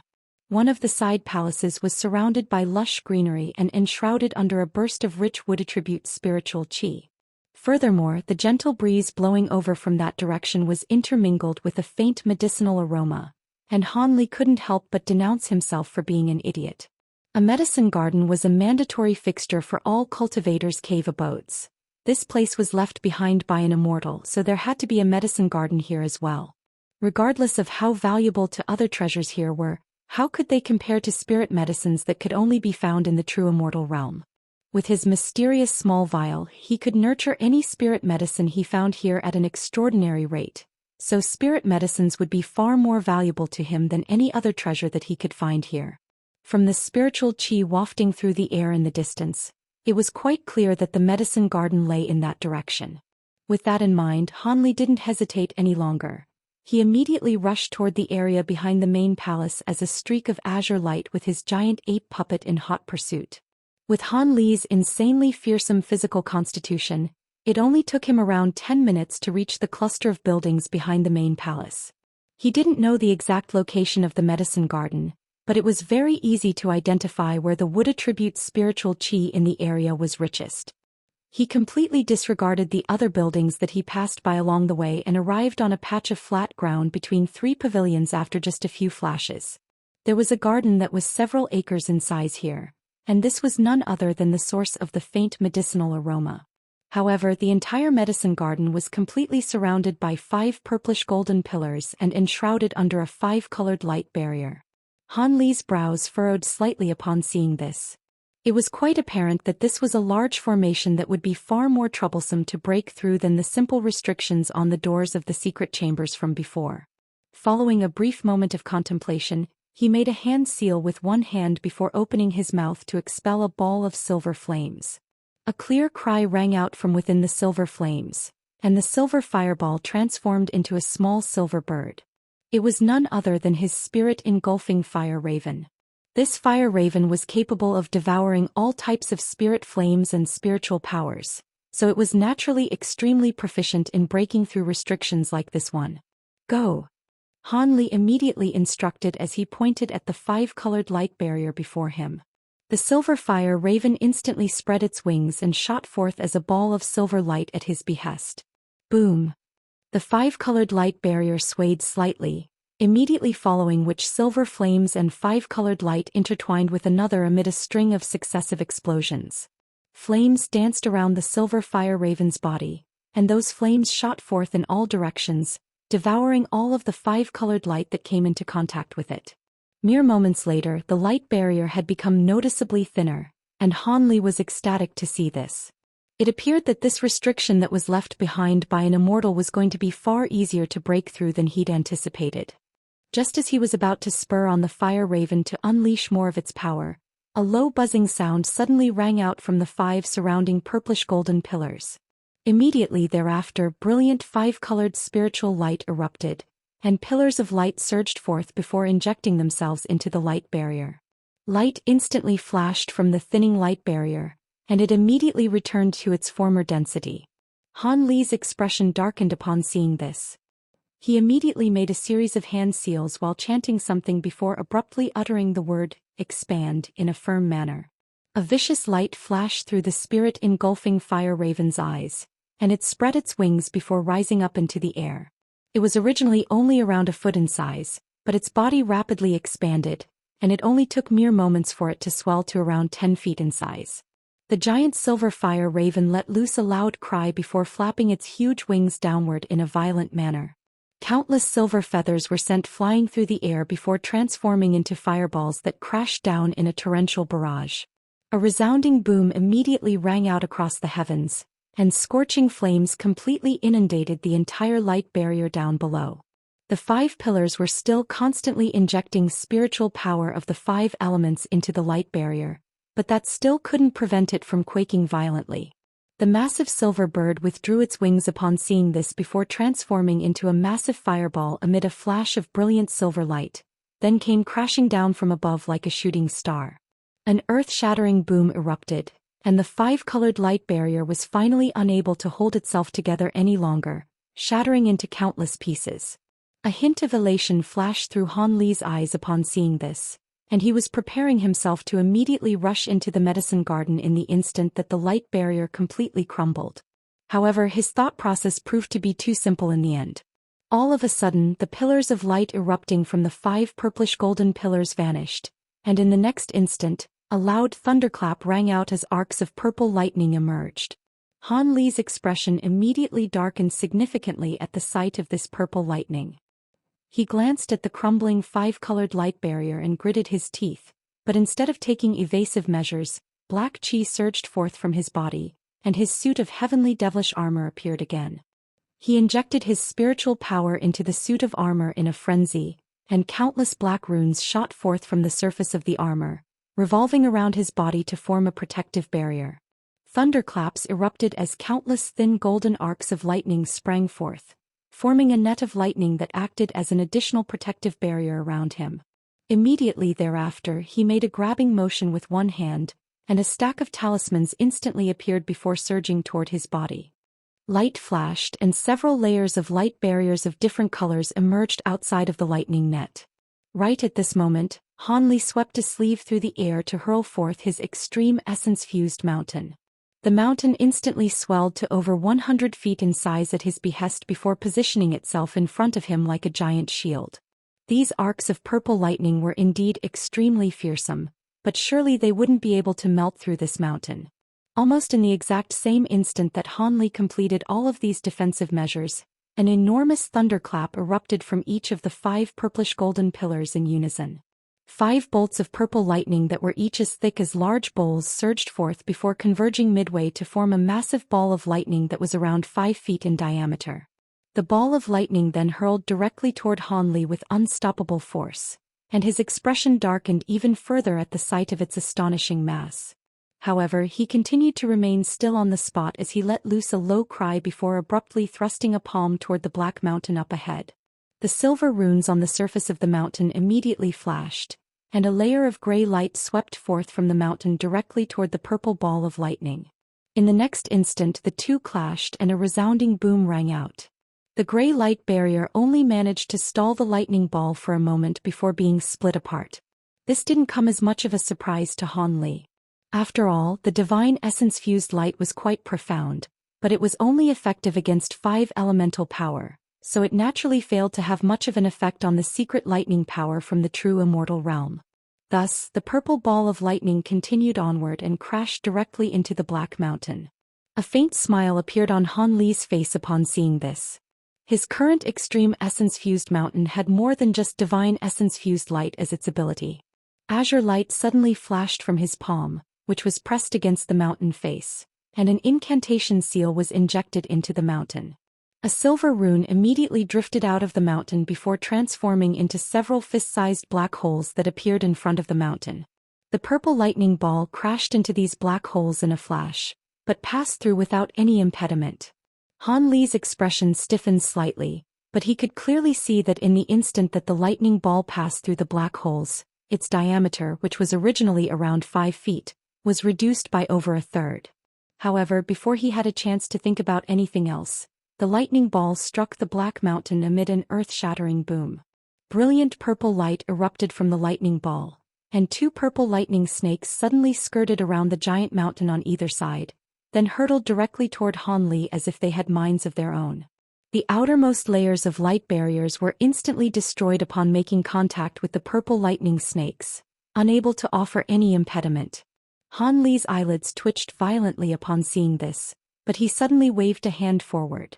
The golden lightning net around his body instantly shot forth amid a rumbling thunderclap, hurtling directly toward the 2 bolts of purple lightning. Right at this moment, a crisp cracking sound rang out, and as soon as Han Li heard this sound he immediately rushed off to the side, leaving a trail of afterimages in his wake. The 5-colored light barrier had finally been completely shattered by the silver fire raven's ferocious assault, but as the purple and golden lightning intertwined, the 2 bolts of purple lightning suddenly exploded. Purple light instantly completely inundated the golden light, and the enormous force of the explosion swept up a scorching tornado that was interspersed with countless traces of purple lightning. The tornado then swept up Han Li's body in a flash, and his expression abruptly changed as he was forced to stop on the spot. A resounding boom rang out as black runes abruptly exploded, transforming into bursts of black chi that intertwined with the purple lightning. Both powers exploded into nothingness. In the next instant, a golden projection with 3 heads and 6 arms emerged from within the black chi. The projection waved its arms through the air and countless balls of golden light erupted from its 6 palms, forcing the tornado into a state of near collapse. A startling commotion rang out as black light suddenly flashed from the tips of the sharp spikes on Han Li's suit of devilish armor, following which pillars of black light that were as thick as human thumbs shot forth. The tornado was finally completely destroyed by these 2 types of attacks amid an anguished wail, and Han Li rushed toward the medicine garden again. However, right at this moment, a buzzing sound suddenly rang out from the 5 purple pillars, and light flashed violently as the shattered light barrier above the medicine garden instantly repaired itself. Han Li wanted to arrest his own momentum, but it was already too late, and he plunged headfirst into the 5-colored light. Loud thunderclaps rang out from all around him again, and lightning flashed from the surfaces of the 5 pillars. Bolts of purple lightning shot forth before transforming into purple lightning snakes that surged toward him amid a string of rumbling thunderclaps. Han Li's face immediately paled slightly upon seeing this. As his body was swept up by the 5-colored light, the surrounding space instantly became as hard as iron and steel. At the same time, a burst of enormous force came crashing down onto his body, completely immobilizing him. The 5 purple lightning snakes continued to hurtle toward him amid alarming thunderclaps, and Han Li was instantly plunged into life-threatening danger. However, he was certainly no ordinary being, and in the next instant the pale complexion of his face vanished. A frosty look then appeared in his eyes as he let loose a cold harumph, and golden light flashed from his body as the Provenance True Devil projection appeared again. However, on this occasion it was vastly different from how it had been before. The projection itself was glowing with scintillating light, and it was as if a layer of golden paint had been applied to it, making it resemble a golden deity statue. This was none other than the golden body that Han Li had recently successfully cultivated. Right at this moment Han Li opened his mouth, and a ball of black light was expelled from within. The ball of black light then vanished into the golden body in a flash as a burst of black chi. A hint of intelligence suddenly appeared in the wooden eyes of one of the projection's 3 heads, and a layer of black chi surfaced from its face. The massive golden body then positioned itself in front of Han Li in a flash, and at this point the purple lightning arcs had already arrived. However, the golden body remained completely unfazed as it swept 5 of its hands toward the arcs of purple lightning without any hesitation. Following a string of dull rumbling booms, 5 golden pillars of light shot forth from the projection's 5 palms to meet the arcs of lightning. The golden light and purple lightning instantly clashed not far away, and despite the immense power of the purple lightning, close to half of it was still eradicated by the pillars of light. However, the pillars of light had also vanished as a result of the clash.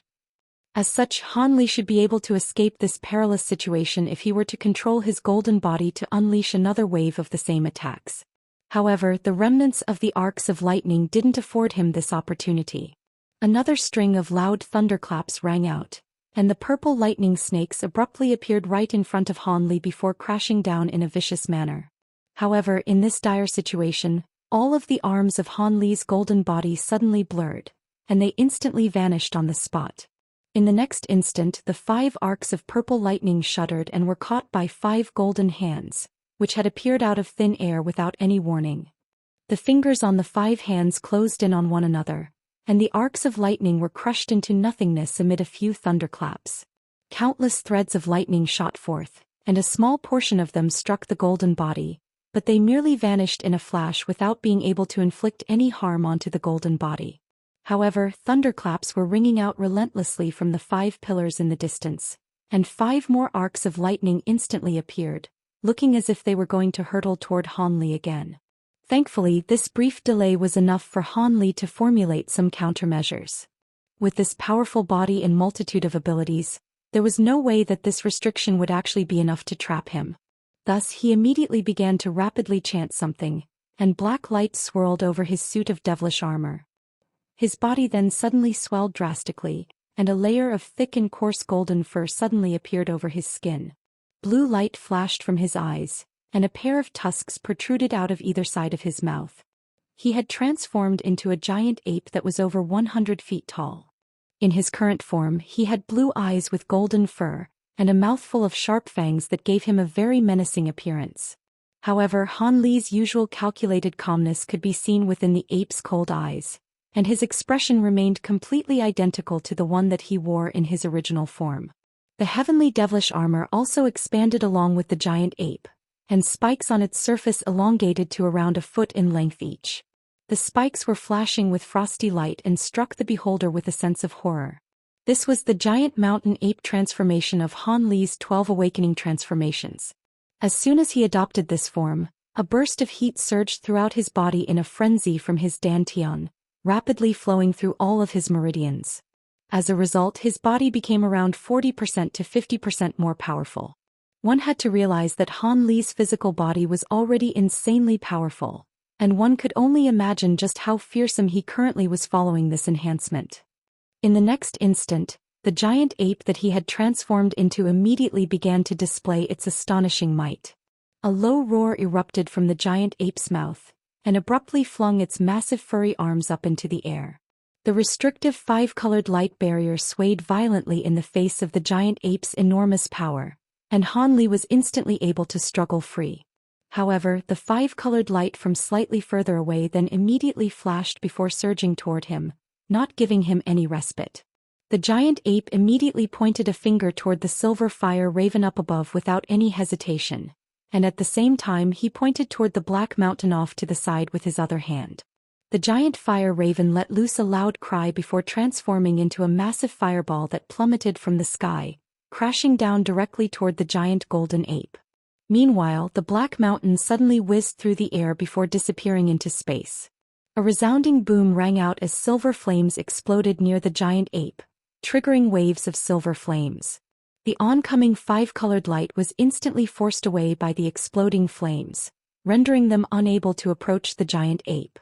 At this point, the golden ape that was situated within the sea of flames had already flipped a hand over. Spatial fluctuations surged forth, and a black mountain that was over 100 feet tall appeared out of thin air before being easily hoisted up by a furry palm. The giant ape was making the mountain look as if it were a weightless toy.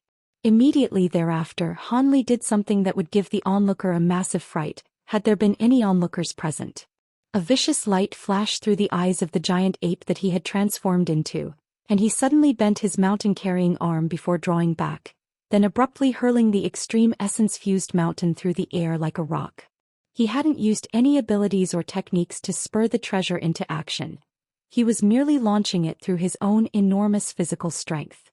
The extreme essence-fused mountain hadn't been enlarged to its maximal extent, so it wasn't in its absolute heaviest possible state, but it still weighed over 50,000 kilograms. After being hurled through the air, an extremely piercing screeching sound immediately rang out. The black mountain instantly transformed into a black shadow, leaving a trail of white gale force winds in its wake. At the same time, a massive white mark also flashed through the mountain before abruptly appearing in midair.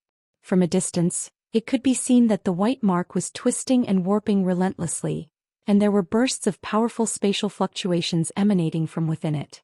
It was as if a spatial rift were gradually taking shape, and that was sufficient testament to the tremendous force with which the giant ape had hurled the mountain. The mountain was hurtling directly toward one of the 5 purple pillars, and arcs of lightning instantly erupted from that pillar.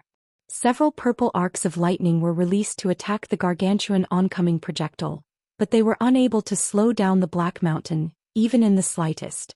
In the next instant, the black mountain flew through the arcs of purple lightning before crashing viciously into the pillar. Purple and black light flashed and an earth-shattering boom instantly rang out. A ball of piercing black, gray and purple ball of 3-colored light instantly erupted from the pillar. The ball of light was like a scintillating 3-colored sun that forced the onlooker to avert their gaze. However, blue light flashed through the giant ape's eyes, allowing it to look directly at the ball of light and clearly glean what lay within it. The giant ape then immediately raised an arm, then made a grabbing motion with its huge furry hand toward the ball of light in the distance before quickly flipping its hand over. Spatial fluctuations erupted from above its palm, and an object appeared in a flash before landing on the giant ape's hand. It was none other than the black mountain that had just been hurled through the air. The surface of the mountain was still pitch black and completely unscathed, and just that alone was a clear indication of how extraordinarily hard it was. After recovering the black mountain, the giant ape immediately let loose a thunderous roar before swinging its arm forward and launching the mountain forward again. On this occasion, the mountain was sent flying toward another purple pillar. Thus, another responding explosion rang out as the mountain struck that second pillar. The same ball of scintillating light erupted forth, and at this point the light radiating from the first pillar had already receded, thereby revealing its current state. The purple pillar was originally over 100 feet tall, yet it had now been reduced to less than half its original height, and there were purple shards that resembled both a stone and a metallic material strewn all over the nearby ground. The pillars had been forged through some mysterious unknown methods, but they definitely weren't as hard as an extraordinary treasure like the extreme essence-fused mountain. After all, this was a mountain that had been born from the energy of heaven and earth, and it was extremely resolute to begin with. Furthermore, it had been infused with that unknown grayish-white stone block, then underwent a second refinement using a refinement secret technique from the true immortal realm. Even if Han Li wanted to destroy it himself, he would have only been able to do so by using his spirit flame to melt it away bit by bit. On top of that, the mountain had been hurled using the devastating power of Han Li's giant mountain ape form, and if the pillars could still remain standing even in the face of such an attack, then Han Li would have immediately turned around and departed, as any further efforts expended to break the pillars would only be a waste of time and energy. Thus, Han Li hurled the extreme essence-fused mountain as a projectile on 5 successive occasions, destroying large sections of all of the 5 purple pillars. Without the support of the pillars, the 5-colored light barrier above the medicine garden was no match for the silver fire raven, and it was quickly completely devoured. The giant golden ape immediately made a hand seal upon seeing this, and golden light flashed from its body as it shrank down again while its fur receded. Han Li returned to his original form in the blink of an eye amid a flash of spiritual light, undoing his giant mountain ape transformation. He glanced at what remained of the pillars, and a hint of astonishment appeared in his eyes. He had only fused with the true spirit blood of the giant mountain ape just recently, and he didn't expect this transformation to imbue him with such enormous power. It seemed that this transformation suited him better than the other few types of transformations that he had mastered. After all, his other true spirit transformations only gave him a few extra abilities or allowed him to sense and draw upon more of the world's origin chi, but none of them were able to dramatically enhance the power of his physical body like this giant mountain ape transformation could. If he had known from the beginning that this transformation would have been so effective, there would have been no need for him to waste time and take these risks. He could have just adopted this transformation from the get-go and destroyed the restriction through brute force.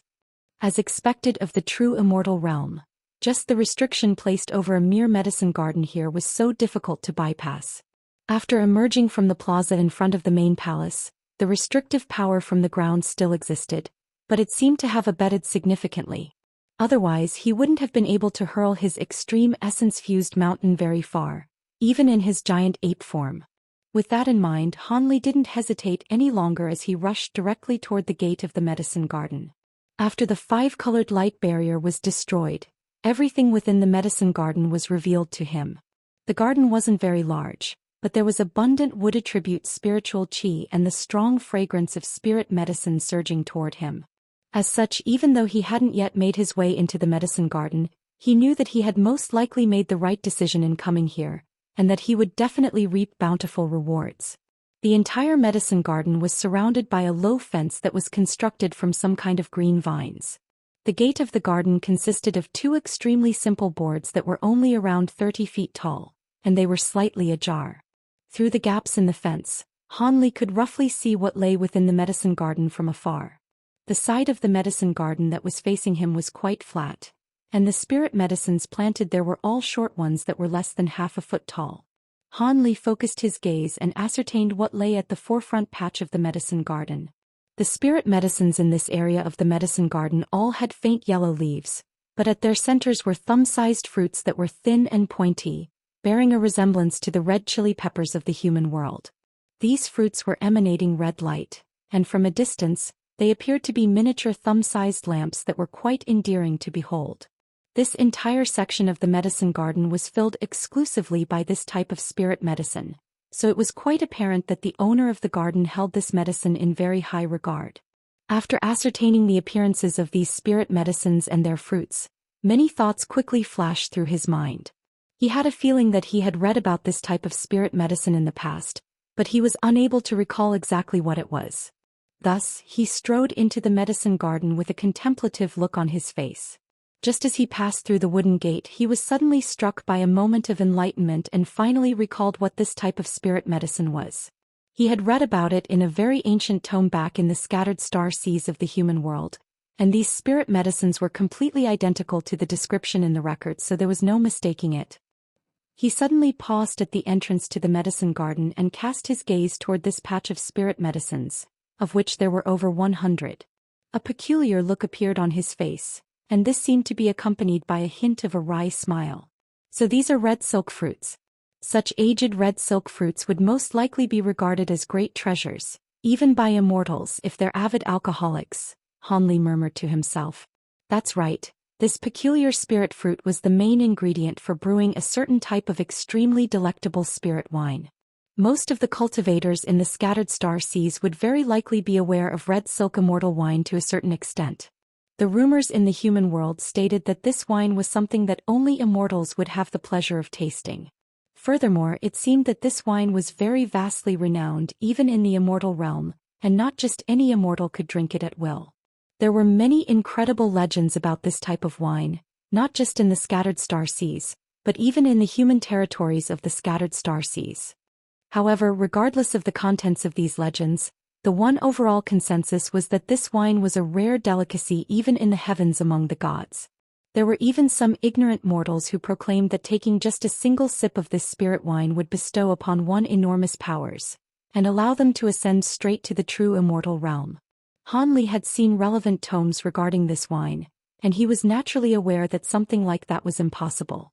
The main reason behind this wine's scintillating reputation primarily lay in its rich and delectable flavor, and it was extremely difficult to find wine of its equal in all of the three realms.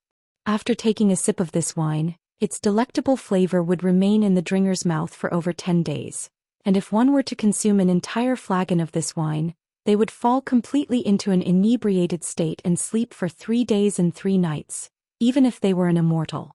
Upon their awakening, they would become infatuated with this wine and constantly try to seek out more. Of course, regular consumption of this wine could slowly enhance one's physical constitution and also extend one's lifespan to a certain degree. As for the potency of these effects, that was something that was only known to the heavens. Most of these beneficial effects applied to low-grade cultivators or mortals. But despite this, even the avid wine consumers among immortals regarded this wine as a brilliant treasure.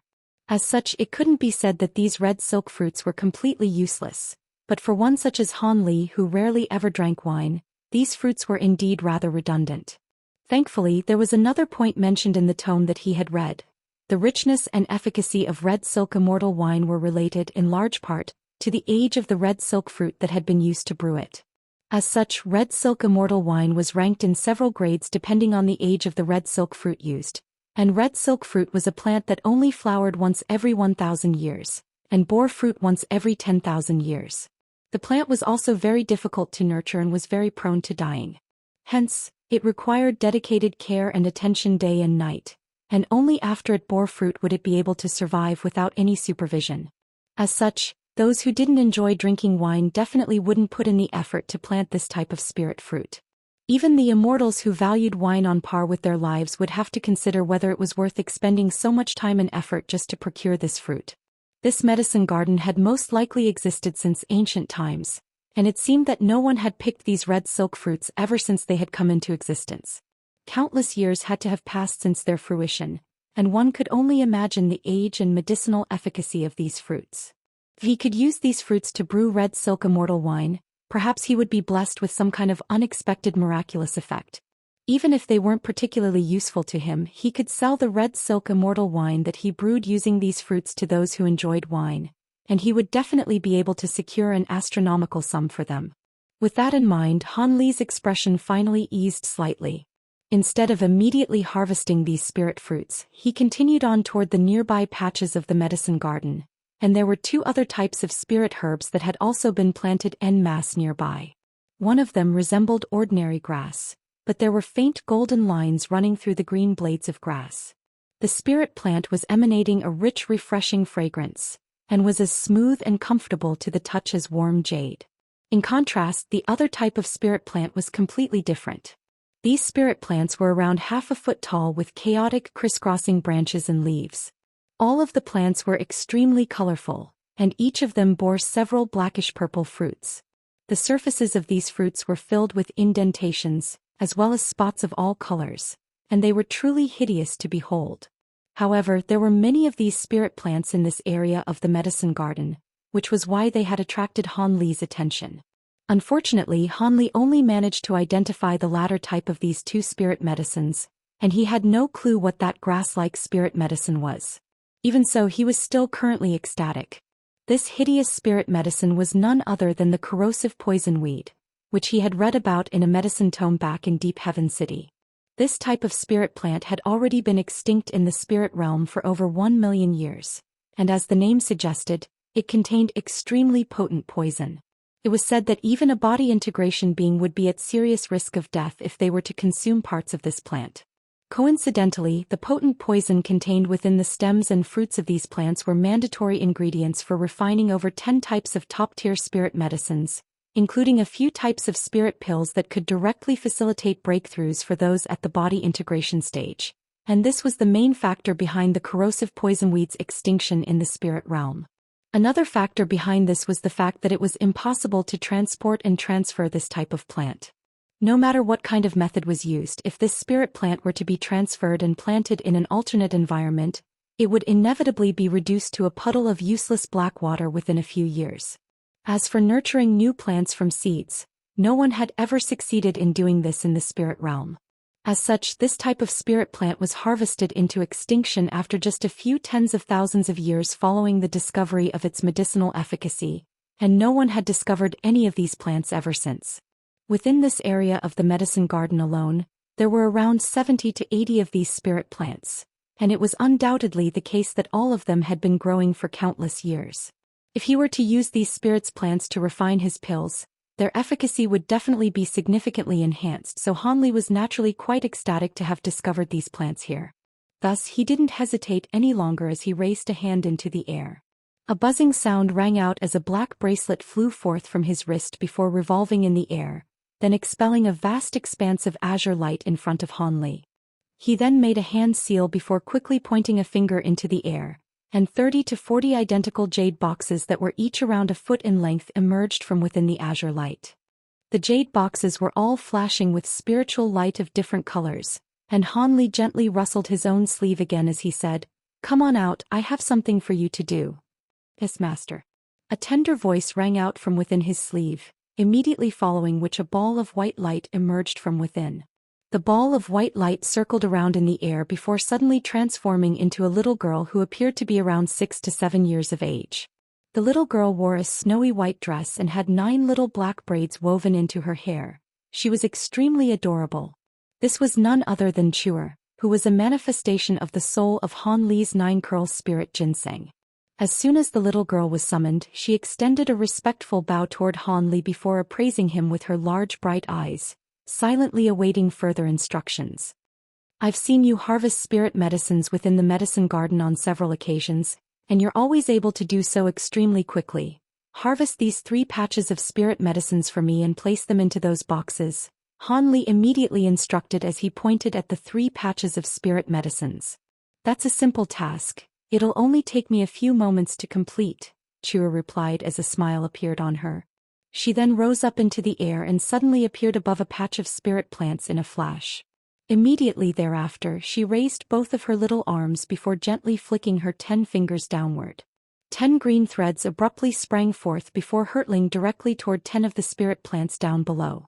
These green threads burrowed into the stems of these spirit medicines in a flash, and Chuer curled her fingers back slightly, upon which the 10 spirit plants that had been bound by the green threads were silently plucked out of the ground. Not only were the roots of the spirit plants very even and completely undamaged, there was also no soil clinging to them at all, as if they had already been washed. The green threads sprang forth once again, and the spirit medicines were immediately flung into one of the jade boxes with unerring accuracy. Chuer then continued to flick her fingers through the air, and green threads shot forth relentlessly. The spirit plants in this area of the medicine garden were plucked out of the ground 10 at a time before rapidly falling into the jade boxes that had been prepared, and all of the plants that were in this area were uprooted in just the span of a few breaths. Chuer's body then flashed again, and in the next instant she appeared in the air above another area of the medicine garden before harvesting the spirit plants there using the same method. Meanwhile, Hanli made his way over to a couple of nearby patches of spirit medicines, each of which consisted of batches of spirit plants that numbered between 5 or 6 to over 10, and he was only able to just barely identify a small portion of these plants. As for the remaining spirit medicines, which was more than half, there were no records about them in the tomes of the human world or the spirit realm. However, the small portion of plants that he had managed to identify were all extremely remarkable ones.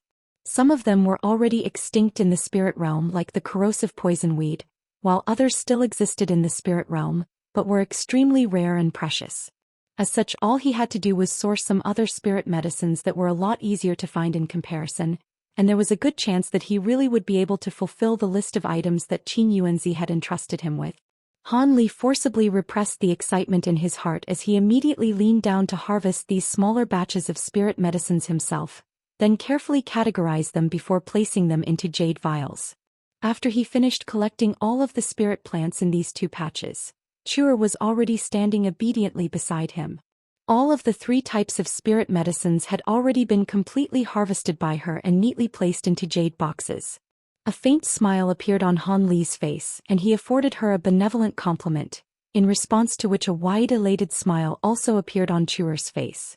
Even though it hadn't been a long time since she had attained this human form, she had been with Han Li for countless years in her rabbit form, so she wasn't unfamiliar with or distant from Han Li at all. Instead, she felt a sense of intimacy and closeness toward him. After harvesting all of the spirit medicines in this section of the medicine garden, Han Li finally cast his gaze toward the other side of the medicine garden.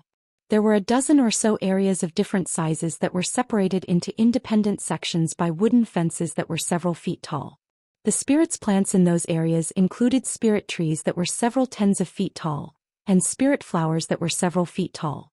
There was also a spirit spring that was around 70 to 80 feet in size, and floating on the surface of that spring was a petite lotus seed pod that was flashing with silver light. Han Li took a deep breath before making his way over to that side of the medicine garden before beginning to carefully appraise these spirit medicines one by one. However, a resigned look then appeared on his face mere moments later. He knew that the fact that these plants had been separated into individual sections clearly indicated that they were far more valuable than the red silk fruit and corrosive poison weed from before. But regardless of whether it was the spirit trees that bore fist-sized green fruits or the peculiar spirit flowers that were of 10 different colors, he was unable to identify any of them. It appeared that these spirit medicines were unique to the true immortal realm and didn't exist in the spirit realm. As such, he would only be able to determine their uses through future experimentation. With that in mind, Han Li no longer hesitated and made a grabbing motion toward the ground in the distance with a single hand. A white jade box immediately rose up into the air before flying into his hand as a streak of white light. He then turned toward a spirit tree which was laden with green fruits, and he flipped his other hand over to produce a small green shovel.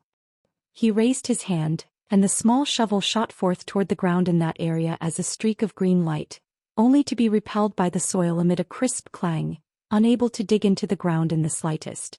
Han Li faltered slightly upon seeing this, and he was slightly incredulous as he activated his magic power again. The jade shovel immediately circled around before striking the ground again, and the same outcome eventuated as it was repelled once again. Han Li's eyelids twitched upon seeing this. He had solely been examining the spirit medicine itself earlier, and he had failed to inspect for any abnormalities in the soil down below. With that in mind, blue light immediately flashed through his eyes as he cast his gaze toward the soil down below, upon which a hint of surprise flashed over his face. He discovered that there were faint golden threads interlaced through the soil, and all of these threads had been constructed from extremely pure metal attribute spiritual qi. He didn't know if these spirit trees required this metal attribute spiritual qi to grow or if the owner of this medicine garden was trying to protect these spirit plants, but the fact of the matter was that another restriction had been placed here. Han Li raised an eyebrow, and after a brief moment of contemplation, he suddenly let loose a cold chuckle. An inky black hand emerged from within his sleeve before sweeping downward, and a burst of gray light emerged from his palm, surging toward the ground before silently vanishing into the soil at the foot of the spirit tree. Divine essence-fused light was extremely potent against powers of all 5 elements, so it should be a simple matter for it to eradicate this metal attribute spiritual power. Or at least that was what Han Li thought. However, the scenes that unfolded next completely went against his expectations. The gauzy light swept downward, but the golden threads weren't easily eradicated as he thought that they would be. Instead, they abruptly intertwined to form a golden net that desperately resisted the oncoming gray light. Despite the ferocious assault being unleashed by the divine essence-fused light, it was unable to dispel this golden net in a short time. Han Li's expression changed slightly upon seeing this. Following a brief moment of contemplation, the fingers on his inky black hand moved slightly, and the projection of a small mountain appeared before encompassing his entire hand. The gray light at the center of his palm instantly congealed, and the gray light that was expelled thereafter became as viscous as liquid. He was trying to draw upon the power of his extreme essence-fused mountain to maximize the might of his divine essence-fused light. The golden threads were unable to resist such a fierce assault in the end and vanished in the face of the powerful gray light. Han Li's heart eased slightly upon seeing this, and he waved his inky black hand through the air, upon which the small mountain projection instantly vanished. At the same time, the color of his hand also returned to normal. Immediately thereafter he pointed a finger into the air again, and the small green shovel shot forth, plunging itself into the ground before digging in a circle around the base of the spirit tree, then flying back into Han Li's sleeve. A vast expanse of azure light then immediately appeared in the places that the jade shovel had dug through, and this azure light enshrouded the entire spirit tree within. Han Li immediately made a hand seal and cast an incantation seal toward the spirit tree upon seeing this. The incantation seal vanished into the spirit tree in a flash, and the entire tree shuddered slightly before being uprooted from the ground in a slow and steady manner. A hint of elation flashed through Han Li's eyes. However, in the instant that the roots of the spirit tree left the soil, a layer of unsettling green flames suddenly appeared over its surface without any warning. The green flames only flickered a few times, and the spirit tree as well as all of its fruits were incinerated into nothingness. Han Li's mouth gaped open in exasperation upon seeing this. He only heaved a long sigh after a long while, and he appraised the empty patch of ground where the spirit tree had once been with a gloomy look on his face. However, there was no use crying over spilled milk. Han Li immediately turned before striding toward another fenced-off area, which contained a strange flower that was around 3 feet tall and as pristine white as jade. The soil around this flower didn't have any restrictions, and the jade shovel was able to plunge into the ground without any impediment. However, in the instant that this flower was uprooted, it abruptly shuddered before melting into a puddle of green liquid that seeped into the soil and vanished from sight. Han Li could only lament his ill fortune after encountering such delicate spirit medicines twice in succession.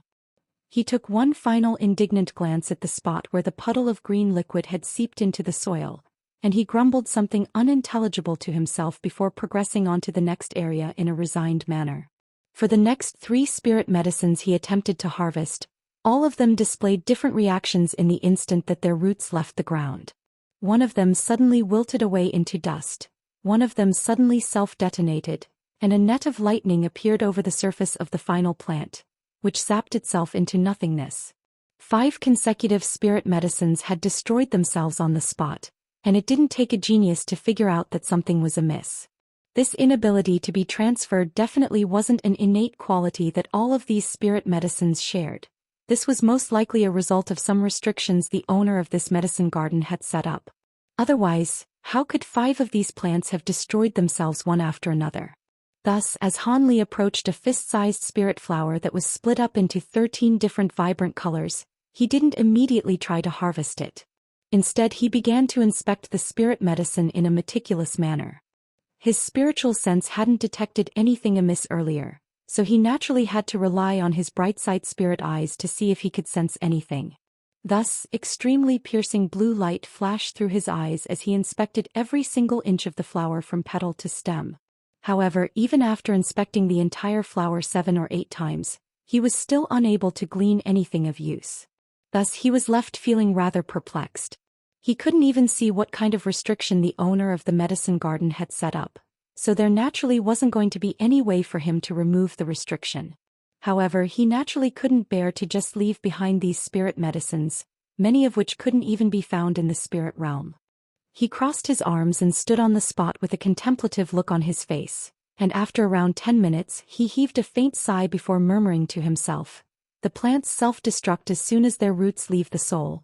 The restrictions have most likely been set up on their roots. In that case, I won't be able to take the entire plant, but I should be able to forcibly preserve the fruits and seeds." With that in mind, he immediately cast his gaze toward the vibrant flower again. He then tossed one of his jade boxes forward, and controlled it so that it hovered in a stable manner directly below the flower. Immediately thereafter he quickly rustled a sleeve, and a pristine white hand emerged from within. Azure light flashed and a sharp sword thread shot forth in a flash, brushing directly past the stem of the flower. At the same time, a burst of 5-colored flames also hurtled forth. The strange flower had only just had its stem severed when the 5-colored flames engulfed it, and it was instantly sealed as a block of translucent 5-colored ice. Following a faint clack, the block of ice fell into the jade box down below with unerring accuracy. He raised his hand again and several talismans shot forth before adhering themselves to the jade box in a flash. Vibrant restrictive power instantly enveloped the entire box, and he swept his sleeve through the air once again to expel a burst of azure light. The jade box instantly disappeared within the azure light, having been stowed away by Han Li.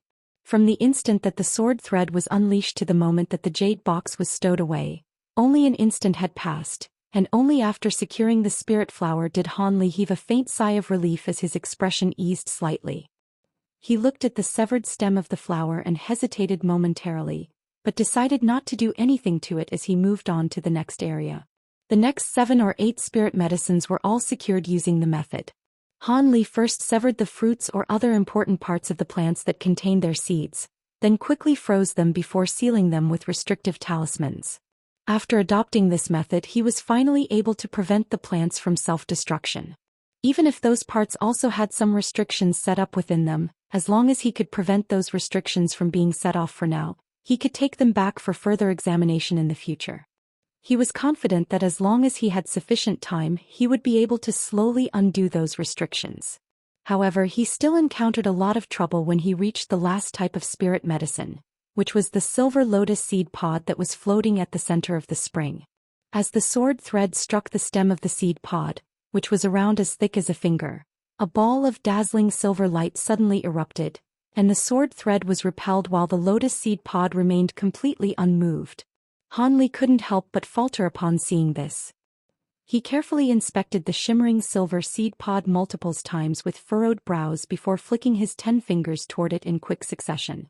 10 azure threads shot forth through the air before suddenly converging as one, forming a translucent streak of azure light that struck the stem of the seed pod, only for the same thing to happen again.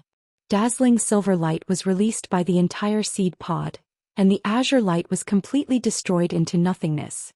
Han Li's eyelids twitched violently upon seeing this. Just what kind of extraordinary spirit item was this silver lotus seed pod?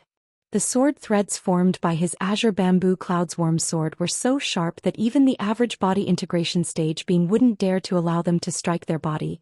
Yet not only was this spirit plant able to repel the sword threads, it was even able to retaliate and destroy them. This was simply incredible. Han Li's gaze quickly roamed over the entire seed pod before quickly moving on to the spring that the lotus seed pod was floating upon. This spring clearly wasn't any normal spirit spring. Not only was the water in it extremely clear and pure, there were also faint wisps of white spiritual chi that were constantly floating up from it. At the bottom of the spring, there were several lotus roots that were about the same length as a child's arm. The lotus roots were also of a shimmering silver color, and they appeared to be completely spotless and pristine. Han Li focused his gaze on the lotus roots to find that its finer whiskers were as pristine white as jade, and they didn't burrow into the mud down below. Instead, they were curled up into a ball and floating beside the seed pod like a ball of silver mist. This discovery was quite a reassuring one to Han Li, and his expression changed slightly as he fell into contemplation again. However, he didn't think for too long this time before deciding to make another attempt. He flipped a hand over and a blue jade vial that was around a foot tall appeared over his palm. He tossed the vial toward the center of the spring, and it hovered in a stable manner in midair. He then swept a sleeve through the air, and a dozen or so formation flags of different colors shot forth before vanishing into the area surrounding the center of the spring in a flash.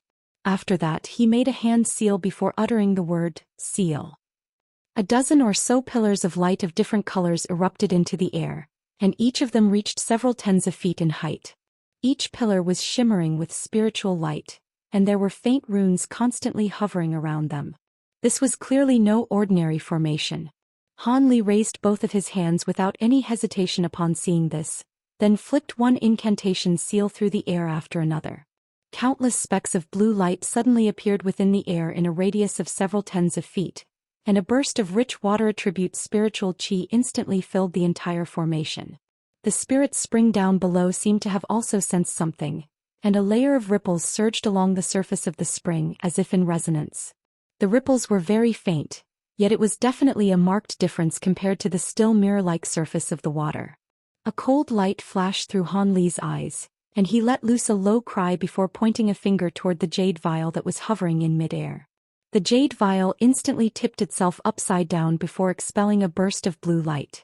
All of the surrounding pillars of light then emitted a buzzing sound in unison, and restriction fluctuations immediately erupted forth. In the next instant, all of the specks of light in the air surged toward the blue light to bolster it, and the blue light inundated the entire spring in the blink of an eye. An earth-shattering boom erupted, and the entire spring trembled as the water within abruptly became a lot more turbulent. The spring water swept forth in a frenzy and began to revolve around the silver lotus seed pod, instantly forming a vortex that had a diameter of around 10 feet. The turbulent waves instantly swept up the silver lotus seed pod, and Han Li began to flick incantation seals through the air with greater urgency upon seeing this. At the same time he began to chant something, and the lotus seed pod was immediately enveloped by the revolving spring water, which then transformed into a water dragon amid the bursts of blue light. Immediately thereafter this water dragon began to shrink and was sucked into the blue jade vial in its entirety in the end. Han Li's heart thumped violently as he waited in an apprehensive manner, but thankfully no mishaps occurred, and the silver lotus seed pod and the lotus roots were completely undamaged after it was drawn into the jade vial. The steady stream of incantation seals being released by his hands ceased, and he waved a hand toward the jade vial. The blue vial immediately flew toward him as a ball of blue light before landing in his hand, upon which he immediately released his spiritual sense to inspect the contents of the vial. As a result, he discovered that the silver lotus seed pod and the lotus roots were all completely unharmed as they floated within the spring water, and this naturally made him quite ecstatic. After sealing the jade vial with a bunch of talismans, Han Li stowed it away into his storage bracelet in an extremely careful manner, placing it among the large pile of jade boxes. This was the only complete spirit plant that he had been able to obtain from this area, and securing it alleviated some of his frustration of destroying the first 5 spirit medicines. After that Han Li explored the entire medicine garden, and regardless of whether he recognized the spirit medicines he encountered, he collected all of them without a second thought. Perhaps these spirit medicines were considered to be very ordinary items in the eyes of the owner of this place, but they were naturally extremely precious in the spirit realm, and he had reaped vastly bountiful rewards during this trip to the medicine garden. After ascertaining that he hadn't missed any spirit medicines, Han Li decided to immediately depart from this place. Thus, he issued an instruction to Chuer, and she disappeared up his sleeve as a ball of white light before he strode out of the medicine garden. In the instant that he emerged from the garden, a dull rumbling boom suddenly rang out from the direction of the main palace up ahead. Immediately thereafter, a burst of powerful spiritual pressure fluctuations erupted into the air from the same direction, creating quite an alarming spectacle to behold. Han Li's heart immediately stirred upon hearing this, following which a hint of a smile appeared on his face. It appeared that Shirkuan and Lu Shuier had finally been driven to the ends of their wits by the illusionary formation on the plaza and broke through it using brute force. Judging from the spiritual pressure fluctuations, it seemed that the illusionary formation really had been forcibly broken, which indicated that the two of them had to have used some kind of secret technique or treasure that far exceeded the boundaries of what they were currently able to wield. Otherwise, with the powers that the two of them had displayed thus far, there was no way that they would have been able to accomplish this. With that in mind, Han Li glanced at the 2 remaining side palaces and contemplated his options briefly before deciding to make his way toward the main palace. Moments later he appeared in front of the main palace again, just in time to see purple light flashing from the gate of the main palace. Meanwhile, Shirkuan was forced to stumble backward a dozen or so steps as he let loose a muffled groan. The giant hammers that he was holding were quickly melted away by the flashing purple lightning, leaving only a pair of handles in his hand in the blink of an eye. His face was completely devoid of color, and there was a hint of astonishment in his eyes. However, before he could unleash any other abilities to ward off the purple lightning snakes, Lu Shuier, who was standing over 100 feet behind him, sprang into action. She hurled a silver mirror through the air, and the surface of the mirror tremored before several azure pillars of light shot forth to temporarily keep the purple lightning snakes at bay. Shi Kun immediately took advantage of this opportunity to let loose a low roar as he rushed back in retreat, instantly hurtling back around 300 feet. At this moment, the azure pillars of light were unable to withstand the power of the purple lightning and were shattered amid a loud thunderclap. The purple lightning snakes then trailed along the direction of the pillars of light and switched to Lu Shui'er as their target. Lu Shui'er's heart jolted upon seeing this, but she acted in a very decisive manner, abruptly pointing a finger up at the mirror treasure in the air, upon which the mirror flew directly toward the lightning snakes at her behest. Immediately thereafter her body swayed and she abruptly vanished as a trail of afterimages. In the next instant she also appeared extremely far away from the palace gate. A dull explosion rang out as the purple lightning struck the silver mirror, and following a string of rumbling thunderclaps, the mirror exploded as a ball of silver light. After losing the nearby targets, the purple lightning snakes flashed erratically a few times before also dissipating of their own accord. Lu Shui'er had already expected that her mirror would be destroyed by the purple lightning, but her expression had naturally darkened significantly nonetheless. Right at this moment Han Li slowly strode over to them and said, "Fellow Daoists, this restriction is not your average restriction. If we want to break it then we'll most likely have to work together." Shi Kun and Lu Shui'er were naturally made aware of Han Li's arrival upon hearing this. Shi Kun's face twitched slightly and there was a sour look in his eyes as he grumbled, "You sure are a cunning man, Brother Han. You knew that this restriction would be difficult to break, so you went elsewhere. You arrived here far earlier than the two of us, so you must have reaped bountiful rewards already, right?" "I did indeed reap some rewards, but how can they compare with the treasures in the main palace? I'm sure the two of you are aware that the treasures requested by our two seniors and all of the other important treasures must be in there," Han Li replied with a nonchalant smile. "This place was once inhabited by an immortal, and mediocre treasures in their eyes will most likely all be extremely useful to us. However, we decided on this arrangement in the beginning, so I certainly can't complain, seeing as Brother Han has secured a head start through his own power. Besides, there definitely wasn't enough time for Brother Han to explore this entire place, so there are surely more rewards left to be reaped. Fellow Daoist Shi and I are not without chances." Lu Shui'er chuckled in response and she seemed to be truly unbothered by the fact that Han Li had secured a head start. Shi Kun's expression suddenly changed slightly upon hearing this and he smiled as he said, "However, Brother Han is clearly the most powerful among us, so we hope that you can put in some extra effort when we attempt to break the restriction on this main palace." "I'm the most powerful one among us? I certainly wouldn't dare to agree to that sentiment, but rest assured I'll be sure to put in my best effort," Han Li replied as he nodded in an expressionless manner. Lu Shui'er and Shi Kun exchanged a glance upon hearing this, and both of them were feeling rather reassured after securing Han Li's promise. Both of them were very proud individuals, but after scaling that mountain path and forcibly breaking that illusionary formation, they had expended a significant portion of their magic power. Without the assistance of an unfathomable being such as Han Li, it really would be quite difficult for them to break the restriction on this main palace. They didn't have to worry about Han Li suddenly turning on them after they broke this restriction, as Kai Luiying and Duan Tianren were still waiting for them back at Cloud City, and those two body integration stage seniors were going to act as their safety nets. With the vast array of powerful abilities that Han Li had displayed during this trip, the two of them were no longer just envious. They had become quite wary of and defensive toward him.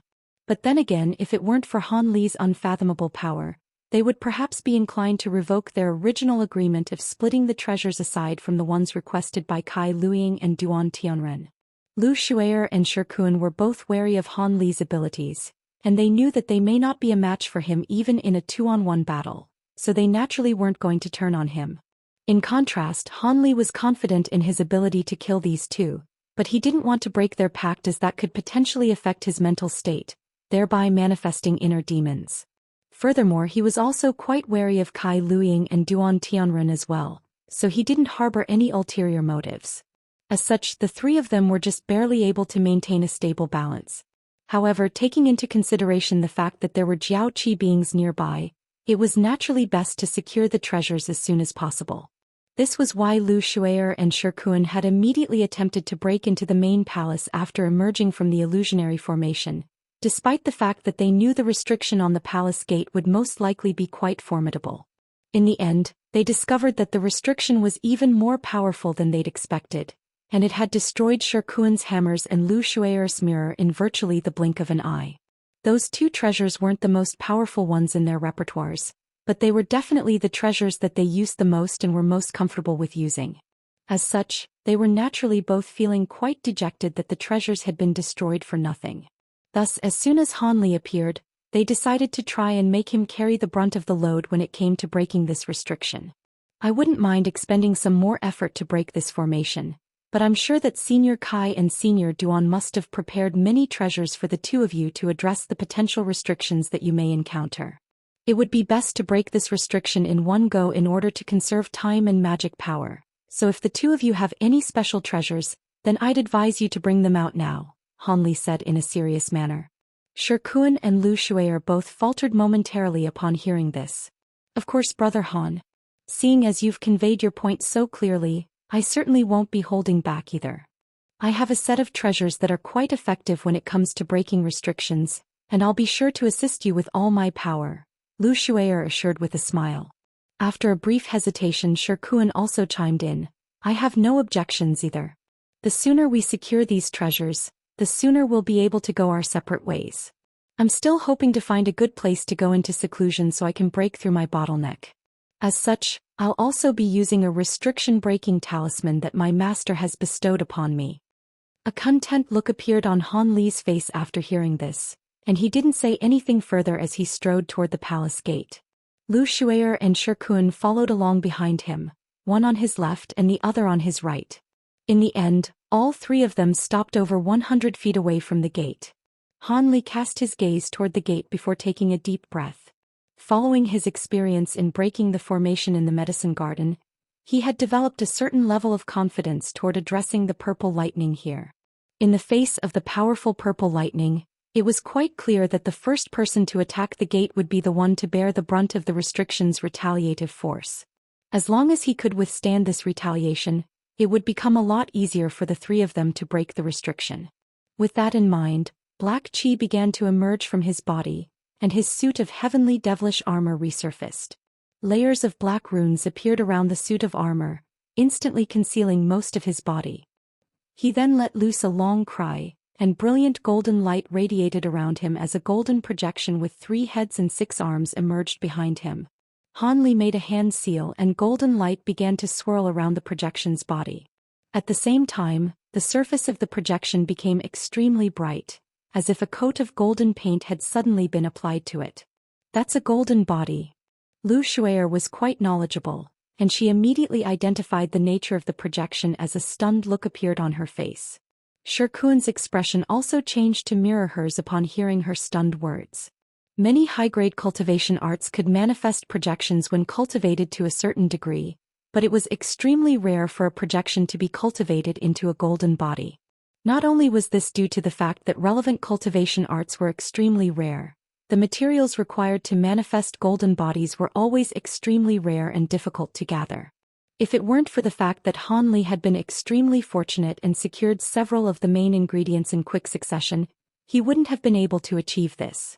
As such, Lu Shuier and Shirkuan were both quite astonished, and they looked on with bated breath as they waited for Han Li to take the lead. Immediately thereafter, Han Li flipped a hand over, and a miniature black mountain appeared over his palm before it was hurled through the air. Gray light flashed from the mountain, and it abruptly swelled to over 100 feet in size before crashing viciously toward the palace gate. A loud rumbling boom rang out, and as soon as the mountain struck the gate, countless arcs of purple lightning erupted forth before intertwining to form a lightning net. Even with the extreme essence-fused mountain's extraordinary weight, it was stopped cold in its tracks by the lightning net and unable to advance any further.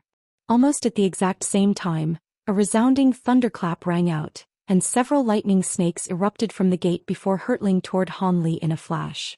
Han Li's expression remained completely unchanged upon seeing this, and he only narrowed his eyes slightly as golden light flashed before him. His golden body abruptly appeared in front of him, and its 6 arms blurred as it waved its shimmering golden hands through the air at once to oppose the purple lightning snakes. Golden and purple light flashed, and the golden hands remained completely unscathed. They then grabbed onto the purple lightning snakes in unison, only for more purple arcs of lightning to erupt from the door in the next instant. However, those arcs of lightning were also caught by the golden body, and Lu Shui'er and Shikuan were both stunned and ecstatic to see this. The two of them glanced at one another before taking this opportunity to strike without any hesitation. Shikuan opened his mouth to expel a shimmering silver talisman, which transformed into a silver ball of light that shot forth toward the palace gate in a flash.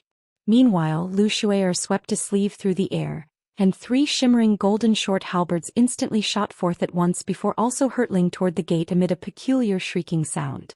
The silver ball of light and 3 streaks of golden light struck the purple lightning on the palace gate almost at the exact same time, and spiritual light flashed as the silver talisman vanished without a trace into the lightning.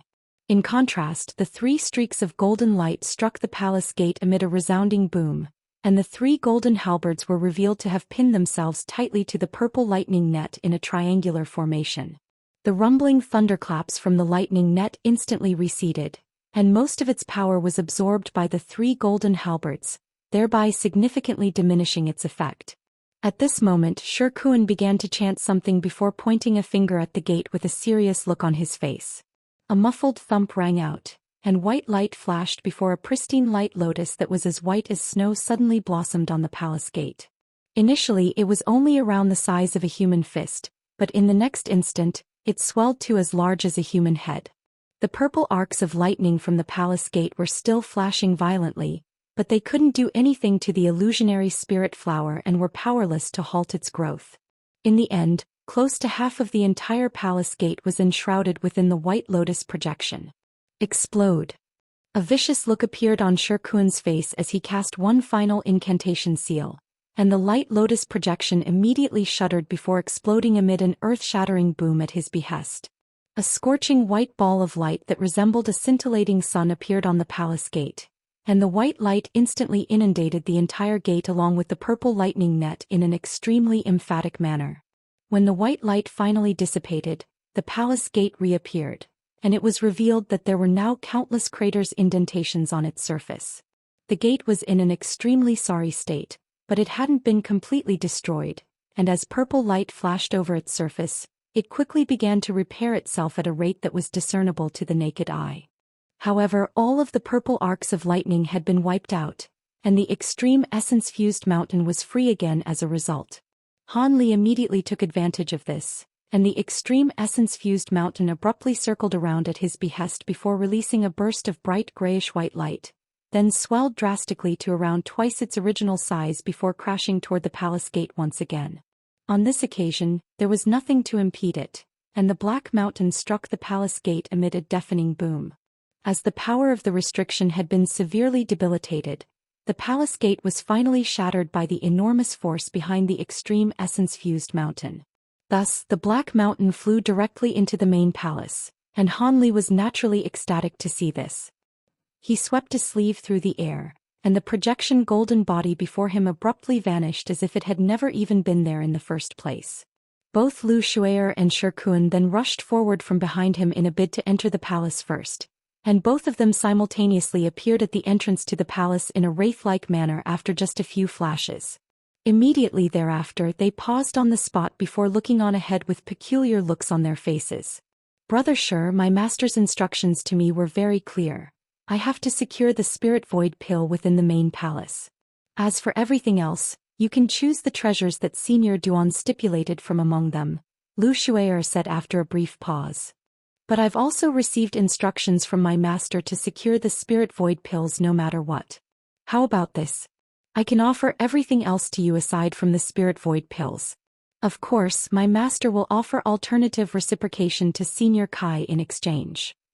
Shikuan chuckled in response, but his voice had clearly taken on a more stoic tone. "What do you mean by that, fellow Daoist Shi? Haven't you repeated what I just said? My master made it very clear to me that I must secure the spirit void pills, and that she would accept no alternatives. If you're willing to back down, Then I can promise you a vial of our crystal race's revered crystal moon liquid in my master's stead. I'm sure you know what this spirit liquid entails for stone cocoon being like you, Brother Sure. This is an extremely sought-after item for even the holy grade beings of your stone cocoon race. A cold look had appeared in Lu Shuer's eyes, but her tone had become more gentle and benevolent. Crystal moon liquid? Sure Kuan's expression changed slightly upon hearing this, and it was quite clear that this was a completely unexpected offer that was truly quite tempting to him. However, he then immediately thought back to Duan Tianren's stern instructions prior to his departure, and his heart instantly jolted as he cast aside his personal desires. He immediately shook his head and refused.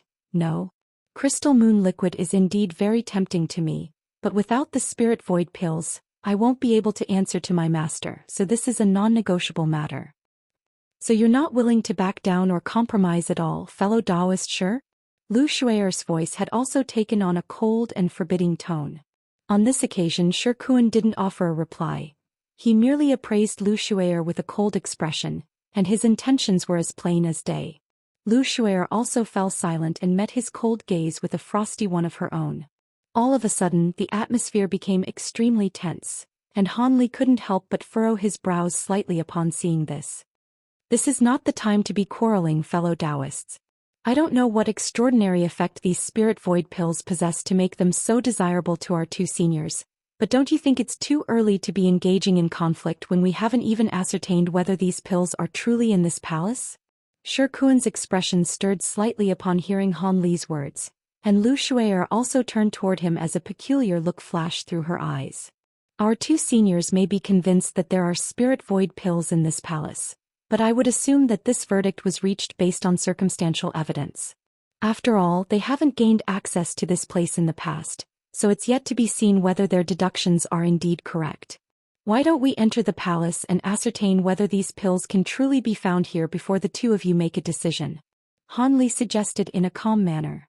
Contemplative expressions appeared on both Sure Kuan and Lu Shuer's faces upon hearing this proposal.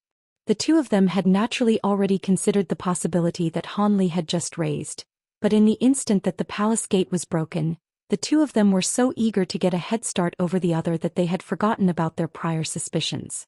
Now that Han Li had reminded them of this possibility, both of them returned to their senses, and it naturally became quite clear to them that their top priority was to find the spirit pills first before deciding who would claim them. You're right, Brother Han. Fellow Daoist Sure, let's determine whether there actually are spirit void pills in this palace before we discuss anything else, Lu Shuer said in a slow voice. I have no objections to this proposal, Fairy Lu.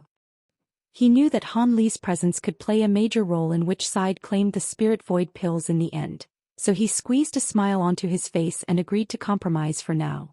Seeing as the two of you have reached a temporary resolution, why don't we all head inside together? Han Li said with a smile before taking a few steps and reaching the two of them. Sure Kuan and Lu Shuer naturally didn't have any basis to refuse, and they both nodded in response. Thus, the three of them entered the palace one after another, then arranged themselves side by side before appraising the entire palace. As expected of the main palace, the interior was close to 10,000 feet in size, and it could comfortably house several thousand people. The first things that everyone saw were the purple pillars inside the palace, each of which was as thick as a human, and there were over 100 such pillars. There were also many antiquated weapons that were hanging from the walls of the palace, all of which were either long halberds or giant axes, and they were all shimmering with silver light while emitting powerful spiritual qi. At a rough glance, there appeared to be close to 1,000 such weapons, and placed at regular intervals at the foot of the walls were suits of colorful armor. The suits of armor were completely empty, and it was quite clear from the intricate patterns carved on their surfaces that these weren't ordinary suits of armor. On the other end of the palace that was directly facing the gate was a massive screen that was shimmering with azure light. There seemed to be something drawn onto the screen, but it was difficult to make out exactly what was drawn on it as it was too far away. There was a short table that resembled a tea table in front of the screen, upon which was sitting a golden cauldron. Aside from that, the entire palace was completely empty without any embellishments, so there was no need for them to make any extra effort in searching for treasures. Han Li's trio was naturally quite surprised to see this, and Han Li cast his gaze toward the screen and golden cauldron in the distance. Following a brief moment of contemplation, he strode directly toward that direction, and Lu Shuier and Shi Kun exchanged a quick glance before immediately averting their eyes, then followed along behind Han Li. After all, there wasn't really anything that didn't appear to be worth investigating in the entire palace aside from the screen and the golden cauldron. Thus, 3 of them made their way to over 100 feet away from the screen and the golden cauldron under a strange atmosphere. Han Li stopped on the spot and began to appraise the 2 items from afar. Shi Kun and Lu Shuier also reflexively stopped and began to inspect the 2 items with differing expressions. Han Li had his hands clasped behind his back, and his expression appeared to be quite calm and placid, but there was already blue light flashing deep within his eyes. The surface of the screen was concealed by a layer of azure light, but that certainly wasn't going to stump his spirit eye ability. Thus, he was instantly able to glean what had been drawn on the screen, and a hint of surprise appeared on his face. The artwork on the screen depicted a strange massive gate that had golden and silver runes inscribed on its surface. The gate was antiquated in design and completely black in color, but the 2 types of runes on its surface were constantly flashing, giving it an intriguing air of mystery. The golden and silver runes bore a slight resemblance, and they were none other than beveled silver text and golden seal text, both of which were spirit texts used in the true immortal realm. Han Li raised an eyebrow ever so slightly, and he instantly released a wisp of spiritual sense toward the giant gate on the screen. As soon as his spiritual sense came into contact with the giant gate artwork, a burst of enormous force erupted from the screen, and before that wisp of spiritual sense had a chance to react, it was dragged into the screen, thereby completely cutting off its connection with Han Li. Han Li's expression changed slightly, and he instantly developed a sense of caution toward this screen. Shi Kun let loose a muffled groan and stumbled back a half-step before immediately catching himself. He had clearly also fallen victim to this screen's power, and it appeared that he had been affected more so than Han Li. Lu Shuier's face was concealed by her hood, so it was impossible to glean her expression, but her body also swayed slightly before she managed to steady herself, so she had also definitely been made aware of the peculiar nature of this screen. Han Li had lost a wisp of spiritual sense, but it didn't affect him at all as his spiritual sense was far more powerful than that of his 2 companions. He temporarily turned his attention away from the screen and lowered his head to appraise the golden cauldron. The cauldron was shimmering with golden light, and a series of patterns that resembled clouds and mist were engraved on its surface. These patterns were extremely complex and most of them were in a corkscrew form. They were spread over the entire cauldron, and upon closer inspection he was struck by a sense of dizziness. Han Li's heart stirred upon seeing this, and he calmly released his spiritual sense once again, only to find that it was unable to seep into the cauldron at all.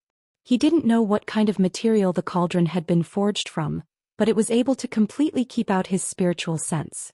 However, he had also noticed that there were 2 square indentations on the sides of the cauldrons, and they seemed to be slots that certain items could be placed into.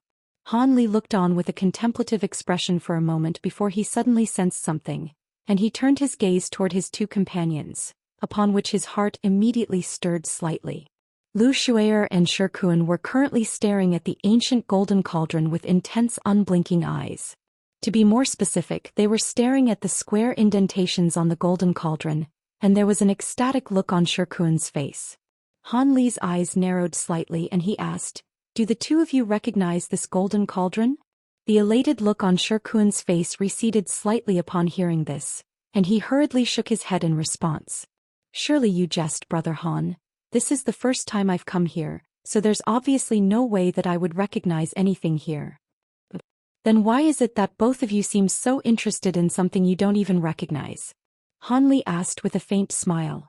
Seeing as Han Li refused to be placated, Shi Kun decided to kick the ball into Lu Shuier's court.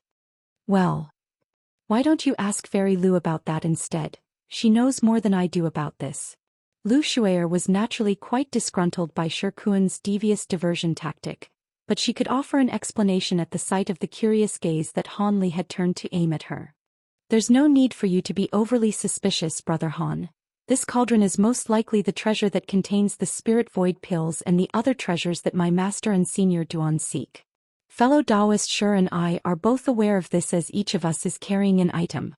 Fellow Daoist, sure, how about you and I bring out those items for Brother Han to see?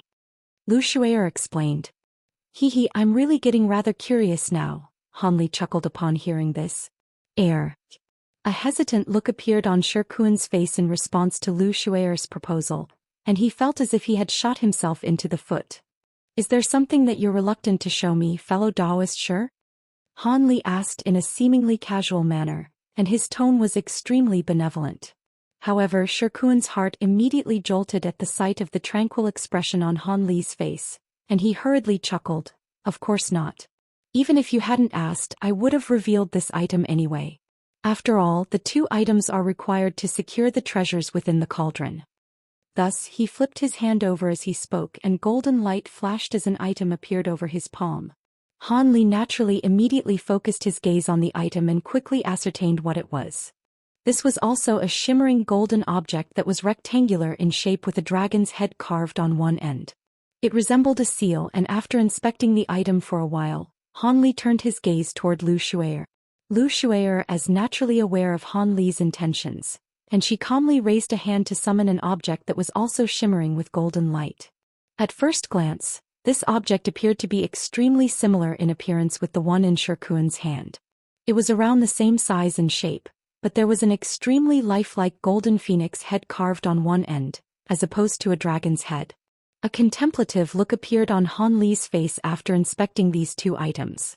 At this moment, Lu Shui'er began to offer an explanation.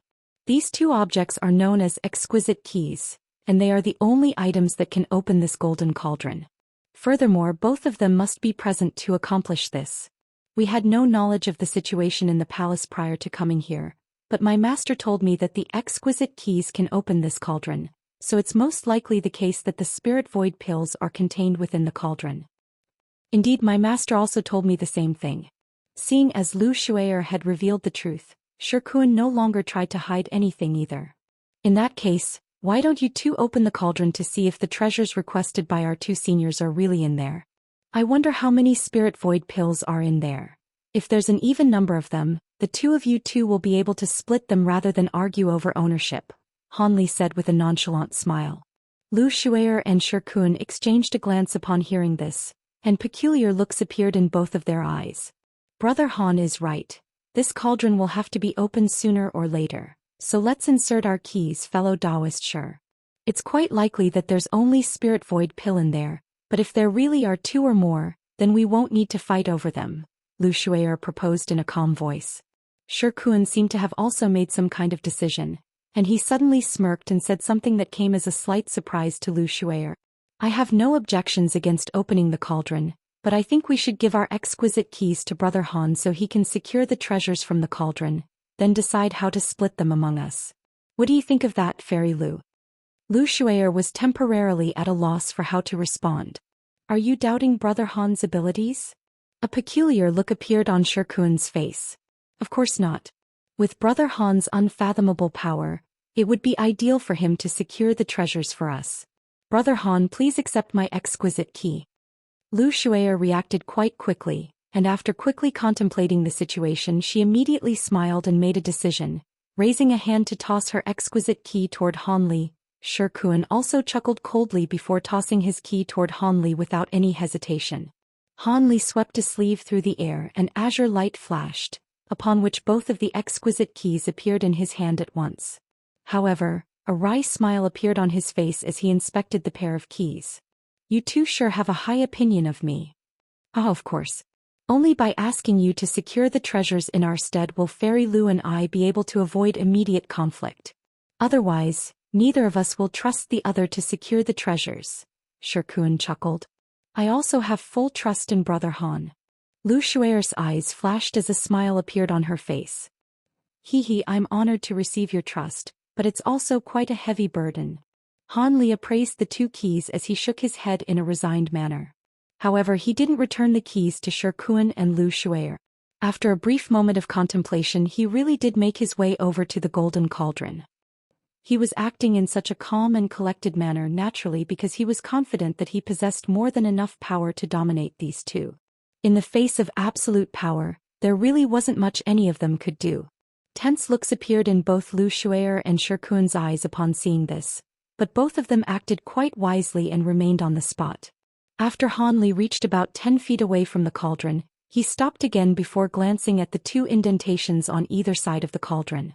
Immediately thereafter he injected his magic power into the two keys in his hand before flicking his wrist. The exquisite keys shot forth, letting loose a clear cry along the way before transforming into a golden wurm and a golden phoenix amid a flash of golden light. The two of them revolved around the golden cauldron before flying into the indentations, then vanishing into the cauldron in a flash. Immediately thereafter the two indentations on the cauldron were filled with unerring accuracy. The two exquisite keys were completely embedded into the cauldron with only the dragon and phoenix heads revealed. They fit seamlessly into the indentations without any gaps to be seen. In the instant that the pair of keys entered the golden cauldron, a melodious dragon's roar suddenly rang out. Brilliant golden light then erupted, and the corkscrew patterns on the surface of the cauldron began to revolve as if they'd sprung to life. Even the golden light being emitted by the cauldron began to take on a peculiar vortex form, and Han Li was struck by a sense of disorientation at the sight of this golden vortex, as if he were going to be drawn directly into it. His heart immediately jolted in response, but he wasn't actually fearful toward the cauldron as there was no one wielding it, so it surely posed no threat to him. He hurriedly activated his great development technique and at the same time, blue light flashed through his eyes, upon which his discomfort was instantly alleviated in its entirety. All of a sudden he let loose a low cry before making a hand seal, and an azure incantation seal shot forth before vanishing into the cauldron in a flash. In the next instant, the dragon's roar that was being released by the cauldron transformed into the delightful cry of a phoenix. From a distance, it appeared as if the dragon and phoenix heads on either side of the golden cauldron had begun to move, as if they had sprung to life. The scintillating golden lid of the cauldron rose up into the air before disappearing into nothingness. A loud commotion then rang out from within the cauldron, and following a rumbling boom, several golden balls of light of different sizes shot forth before attempting to escape into the heavens. However, Han Li was already prepared well in advance, so he certainly wasn't going to let these items slip through his fingers. As such, he immediately swept a sleeve forward and gray light surged forth like lightning, instantly enveloping all of the golden balls of light at once. However, these golden balls of light suddenly dispersed, and the gray light receded in their paths, posing no impediment to them at all. Han Li was rather alarmed to see this, and he immediately made a hand seal before opening his mouth to expel a ball of azure light. There was a miniature azure cauldron within the azure light, and it was none other than his heaven void cauldron. His hand shot forth as a blur and struck the side of the cauldron, upon which its lid flew off of its own accord. Immediately thereafter, a plume of azure threads erupted forth before dispersing through the air. The countless green threads intertwined to form a giant azure net that encompassed all of the golden balls of light beneath it. As soon as the golden balls of light struck the net, they were all repelled back, and Han Li made another hand seal before pointing up into the air. The huge azure net abruptly folded in on itself, and all of the golden balls of light were trapped within it, thereby completely immobilizing them. Only then did Han Li calmly wave a hand through the air, and the azure threads instantly began to radiate dazzling light, causing Lu Shui'er and Shi Kun to blink involuntarily as they looked on with rapt focus. The azure net that contained the golden balls of light transformed into a streak of azure light that flew downward, then disappeared into the small cauldron in a flash. The azure cauldron lid then immediately descended to seal the heaven void cauldron shut. Han Li made a grabbing motion toward the small cauldron, and azure light immediately flashed, following which the treasure appeared in his hand. After that, he carried the treasure in one hand before turning around to face his two companions. Fellow Daoists, the treasures have been secured. You two will have to inspect them in person to see if they include the treasures that our two seniors have requested. As soon as his voice trailed off, he flicked his wrist again, and the heaven void cauldron rose up into the air before hovering in a stationary manner before him. He then crossed his arms and appraised his two companions with a hint of a smile on his face. Lu Shui'er and Shi Kun exchanged a glance upon hearing this, but Lu Shui'er then immediately chuckled before giving a nod and made her way gracefully over to the cauldron. Shi Kun rubbed his own chin and glanced at the azure cauldron before also striding toward it. The two of them then stopped around 10 feet away from the cauldron, and before they had even said anything, Han Li waved a hand forward in a calm manner. The small azure cauldron immediately rotated on the spot, and its lid vanished once again, revealing a burst of azure light flashing incessantly within it. Brother Han, this is a spirit treasure, is it not? Does it have a name? Shirkuan suddenly asked. Are you interested in this spirit treasure, Brother Shir? Han Li's expression remained completely unchanged as he replied with a question of his own. Not exactly. It's just that I was fortunate enough to have seen a replica copy of the chaotic myriad spirit roll in our stone cocoon race, and there seemed to be an item on it that was very similar to your cauldron, Shirkuan explained. The chaotic myriad spirit roll? Han Li reflexively furrowed his brows slightly. Have you not heard of it, Brother Han? Shirkuan was rather taken aback. I've naturally heard of it, but those are all rumors and I don't really know the exact details of the roll. It would be great if you two could enlighten me on the subject, Han Li replied with a contemplative expression. It's actually pretty simple. All of the races that have taken over a certain territory in the spirit realm have had a strange rock fall upon their land, and the chaotic myriad spirit roll is inscribed upon those rocks. The roll keeps a record of all of the most powerful treasures in the spirit realm, and it's constantly being updated. Every single item on the roll is quite extraordinary, and even divine spirit treasures are all ranked quite low on the list. I recall that I just so happened to have seen a treasure on the roll's replica copy that bore a resemblance to this cauldron of yours, but it was ranked rather low, so I didn't pay much attention to it. As such, it's quite possible that my memory is merely playing tricks on me, Shirkuan explained in an honest manner. I'm not sure if this item is the one that you're referring to. Perhaps it is, perhaps it's not. However, that's not the pressing matter at hand. We should focus on inspecting the items in the cauldron to see if the treasures requested by our two seniors are among them, Han Li said with a smile. Seeing as Han Li was clearly dodging the question, Shirkuan naturally couldn't keep pressing the issue, and he made no attempt to raise further questions as he nodded in response. As for Lu Shuier, her gaze had been fixed on the Heaven Void cauldron this entire time, and following the conclusion of Han Li and Shirkuan's conversation, she immediately said, Please reveal the treasures to us, Brother Han. Spirit Void pills are very easy to identify, so we definitely won't be mistaking them. She seemed to be more interested in the treasures in the cauldron than Shirkuan was. Han Li naturally had no objections to this, and he swept a sleeve through the air, sending several formation flags hurtling forth before disappearing into the surrounding space as streaks of light of different colors. All of a sudden, a white light barrier appeared to encompass an area with a radius of over 100 feet around the Heaven Void cauldron. This was a simple restriction formation, and it had naturally been set up to prevent any mishaps from occurring after the treasures were revealed.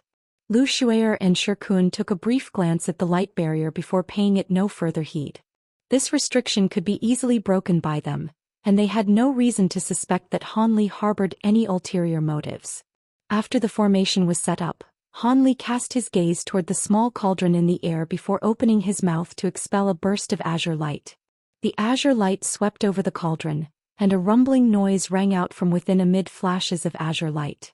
Lu Shuier and Shirkuan both looked on with bated breath. Meanwhile, Han Li wore a relaxed smile as he raised a hand before pointing a finger at the small azure cauldron. The cauldron was only around a foot in size initially, but it then immediately expanded to around 10 feet in height. Han Li then immediately made another hand seal, and a dull thump rang out, following which a ball of light suddenly flew out of the cauldron.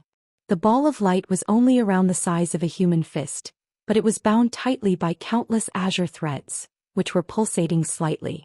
Han Li let loose a low cry before raising a hand, and an incantation seal flew through the air before vanishing into the ball of light. Immediately thereafter, the azure threads around the ball of light were shattered before vanishing as specks of azure light. As soon as the azure threads faded, golden light flashed, and the item attempted to fly away again. A cold light flashed through Han Li's eyes, and he immediately reached out with a single hand. An enormous burst of invisible force instantly descended, and the item was completely immobilized in midair. Han Li focused his gaze on the item to find that it was a shimmering golden gourd. There were complex patterns all over its surface, and spiritual light was flashing erratically from it. Lu Shuier and Shirkuan's expressions changed slightly upon seeing this, but they didn't do anything in response. Han Li made a pulling motion with his hand, and the golden gourd immediately hurtled toward him before landing in his grasp. It seemed to have attained a hint of spiritual nature and was trembling incessantly within his hand in an attempt to break free. Han Li raised an eyebrow before sweeping a sleeve over the gourd, and white light flashed as a white talisman was adhered onto its surface. The restrictive force of the talisman immediately stifled the light emanating from the gourd, and it fell completely still. Han Li raised his hand in a calm manner and brought the gourd up to his eye level for further inspection. Blue light flashed through his eyes, and he swept a wisp of his own spiritual sense toward the treasure. After a full 10 minutes had passed, the spiritual light in Han Li's eyes faded, and he tossed the gourd forward.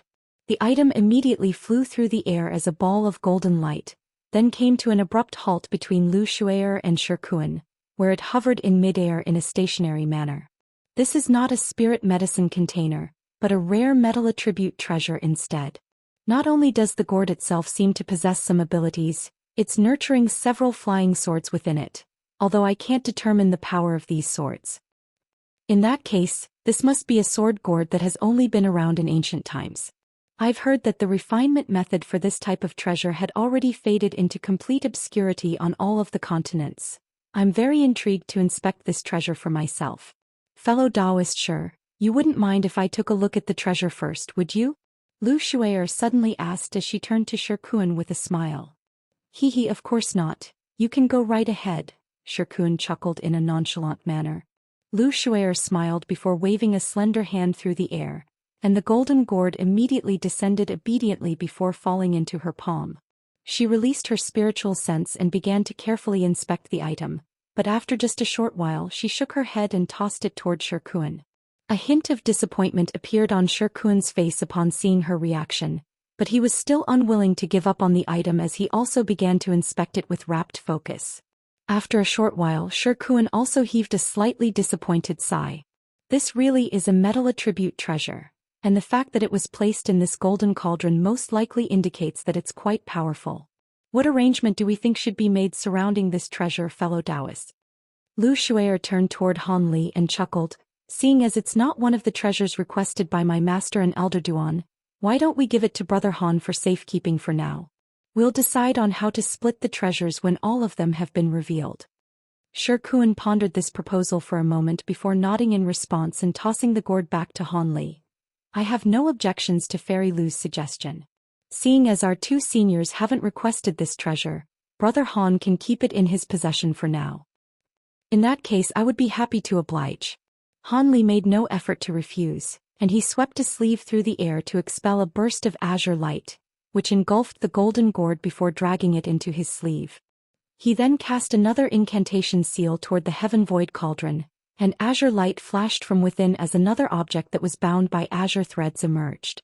Han Li withdrew the azure threads again, and the treasure that was revealed within was an azure jade box with flashing golden runes on its surface.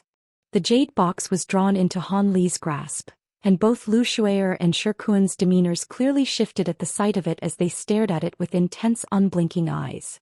Han Li didn't play any tricks and blew a burst of spiritual qi toward the jade box right in front of his two companions. The lid was removed and Han Li's expression changed slightly after glancing at the contents of the box. There were two identical miniature green horses within the box, each of which was around the size of an egg and emanating a rich medicinal aroma. Just a single light whiff of this aroma sent a burst of pure spiritual qi surging throughout his body, but the two miniature horses were lying completely still in the box with their eyes closed, having lost all signs of life long ago. The two miniature horses rose up out of the box at Han Li's behest before flying toward Lu Shu'er and Shikuan. At the same time he said in a calm voice, "These two spirit medicines must be the jade curd herbs that our two seniors have referred to, right? Who would have thought that they're capable of metamorphosis already? I'm sure they'll be very useful to our two seniors. Seeing as there are two of them, why don't you take one each?" Lu Shu'er and Shikuan were ecstatic to hear this, but they were also slightly disappointed at the sight of the pair of extremely lifelike, yet completely lifeless miniature horses. However, in any case, the fact that Han Li had offered them such precious spirit medicines without any hesitation alleviated the final hint of concern they had harbored toward him. Shikuan expressed his gratitude toward Han Li before drawing one of the miniature horses into his grasp, then briefly inspected it before carefully stowing it away into a jade box of his own. Lu Shuier was also very pleased with the spirit medicine, and she expressed her gratitude toward Han Li as well before stowing it away up her sleeve. Han Li nodded expressionlessly in response to their expressions of gratitude, then tossed the jade box onto the ground. He was doing so to show the two of them that the box was indeed empty and that there were no other spirit medicines contained within it. After that, he continued to summon treasures out of the Heaven Void Cauldron. The next two items to emerge from the cauldron were a hexagonal formation plate and a shimmering golden pagoda. It was quite clear that these two were unfathomably powerful treasures, and they were temporarily given to Han Li for safekeeping as well. The next treasure to emerge from the cauldron was another one that Kai Luiying and Duan Tianren had requested, so Han Li split it up evenly between his two companions. Lu Shuier's eyes flashed and a hint of concern appeared on her face. Shirkuan's expression had also darkened slightly. They could see that there weren't many golden balls of light left in Han Li's cauldron, yet they still hadn't seen any spirit void pills yet, so they were starting to grow rather uneasy. No matter how many other treasures they obtained, their trip would still be considered a failure if they couldn't secure the all-important spirit void pills. Right at this moment, a low ringing sound rang out from the giant azure cauldron, and another treasure was expelled. The azure threads dispersed to reveal a small purple vial that was only several inches tall, but its surface as smooth as a mirror, and there were wisps of white qi revolving around it. A burst of astonishing spiritual qi emanated from the small vial, and expressions of elation appeared on both Shirkuan and Lu Shuier's faces. Han Li cast an expressionless gaze toward the purple vial, which was slowly rotating in midair, and he stroked his chin as the corners of his lips curled upward slightly. All of a sudden, he raised an arm before pointing forward, and the lid of the purple vial suddenly flew off of its own accord. The opening of the vial was then tipped upside down, and a golden ball of spirit flames emerged from within. The spirit flames let loose a clear cry before transforming into a fiery golden bird. As soon as the fiery bird appeared, it immediately let loose a clear cry up into the heavens. Han Li took a deep breath before extending a pristine white hand out of one of his sleeves, then curled back his 5 fingers before flicking them in succession. 5 bursts of glacial flames shot forth one after another before striking fiery golden bird in a flash, severely dimming the light that was emanating from it. After all 5 bursts of glacial flames had struck the golden bird, it let loose an anguished cry, and the golden flames completely receded to reveal a golden pill. The pill was only around the size of a human thumb, and there were complex pill patterns all over its surface. Its vibrant golden color coupled with those patterns presented quite a remarkable sight to behold. There's no mistaking it, this is definitely a spirit void pill. Lu Shuier exclaimed with an elated look on her face as soon as the pill emerged. Shirkuan was also appraising the pill with excitement in his eyes, but a thought then suddenly occurred to him, and his expression changed slightly as he asked, "Brother Han, is there only one spirit void pill in the vial?" Han Li offered no reply to this question. Instead, he merely pointed a finger at the small purple vial, and it shuddered before another fiery golden bird flew out from within it amid a dull thump. "There are 2 pills. This is fantastic." Shirkuan immediately burst into elated laughter upon seeing this. "Seeing as both seniors have requested this pill and there just so happen to be 2 of them, you can take 1 each. Do either of you have any objections?" Han Li asked with a meaningful smile on his face. Lu Shuier and Shirkuan's expressions both changed slightly upon seeing this, and the 2 of them quickly exchanged a glance. A serious look appeared on Shirkuan's face, and Lu Shuier looked back at him with a cold expression. Shirkuan hesitated momentarily before heaving a long sigh. "All right, I'll settle for this arrangement. My master strictly ordered me to bring back all of the spirit void pills here to him, but seeing as Fair Lu is unwilling to back down, I have no choice but to compromise." "I have no objections either. At the very least, I won't be returning empty-handed to my master," Lu Shuier chimed in as the cold look in her eyes eased slightly. Seeing as both sides had agreed to this arrangement, albeit in a begrudging manner, Han Li nodded before pointing at the 2 pills in the air. The 2 golden pills shot forth before arriving in front of Lu Shuier and Shirkuan in a flash. Lu Shuier raised a hand to catch the pill that was flying toward her, while Shirkuan suddenly opened his mouth to expel a burst of yellow light, which instantly swept up the pill. Only then did he calmly extricate the pill from within the yellow light. Even though both of them were convinced that these were spirit void pills, this was an extremely important matter, so they naturally still had to use their own secret techniques for verification. Thus, one of them began to chant incantations and cast strings of incantation seals toward the spirit pill that they were holding. Meanwhile, the other merely stared intently at the pill in their hand. After about 10 minutes, both of them looked up at once before exchanging a glance and a nod, upon which they heaved a collective sigh of relief. "We must offer you our gratitude, Brother Han. Without your assistance, there would have been no way for us to reach this place so quickly and secure the spirit void pills," Lu Shuer said with a smile as she stowed her pill away into a vial that she was carrying. "I accepted benefits from our two seniors, so it's only right for me to repay them," Han Li replied in a nonchalant manner. Shi Kuan also stowed away his pill before casting his gaze toward the purple vial that was hovering in midair, and he suddenly asked, "You're far too modest, Brother Han. Forgive me for my rudeness, but I must ask if there are any other pills inside that vial." Lu Shuer's heart stirred upon hearing this, and a peculiar look flashed through her eyes. I didn't think that fellow Daoist sure would be so greedy. You can take a look for yourself to see if there are any other pills in here," Han Li chuckled before casting an incantation seal, and the purple vial immediately flew toward Shi Kuan as a streak of light.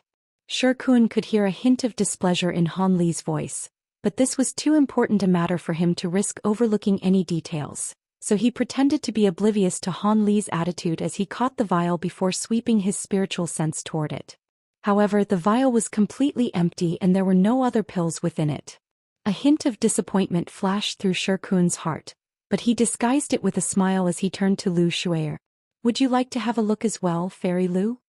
He motioned to toss the vial toward her as he spoke. However, Lu Shuer merely shook her head and said, "Brother Han and Brother Shi have already inspected the vial, so there's no need for me to take another look.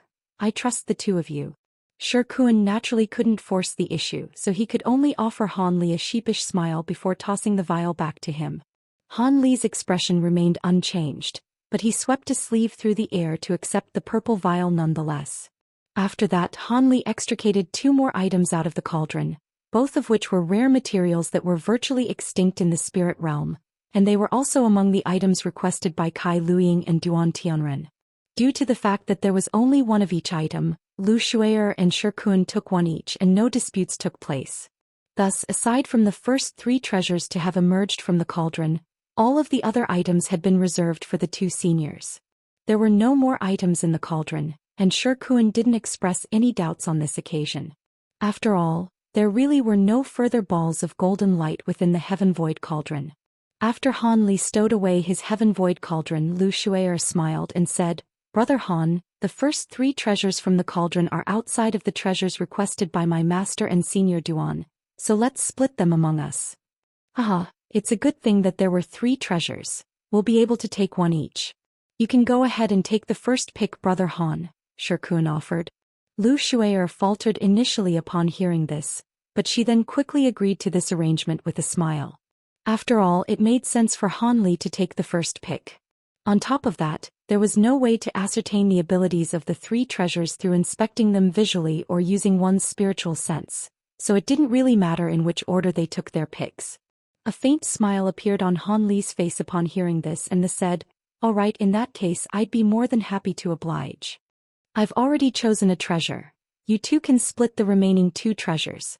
Han Li swept a sleeve through the air as he spoke, and 2 items immediately flew out before hovering in front of him. These were none other than the golden pagoda and the hexagonal formation plate, which meant that he had chosen the golden gourd. Lu Shuer and Shi Kuan were both slightly surprised by Han Li's choice, but they didn't pay much heed to it. Instead, they both turned their attention toward the remaining 2 treasures with contemplative looks on their faces. Lu Shuer was the first to speak. "I would like the golden pagoda. If you have objections, you can have the formation plate. What do you think, Brother Shi?" Shi Kuan hesitated momentarily but still nodded in agreement in the end. "All right, I'll take the formation plate then. Thank you for allowing me to choose ahead of you, Brother Shi." Lu Shuer smiled before raising a hand, and the golden pagoda treasure in front of Han Li was drawn into her grasp. Shi Kuan naturally also drew the hexagonal formation plate to himself as well. The three of them exchanged a glance with one another, and all of them were quite elated. "Brother Han, Fairy Lu, you wouldn't object if I were to take this golden cauldron, would you?" Shi Kun suddenly strode toward the cauldron with a smile on his face. He then laid a hand on it and bright spiritual light abruptly radiated from it. Immediately thereafter, the cauldron shrank down to around the size of a human fist in the blink of an eye. Han Li's brows furrowed slightly upon seeing this, but his expression then instantly eased as he said, "I have no objections. If Fairy Lu is also willing to accept this arrangement, then you can go right ahead. This cauldron is a fantastic treasure for holding some important things, and I also wanted it for myself, but seeing Brother Shi has already claimed it, I'm willing to pass up on it." There was a hint of disappointment in Lu Shuer's eyes as she appraised the golden cauldron, but Shi Kun had already claimed it, so she had no choice but to comply. After all, this wasn't something worth instigating a potential conflict over. Shi Kun chuckled as he stuffed the golden cauldron up his sleeve, then looked around to find that Han Li was currently carefully appraising that peculiar screen. "Have you discovered something, Brother Han?" Shi Kun couldn't help but ask at the sight of Han Li's enraptured expression. "This is no ordinary screen." Han Li gave a completely pointless reply. Shi Kun was left feeling rather speechless upon hearing this. The fact that this screen was able to devour their spiritual sense clearly indicated that this was no ordinary item, so such a response told him nothing that he didn't already know. However, it wouldn't be appropriate for him to pry any further, so he could only also inspect the screen using secret techniques of his own. Meanwhile, Lu Shuer had also strode over to the screen and was appraising it with a contemplative look on her face. Right at this moment, Han Li's body swayed, and he suddenly appeared behind the screen. He raised both of his hands and flicked his 10 fingers in succession, upon which incantation seals of different colors were sent hurtling toward the screen. Shi Kun and Lu Shuer were naturally intrigued by what Han Li was doing and hurriedly cast their eyes toward him. Right at this moment, Han Li let loose a low cry, and a ball of black chi suddenly appeared on his glabella. An inky black third eye then emerged before blasting forth a pillar of black light that was around as thick as a human thumb onto the screen. Immediately thereafter, a buzzing sound rang out from behind the screen, and a vast expanse of 7-colored light surged forth. The light swept up Han Li and he abruptly vanished on the spot. Shi Kun and Lu Shuer's hearts jostled upon seeing this, and they immediately rushed around to the rear of the screen in unison. There they discovered that a string of ancient purple text had appeared on the screen. Whirled within the screen, Lu Shuer's pupils contracted slightly as she read the words aloud. Almost at the exact same moment, Han Li had already been teleported into a strange space. Everything around him was nothing more than a vast expanse of murky grayness, with the exception of a massive black gate that was situated nearby. There were countless golden and silver runes hovering all over the gate, and they were constantly fluctuating in brightness, creating quite a mysterious sight to behold. This gate was identical to the one that was on the screen from earlier, and it was as if he had been swept up into the artwork on the screen. This really is a place that's similar to the Shumi paradise. Han Li looked around at his surroundings before turning his gaze toward the giant gate, upon which a peculiar look appeared on his face. All of a sudden, he flipped a hand over and spiritual light flashed as a stack of formation plates of different colors appeared over his palm. He then made a hand seal with his other hand, and all of the formation plates shot forth at his behest, flying away in all directions. The formation plates transformed into balls of light that plummeted downward, and as soon as they came into contact with the ground, they vanished without a trace. Moments later, bursts of white mist began to surge out of the spots where the formation plates had vanished in a frenzy. The mist was dense and lingered in the air for a long time, forming an extremely viscous wall of mist that encompassed both Han Li and the massive gate before him. Only then did Han Li's expression ease slightly, and he swept a sleeve through the air to release a ball of azure light, which contained an item. The item circled around through the air before hovering in front of him, and it was none other than his heaven void cauldron. He pointed a finger gently at the cauldron and its lid flew off on its own. Azure light flashed within the cauldron and a faint white figure emerged. This was a little girl in a white dress. She appeared to be around 6 or 7 years old with her hair arranged into small braids, and her round little face was extremely adorable. It was none other than Chuer. Chuer pays her respects to her master. She extended a salute toward Han Li with a cheeky smile on her face. Well done. Even I wasn't able to sense your aura from within the cauldron. There's no way that those two would have been able to detect your presence, Han Li praised with a pleased look on his face. It's all thanks to the treasure and talisman you gave me, Master.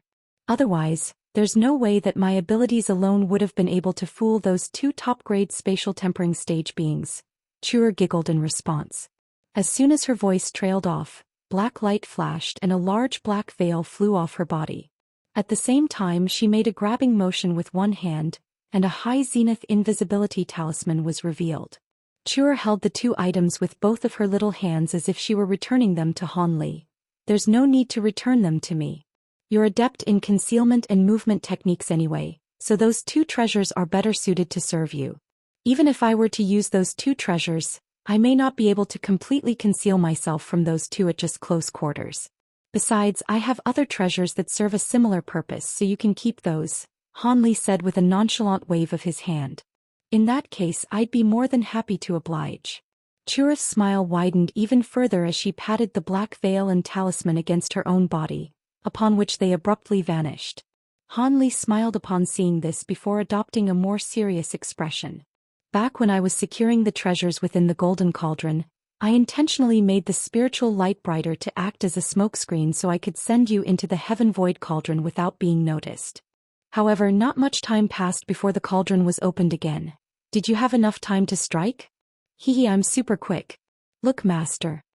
A smug smile appeared on Chur's face and she flipped over one of her little hands to reveal a shimmering golden pill. Well done. Han Li had already guessed that Chur had most likely accomplished her mission, but he was still quite elated at the sight of this pill. He waved a hand and the golden pill drifted out of Chur's grasp before landing in his hand. He carefully appraised it several times before he was finally able to determine that this was indeed identical to the other two spirit void pills. He didn't know what specific effect this pill had, but the fact that both Kai Luiying and Duan Tianren were so eager to get their hands on these pills was sufficient testament to how precious they were. You told me not to touch those other treasures and only pay attention to medicine vials, so I only had time to tip a single pill out of that vial. You also told me that I could take a pill if there had been more than one pill in the vial, and I followed those instructions. Otherwise, I would have taken the other two pills as well. Chur pouted her little red lips in a rather wistful display. Han Li couldn't help but burst into laughter upon hearing this. You're being a little too greedy. It's already vastly fortunate that we were able to steal a spirit void pill right under those two's noses. If we had tried anything else, we would have aroused their suspicion. It's a good thing that there were still two pills remaining in the vial aside from this one. Otherwise, the situation would have become very troublesome.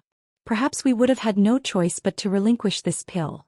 I don't want to be hunted by a pair of enraged body integration stage beings here in this foreign land, Han Li explained with a smile, then swept a hand over his storage bracelet to summon the small purple vial from before. He placed the pill into the vial, then adhered several restriction talismans onto it before carefully stowing it away. You must have your reasons, Master, but I still think it's quite a pity that we had to spare those two pills to them. Chur was still looking rather forlorn. Han Li shook his head with an amused smile, but a thought then suddenly occurred to him, and swept a sleeve through the air to summon a series of flying daggers, each of which was only around an inch in length.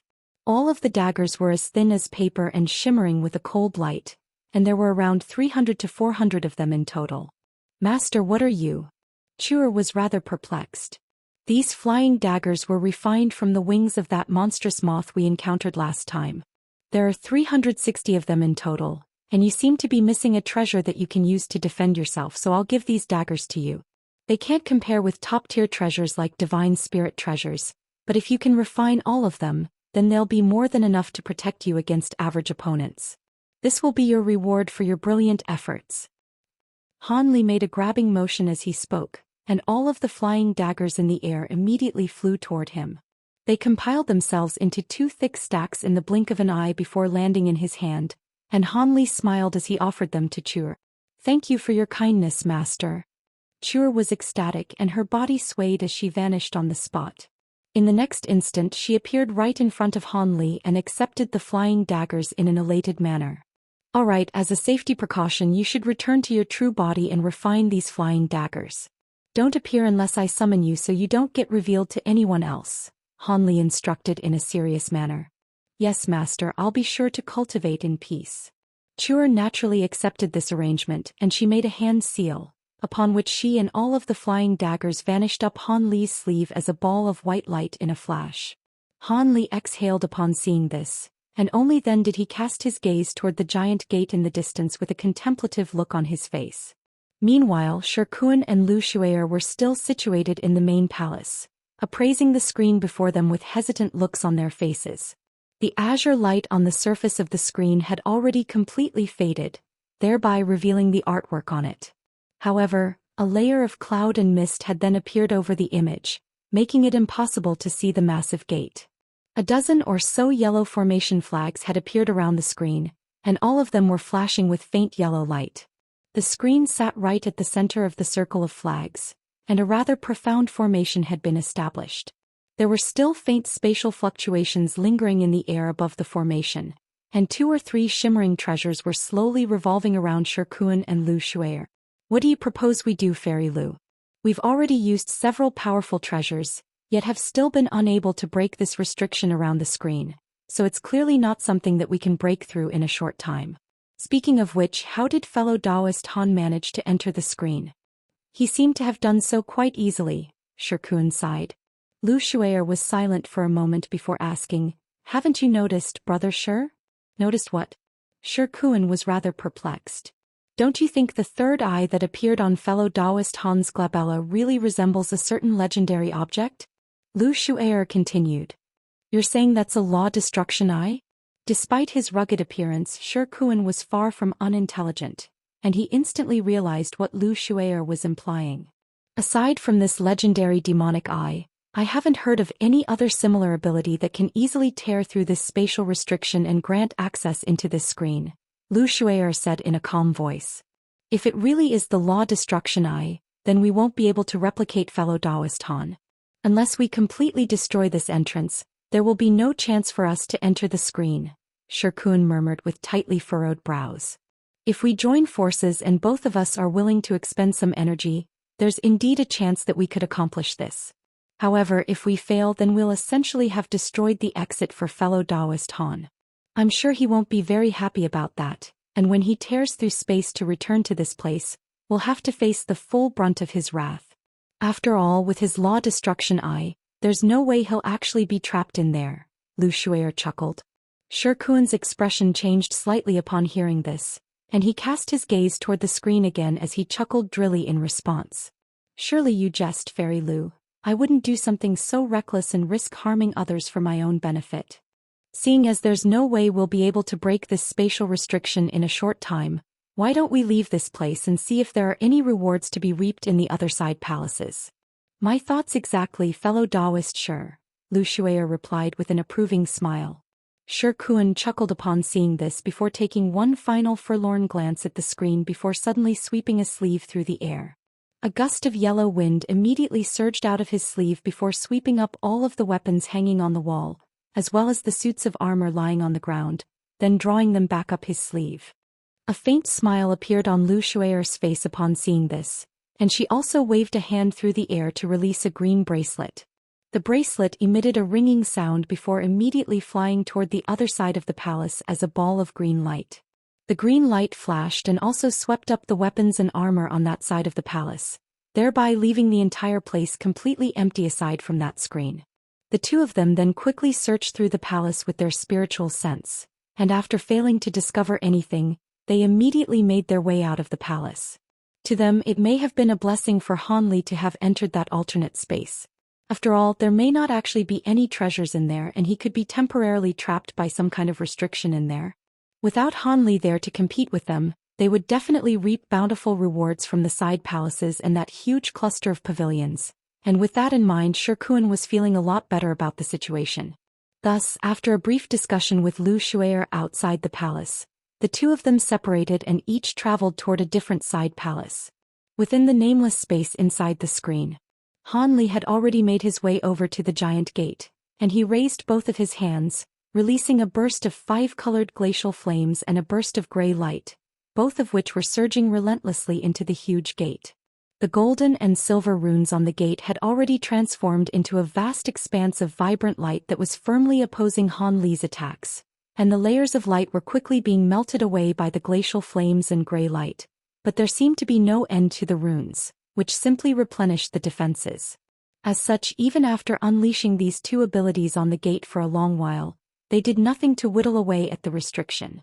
Han Li's brows furrowed tightly upon seeing this, and the spiritual light faded from his hands as he ceased what he was doing. He then rubbed his hands together before thrusting them forward, and two golden arcs of lightning that were as thick as large bowls immediately sprang forth before striking the light on the gate in a flash. An earth-shattering boom rang out as the golden arcs of lightning completely exploded, releasing a ball of dazzling electricity that inundated most of the massive gate. However, moments later the golden lightning faded, and the gate was revealed to be completely unscathed. Even such a powerful attack hadn't affected it at all. Han Li's expression darkened upon seeing this. Prior to entering this place, his law destruction eye had suddenly become extremely active right as he walked around to the back of the screen, and he had almost lost control over it. If that hadn't been the case, it would have been very difficult for him to notice the entrance of the spatial restriction on the screen. At the time, he had gone with the flow and unleashed an attack toward the screen with his law destruction eye, and it really had broken the restriction, thereby allowing him to access this place with ease. He didn't know what kind of place this was, nor did he know whether there were any treasures beyond that gate, but just this world within the screen was an extremely rare treasure in the spirit realm, so it was presumably the case that the immortal owner of this place was concealing some kind of extraordinary item or secret in here. As such, even though he knew that this restriction was quite remarkable, and that Lu Xuer and Shirkuan were most likely going to take advantage of his absence to loot the rest of this place, he still didn't want to leave. However, the fact that his divine essence-fused light, divine devilbane lightning and 5-colored glacial flames had all proven to be ineffective on this restriction posed quite a troublesome conundrum to him. After a brief moment of contemplation, he opened his mouth to expel a ball of silver flames. The fireball then transformed into the spirit-engulfing fire raven amid a flash of silver light, and Han Li made a hand seal before casting a dozen or so incantation seals toward the fire raven in quick succession. Spiritual light of different colors flashed from the incantation seals, and they all vanished into the fire raven's body. The bird immediately raised his head and let loose a clear cry before swelling drastically to around 10 feet in size. It then spread its wings and flew toward the gate with unstoppable might.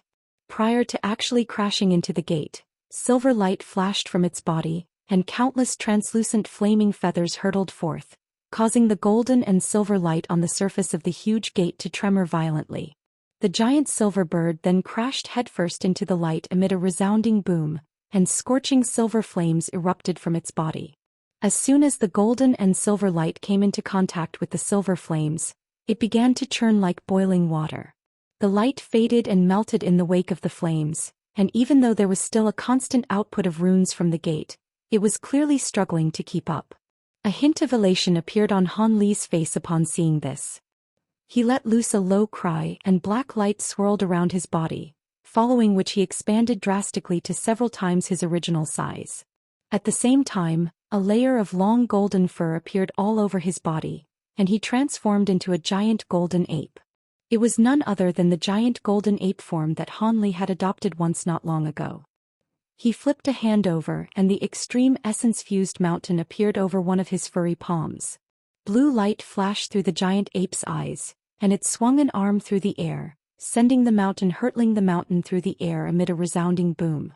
Gusts of gale-force winds instantly took shape in the wake of the small mountain, and one could only imagine the devastating force culminating from the extreme essence-fused mountain's enormous weight and the giant ape's extraordinary strength. The thin layer of light was instantly torn apart by the small mountain before it crashed heavily into the massive door amid an earth-shattering boom. A ball of black light erupted from the gate, and the surrounding space twisted and warped. White ripples that were visible to the naked eye surged through the air. The ripples were then devoured by the black light behind them before completely vanishing into the darkness. Even with Han Li's immense powers, his heart still jolted upon seeing this, and he hurriedly rushed backward in an alarmed manner. Black chi rose up around his body, and he immediately donned his suit of heavenly devilish armor.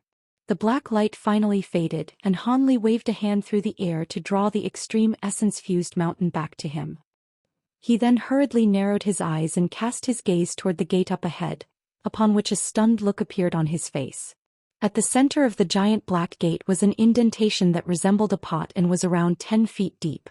The shape of the indentation was completely identical to one corner of the extreme essence-fused mountain, but despite this, the gate still hadn't been completely destroyed. Furthermore, it was slowly recovering back to its original form amid flashes of light from the golden and silver runes. Han Li didn't know what material this gate had been forged from, but it was extremely resilient. It appeared that there was only one more thing that he could try. He heaved a faint sigh as a wry smile appeared on his face, but he didn't hesitate any longer as black light flashed, and he reverted back to his human form.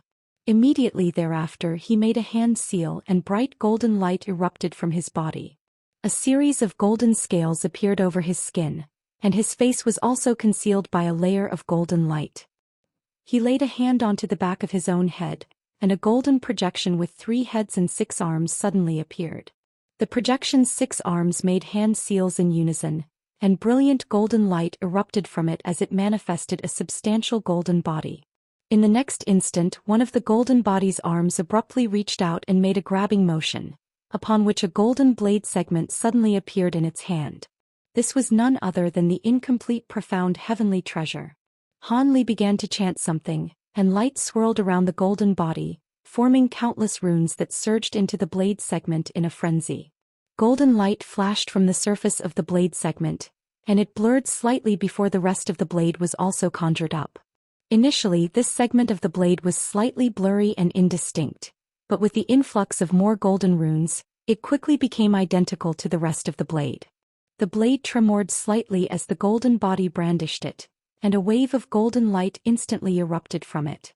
The nearby world's origin chi in the wake of the golden light was immediately stirred up into a frenzied state, and countless specks of 5-colored light instantly appeared out of thin air before surging rapidly toward the golden blade like moths to a flame, then vanishing into the blade itself. A delightful ringing sound rang out from the golden blade, and Han Li's chanting abruptly ceased before he uttered a single menacing word, slash. The golden body immediately raised the golden blade before slashing it toward the giant gate at Han Li's behest, sending a scintillating blade projection hurtling through the air. Initially, the blade projection was only around a foot in length, but after flying through the air for several tens of feet, it had swelled to around 10 feet in length before striking the huge black gate like a dreamy golden crescent moon. The seemingly indestructible gate was sliced in half by the blade projection in a completely soundless manner before collapsing inward. Han Li was ecstatic to see this, and he immediately withdrew his golden body projection before rushing forward, leaving a trail of afterimages in his wake. In the blink of an eye, Han Li had passed through the broken gate, and as soon as he emerged on the other side, he began to inspect his surroundings while simultaneously releasing his enormous spiritual sense. Immediately thereafter, a stunned look appeared on his face. The world beyond the gate consisted of a small plaza with gray barriers all around it and azure light shimmering above it. Aside from the giant gate that he had just passed through, there were no other visible entrances, and the entire plaza was completely empty aside from a strange circular platform at its center, upon which something seemed to have been placed. Han Li withdrew his spiritual sense, and his pupils contracted slightly at the sight of the tall platform before he made his way directly toward it. Moments later he arrived near the platform and he discovered that it was only just over 300 feet in size. There were intricate and beautiful designs carved onto the ground, depicting the sun, the moon, and stars of different sizes. All of the depictions were extremely lifelike and they covered virtually the entire platform. At the center of the platform was a vibrant green Taisher chair that was quite grandiose to behold. Aside from that, there were 9 silver objects that were each around as tall as a human. They were standing on the platform in a completely stationary manner, and Han Li discovered that these were silver armored warriors that were wielding long halberds. Aside from 9 pairs of black eyes, none of the armored warriors had any parts of their bodies revealed through their suits of armor. These appeared to be statues or other types of inanimate objects rather than sentient puppets. However, all of them were in a rather strange position. They weren't wielding their halberds with both hands. Instead, one hand was making a hand seal while the other hand was locked tightly around the shaft of the halberd at around the halfway point, while the sharp tip of the weapon was pointed directly up the sky. All 9 of the silver-armored puppets were in the same pose. As Han Li inspected the diagram on the ground and the armored warriors, he couldn't help but look up toward the section of the sky that the silver halberds were pointing toward. There he discovered a golden ball of light that was situated at an indeterminate altitude. The ball of light was slowly revolving in a mysterious manner and created a stark contrast with the azure sky around it. This immediately made Han Li think of spatial nodes. Even though that ball of light wasn't an actual spatial node, it was definitely something that was similar to a spatial rift. Han Li appraised the golden ball of light as blue light flashed through his eyes, immediately following which a hint of bewilderment appeared on his face. Could it be that it led to some other mysterious place? After a long while he withdrew his gaze, having discovered nothing else, and began to inspect the 9 armored warriors. These armored warriors were all shimmering with silver light and wore suits of uniform silver armor. However, their suits of armor and halberds were all constructed in the simplistic style that was unique to ancient treasures, and there were countless runes inscribed all over them. In particular, there were a few indistinct yet profound golden runes on a few important areas, and it was clearly golden seal text. Han Li's eyes narrowed slightly, and he suddenly raised a hand before flicking a finger gently toward one of the armored warriors. A streak of sword chi that was around as thick as a finger shot forth and reached the armored warrior's shoulder in a flash. Yet just as it seemed that it was going to puncture through the armor warrior's shoulder without any impediment, an astonishing scene ensued. The statuesque armored warrior's silver halberd suddenly moved like lightning, striking the azure sword chi and dispersing it with a single blow. Han Li's expression changed upon seeing this, and he retreated back a few steps. At the same time, he waved a hand in front of him to conjure up a gray light barrier before looking on in a cautious manner. However, in the next instant, the silver-armored warrior merely withdrew its halberd and adopted its original pose again. So these really are puppets? Han Li murmured to himself as his expression eased slightly. He didn't know just how powerful these puppets were, but the fact that they were still able to move without being controlled after so many years was already quite astonishing. However, it was exactly because Han Li had ascertained that these puppets didn't possess any spiritual nature that he was led to heave a faint sigh of relief.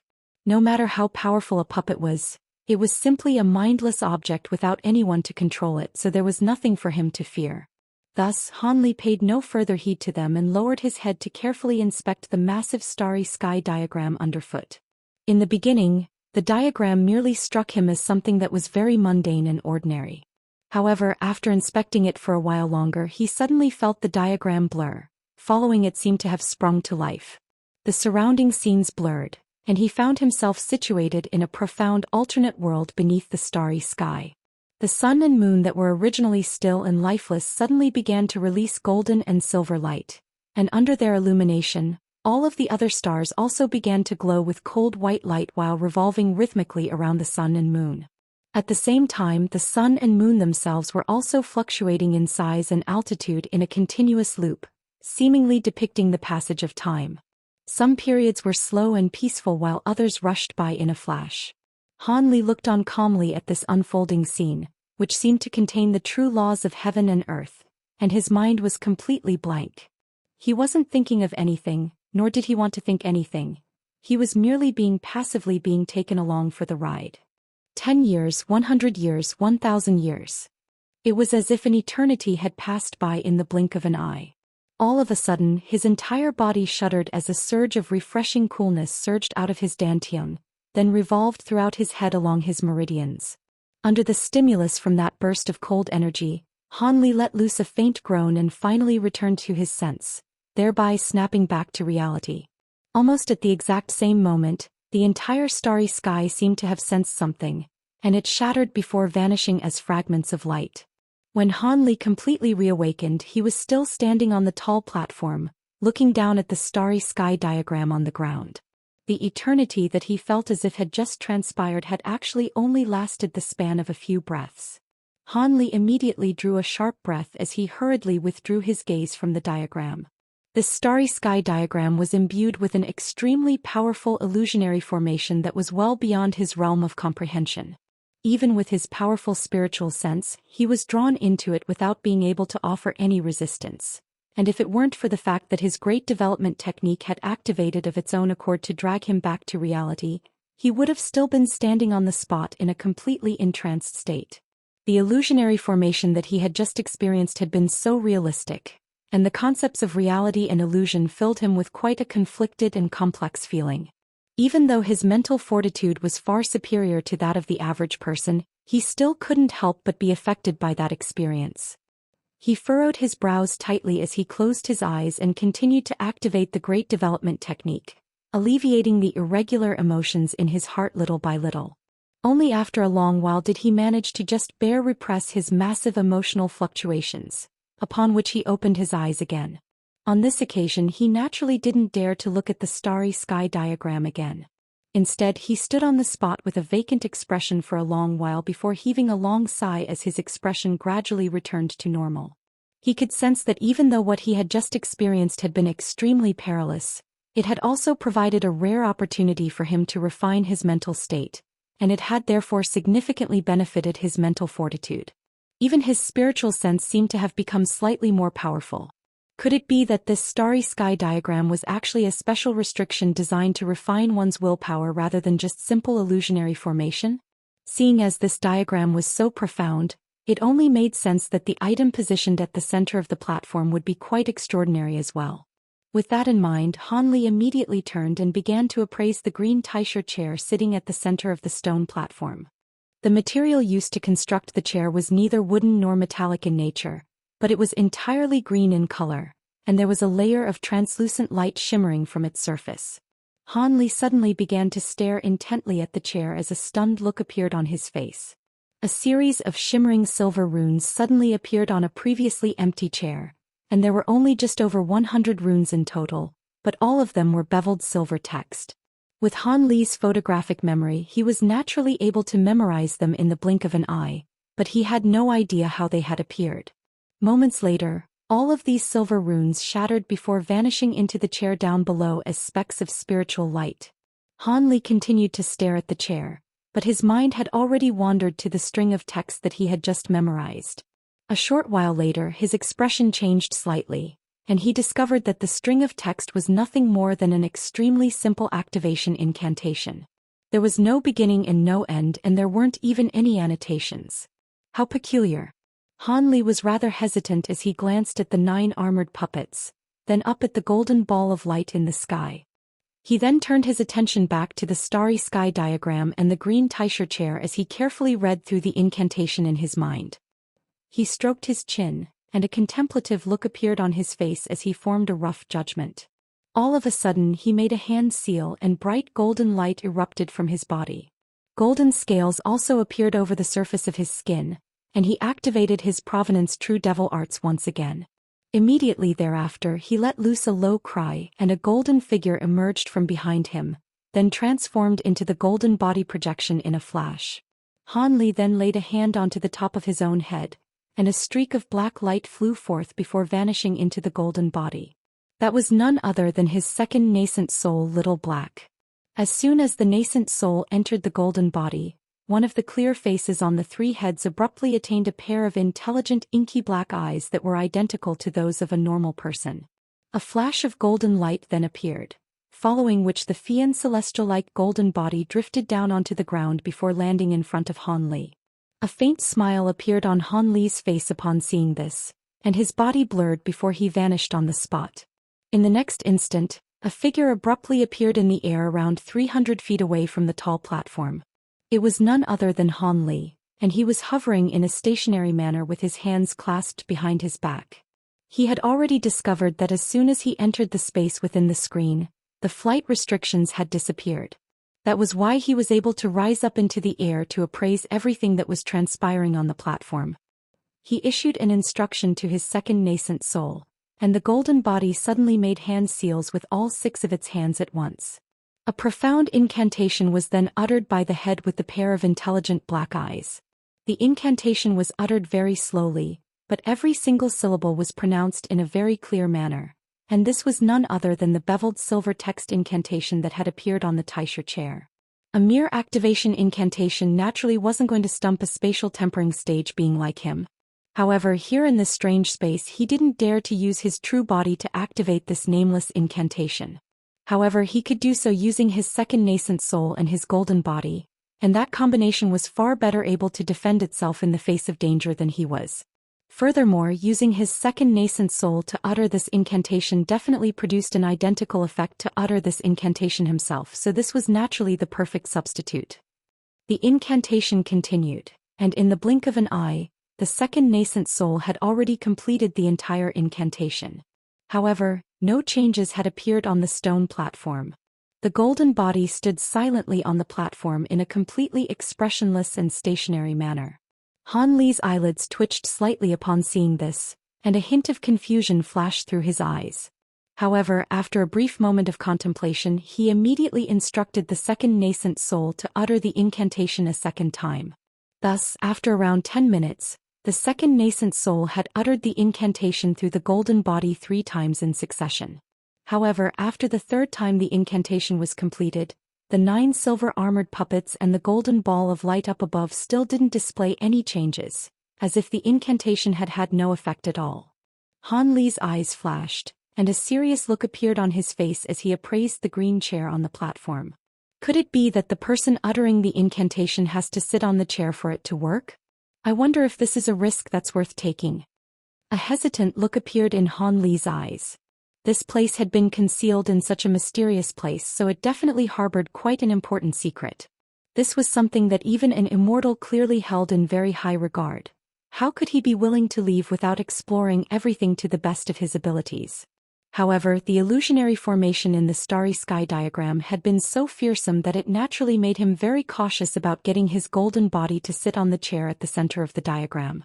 So be it, risk and reward have always come hand in hand. Generally speaking, the greater the risk, the greater the reward. I've already successfully manifested a golden body, so I'll just have to get my second nascent soul to take a risk. If I miss out on this opportunity, there's no way that I'll encounter any other immortal ruins in the spirit realm. After contemplating this conundrum for a long while, a determined look finally appeared on Han Li's face. He had always been prone to erring on the side of caution, but in the face of the massive temptation presented by this treasure left behind by an immortal, even he was convinced to take a risk. Almost at the exact same moment, a peculiar light flashed through the golden body's black eyes, and it immediately strode toward the chair. Moments later, the huge golden body stopped in front of the green chair, and it seemed to be rather hesitant as it was too massive to sit in the chair. Thus, it immediately made a hand seal and it quickly shrank down amid a flash of golden light, reducing itself to around 10 feet tall compared to its original 20 feet stature. Only then did it take a seat on the chair and lay its arms on the armrests before uttering the incantation again. On this occasion, changes began to occur around the golden body as soon as it began to utter the incantation. Green light suddenly flashed from the chair that it was sitting on, and a series of silver runes surfaced before revolving around the golden body. As the incantation grew louder and more fervent, specks of 5-colored spiritual light also began to appear in the air above the platform. More and more specks of spiritual light began to gather, and it was as if there were countless 5-colored snowflakes fluttering through the air, creating quite a spectacular sight to behold. Han Li's heart stirred as he looked on at the scenes unfolding on the platform with an intense, unblinking gaze.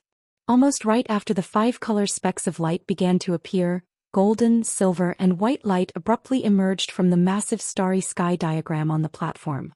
The sun, moon, and stars flashed before exploding into spiritual light of 3 different colors.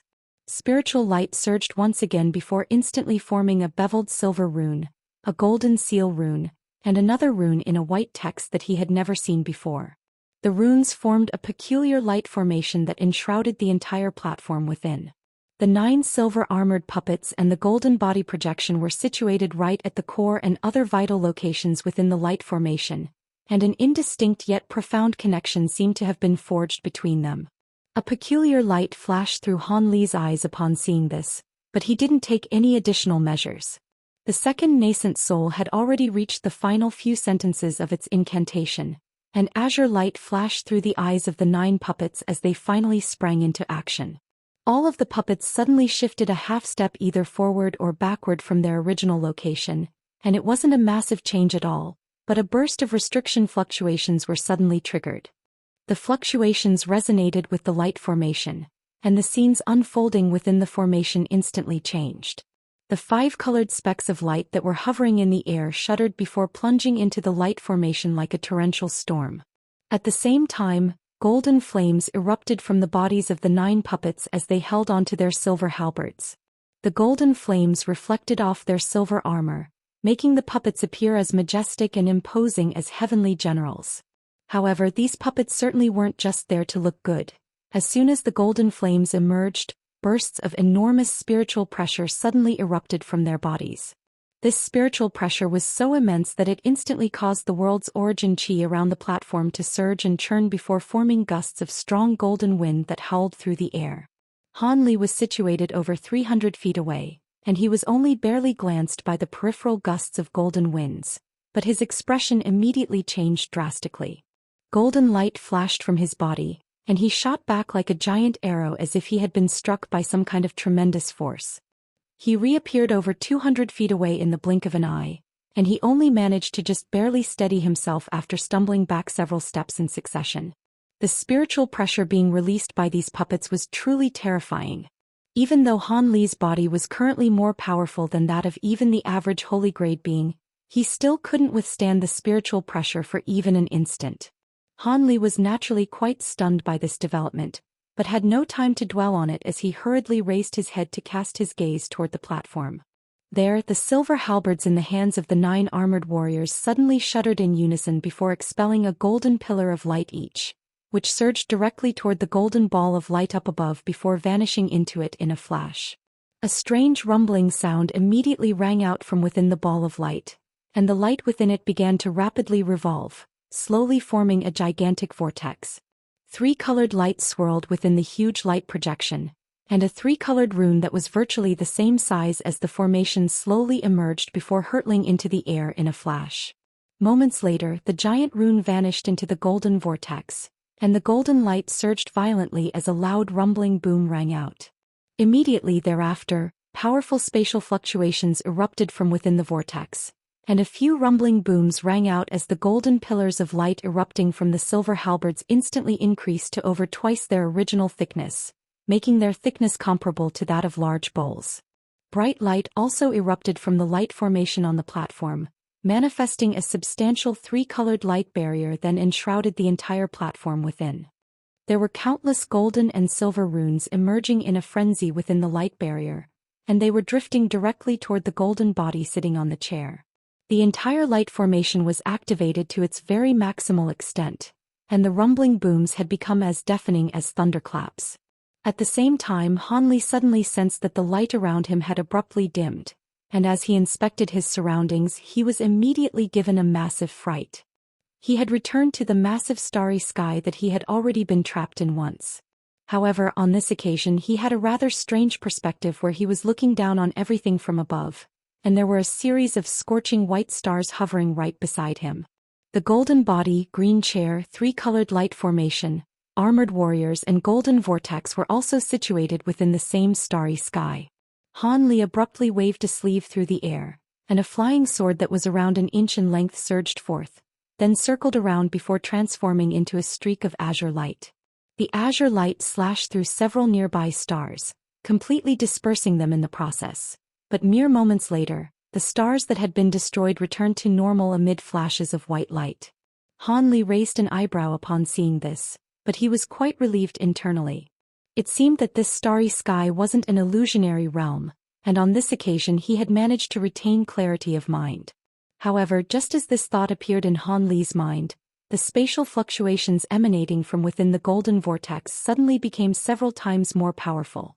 The fluctuations seemed to have formed substantial waves that were visible to the naked eye, and they erupted from the vortex in all directions. The sky blurred in the wake of these fluctuations, and it was as if the entire starry sky had instantly been tipped on its head in an involuntary manner. All of a sudden, a resounding boom rang out as if heaven and earth were being torn apart, and an extraordinarily thick white pillar of light erupted from the golden vortex. The pillar of light struck the light formation on the platform with unerring accuracy, encompassing the chair and the golden body in the process. The sound of howling winds and rumbling thunder could be heard coming from within the pillar of light, and it contained countless five-colored runes. Even though Han Li was currently situated hundreds of feet away from it, he could still sense the extremely pure spiritual power imbued within the pillar of light. However, upon closer inspection, it seemed that the pillar of light didn't just contain spiritual qi.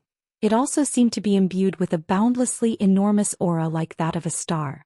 Before the second nascent soul had a chance to react, the pillar of light had descended upon the golden body, and the space around it instantly tightened as a burst of irresistibly heavy force weighed down upon its body. Even with the golden body's immense strength, it was unable to move so much as a single finger. The pure spiritual power within the pillar of light and the five-colored runes surged into the golden body in a frenzied, unstoppable wave. Han Li's expression changed drastically as he looked on from afar. At such close quarters, his main nascent soul still had a close connection with his second nascent soul, so he was able to directly sense everything as if he were the golden body itself. With the frenzied influx of pure spiritual power and five-colored runes, the profound devilish qi that the second nascent soul had cultivated to the pinnacle of the mid-nascent soul stage instantly progressed to the late nascent soul stage, as if the bottleneck between the two stages didn't even exist. Furthermore, the second nascent soul continued to become more powerful at an incredible rate under the illumination of the pillar of light. Mere moments later, progressed to the pinnacle of the late nascent soul stage and encountered the deity transformation stage bottleneck. This was an obstacle that even Han Li had only just barely overcome in the past, yet the second nascent soul merely progressed to the early deity transformation stage as if it were taking a stroll in the park. Its cultivation base was still being rapidly enhanced, and less than the span of 10 breaths had passed since the pillar of light had fallen upon the golden body. Han Li was understandably extremely astonished, and he could barely believe the information that the second nascent soul was transmitting to him. However, what was even more astonishing was that the golden body projection was beginning to crumble under the pillar of white light, disintegrating into thousands of droplets of golden liquid that hovered within the pillar of light.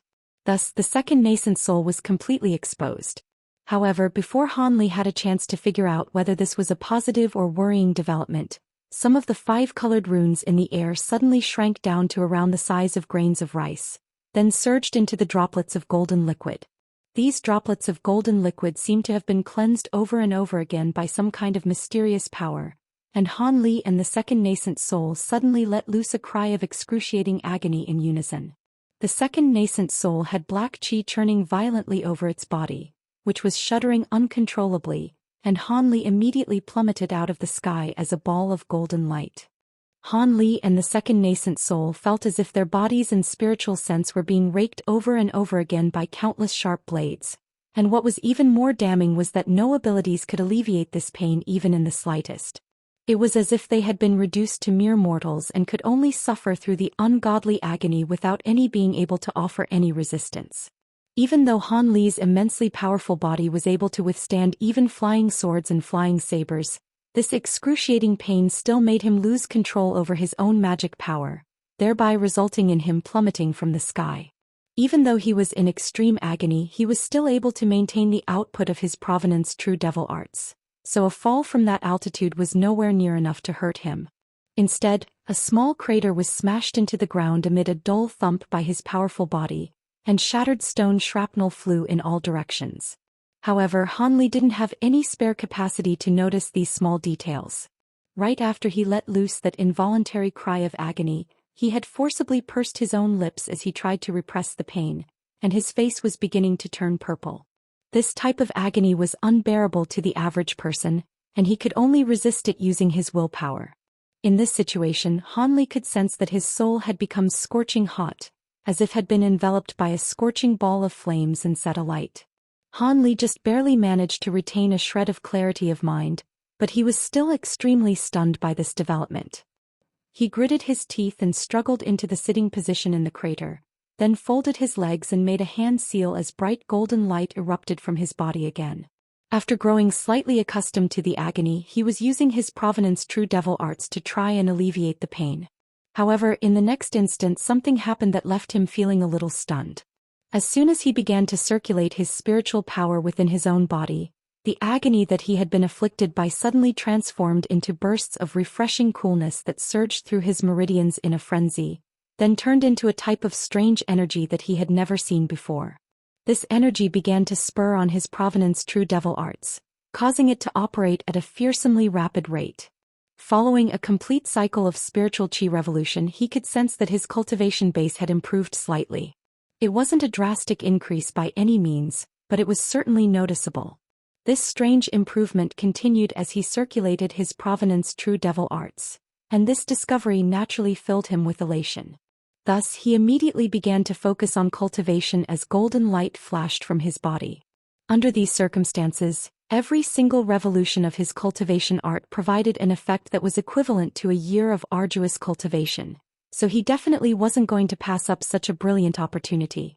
However, his rate of progression was still far inferior to that of the second nascent soul in the Pillar of Light. The second nascent soul was also circulating its cultivation art to try and alleviate its agony, but due to the enormous influx of energy flowing into its body within the Pillar of Light, it was unable to blunt its pain by much. However, at the same time, its cultivation base was improving at 3 to 4 times the rate of Han Li's progression. After a while it progressed to the mid-deity transformation stage, and it still didn't encounter any bottlenecks. Time passed by slowly and Han Li's body suddenly shuddered as a peculiar feeling welled up in his heart. After spending some time working through his early spatial tempering stage bottleneck, he made a breakthrough to the mid-spatial tempering stage. He was naturally ecstatic to sense this, and he continued to circulate his provenance true devil arts as quickly as he could. What he failed to notice was that in the instant he reached the mid-spatial tempering stage, the golden droplets within the Pillar of Light in the distance suddenly flashed before abruptly converging toward the second nascent soul. In the blink of an eye, a brand new golden body took shape within the Pillar of Light. It still had 3 heads and 6 arms, but there were purplish golden patterns running all over its body, forming a series of strange and slightly indistinct runes. Not only were these purplish golden runes quite blurry, they also seemed to be incomplete.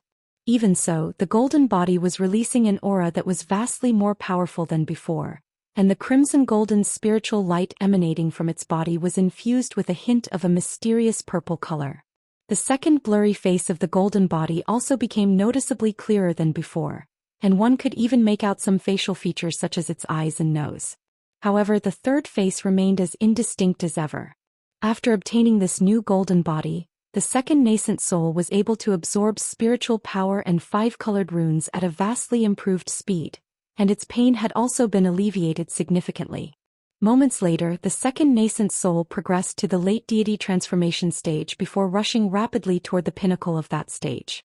A short while later, Han Li was also close to the pinnacle of the mid-spatial tempering stage and was accumulating power for another breakthrough. Right at this moment, the second nascent soul broke through its major bottleneck with relative ease and progressed to the spatial tempering stage as well. Any spirit realm mighty figure would be stunned to the point of speechlessness if they were to witness this terrifying rate of progression. A resounding boom rang out, and the silver halberds being wielded by the 9 armored puppets suddenly let loose a prolonged ringing sound in unison. At the same time, 9 pillars of light erupted from their sharp tips before vanishing into the air above. The pillar of white light erupting from the golden vortex abruptly shuddered before becoming even thicker than before, and the second nascent soul instantly let loose a shrill cry of agony in response.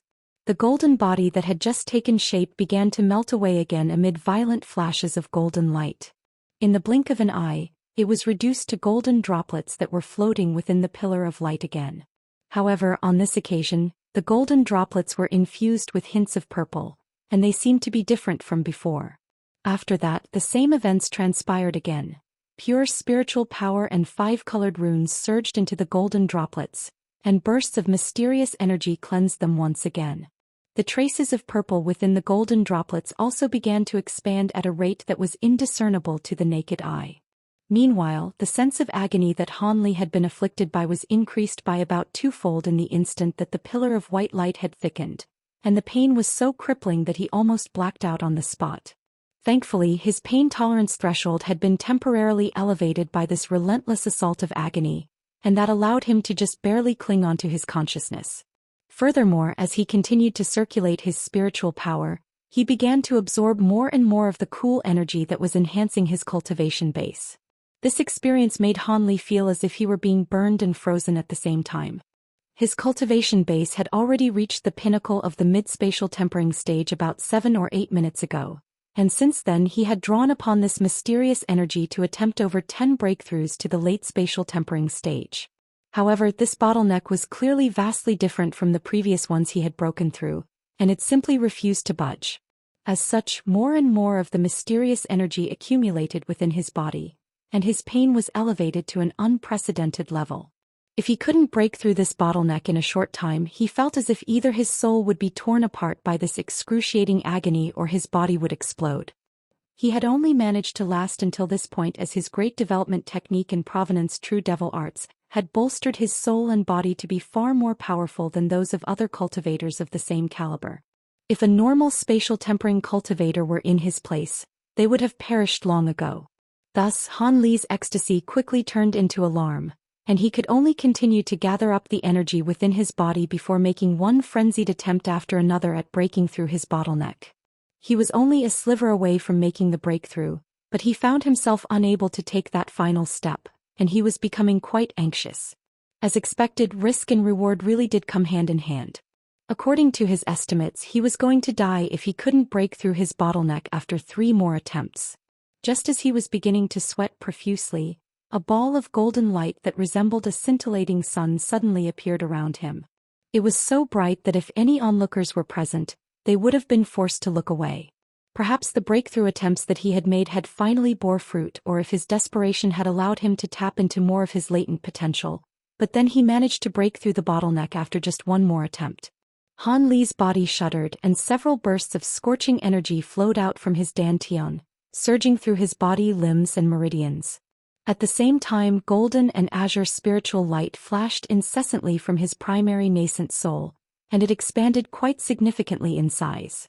His magic power also swelled drastically by well over half in virtually the blink of an eye. Han Li was ecstatic, but in the next instant, a hint of alarm and horror appeared in his eyes. In the instant that he progressed to the late spatial tempering stage, the golden droplets within the pillar of light in the distance had converged to form another golden body.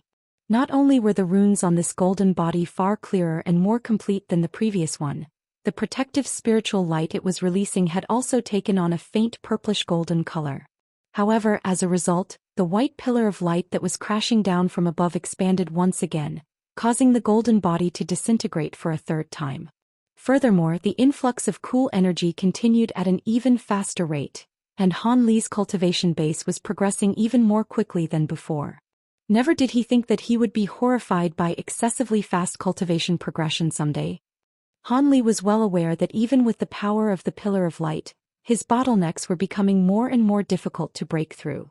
His last breakthrough had already been extremely forced, so there was no way he would be able to successfully make a breakthrough to the body integration stage. If his magic power were to continue to pile up, his body would inevitably explode, so how could he not be alarmed? This strange situation was completely out of his control, and only by wrenching the second nascent soul out of that pillar of light would he be able to escape this perilous situation. However, the second nascent soul's golden body had been destroyed thrice already, and the nascent soul itself was completely immobilized by the enormous power crashing down from above. How could he possibly detach the second nascent soul from the pillar of light? As such, he could only look on in a resigned manner as his cultivation base continued to improve at an astonishing rate. Around an hour later, the second nascent soul made 2 more breakthroughs and reached the late spatial tempering stage, making its cultivation base comparable to Han Li's. However, the rate of progression that the second nascent soul was experiencing within the Pillar of Light naturally far exceeded that of Han Li. He was still quite far away from reaching the pinnacle of the late spatial tempering stage, yet his second nascent soul had already progressed to that point and had begun attempting a breakthrough to the body integration stage. Breaking the bottleneck to the body integration stage required far more power than the normal person could imagine. The golden droplet seemed to have also sensed that a major breakthrough was being attempted, and it converged to form a golden body that enveloped the second nascent soul again. Enormous amounts of energy surged out of the nascent soul's body, and even the golden body couldn't withstand such immense energy output as it crumbled away again. The last attempt that had been made was nowhere near enough for the second nascent soul to make a breakthrough to the body integration stage, so it had no choice but to accumulate energy anew after the golden body vanished. Following the golden body's disintegration, it reformed once again amid a flash of purplish golden light. This process was repeated 7 or 8 times, and every breakthrough attempt that the second nascent soul made was enough to expend all of the mysterious energy it had accumulated. However, at the same time, due to the sheer enormity of the power output, the golden body that was manifested each time was easily broken, only to be rapidly manifested once again at the second nascent soul's behest. Every time the golden body took shape again, even more tremendous energy was accumulated than last time. However, the body integration stage bottleneck was far more powerful than anticipated, and even after so many surges of energy, it was only just beginning to budge slightly. The second nascent soul was clearly still nowhere near able to make this breakthrough, and Han Li's heart sank further and further. At this point he had also reached the pinnacle of the late spatial tempering stage, and the cool energy was beginning to force its way through his meridians, resulting in a slightly swollen feeling. Han Li was extremely alarmed by this mounting development, but due to the agony that he was currently being afflicted by, he was only able to just barely hold onto a shred of consciousness, but he was unable to make any hand seals or summon any treasures. As such, despite his vast array of powerful abilities and treasures, he was unable to use any of that to his advantage. Meanwhile, the golden vortex continued to expel the white pillar of light, which wasn't abating in power in the slightest. Han Li could sense the mysterious energy rapidly mounting within his meridians, and his face became deathly pale. He knew that no matter how powerful his body was, there was no way it could compare with the might of his golden body projection. Even the golden body was being easily destroyed by the surges of energy during the second nascent soul's breakthrough attempts. There was no way that his body would be able to withstand this power. The energy within the pillar of light was indeed extremely potent, but it was also far too aggressive and overbearing. This sense of complete and utter powerlessness was something that Han Li had virtually never experienced during his cultivation journey, and even with his strong mental fortitude he was beginning to panic. After a short while, it was as if a layer of golden powder had been applied to Han Li's body. Not only was he shimmering with golden light, the golden scales over his skin had also swelled significantly in size and begun to intertwine to form a faint golden suit of scale armor.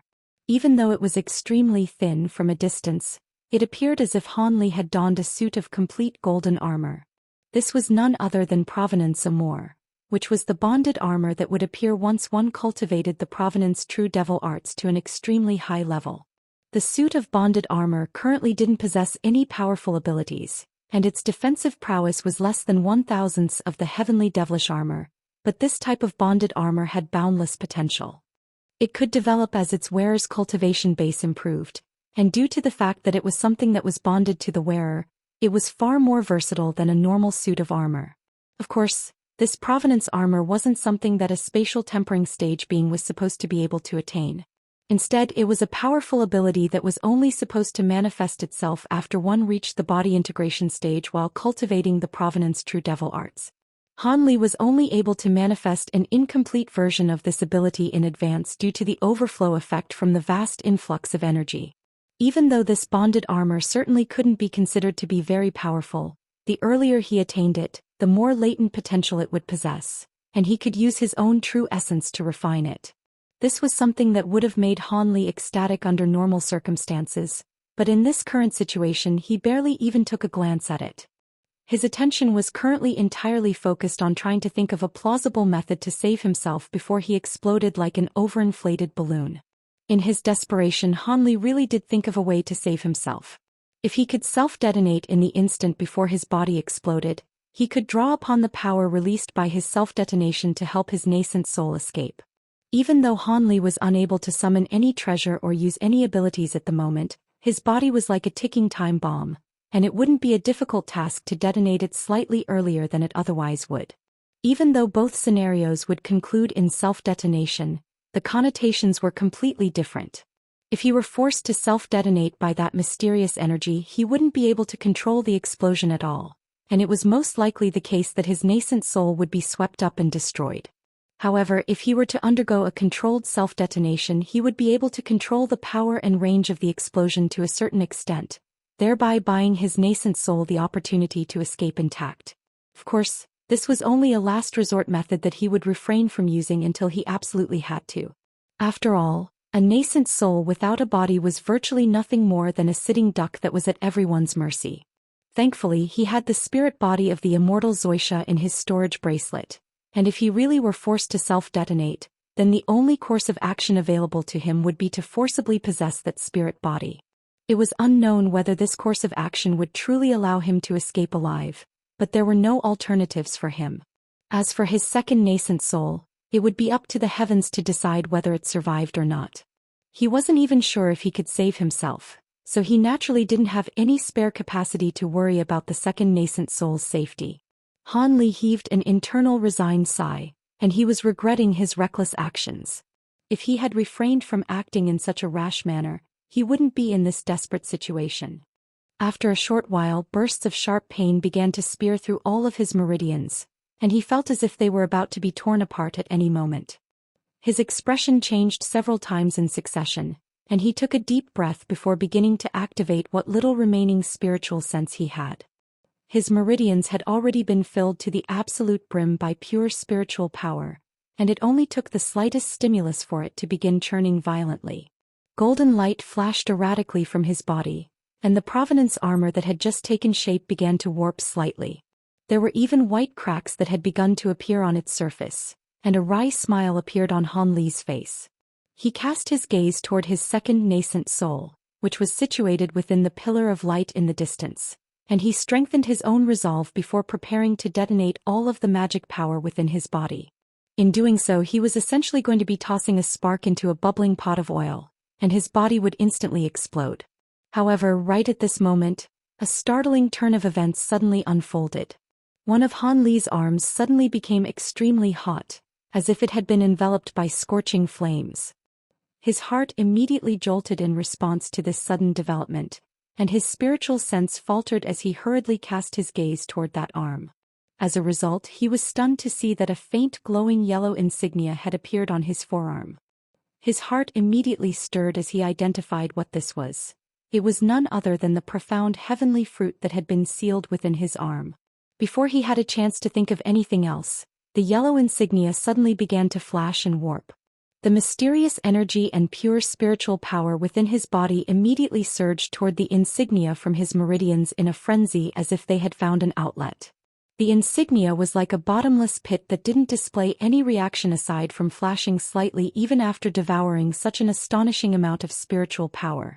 Moments later, close to half of the mysterious energy within his body was devoured, and the life-threatening peril he had been placed under was easily alleviated.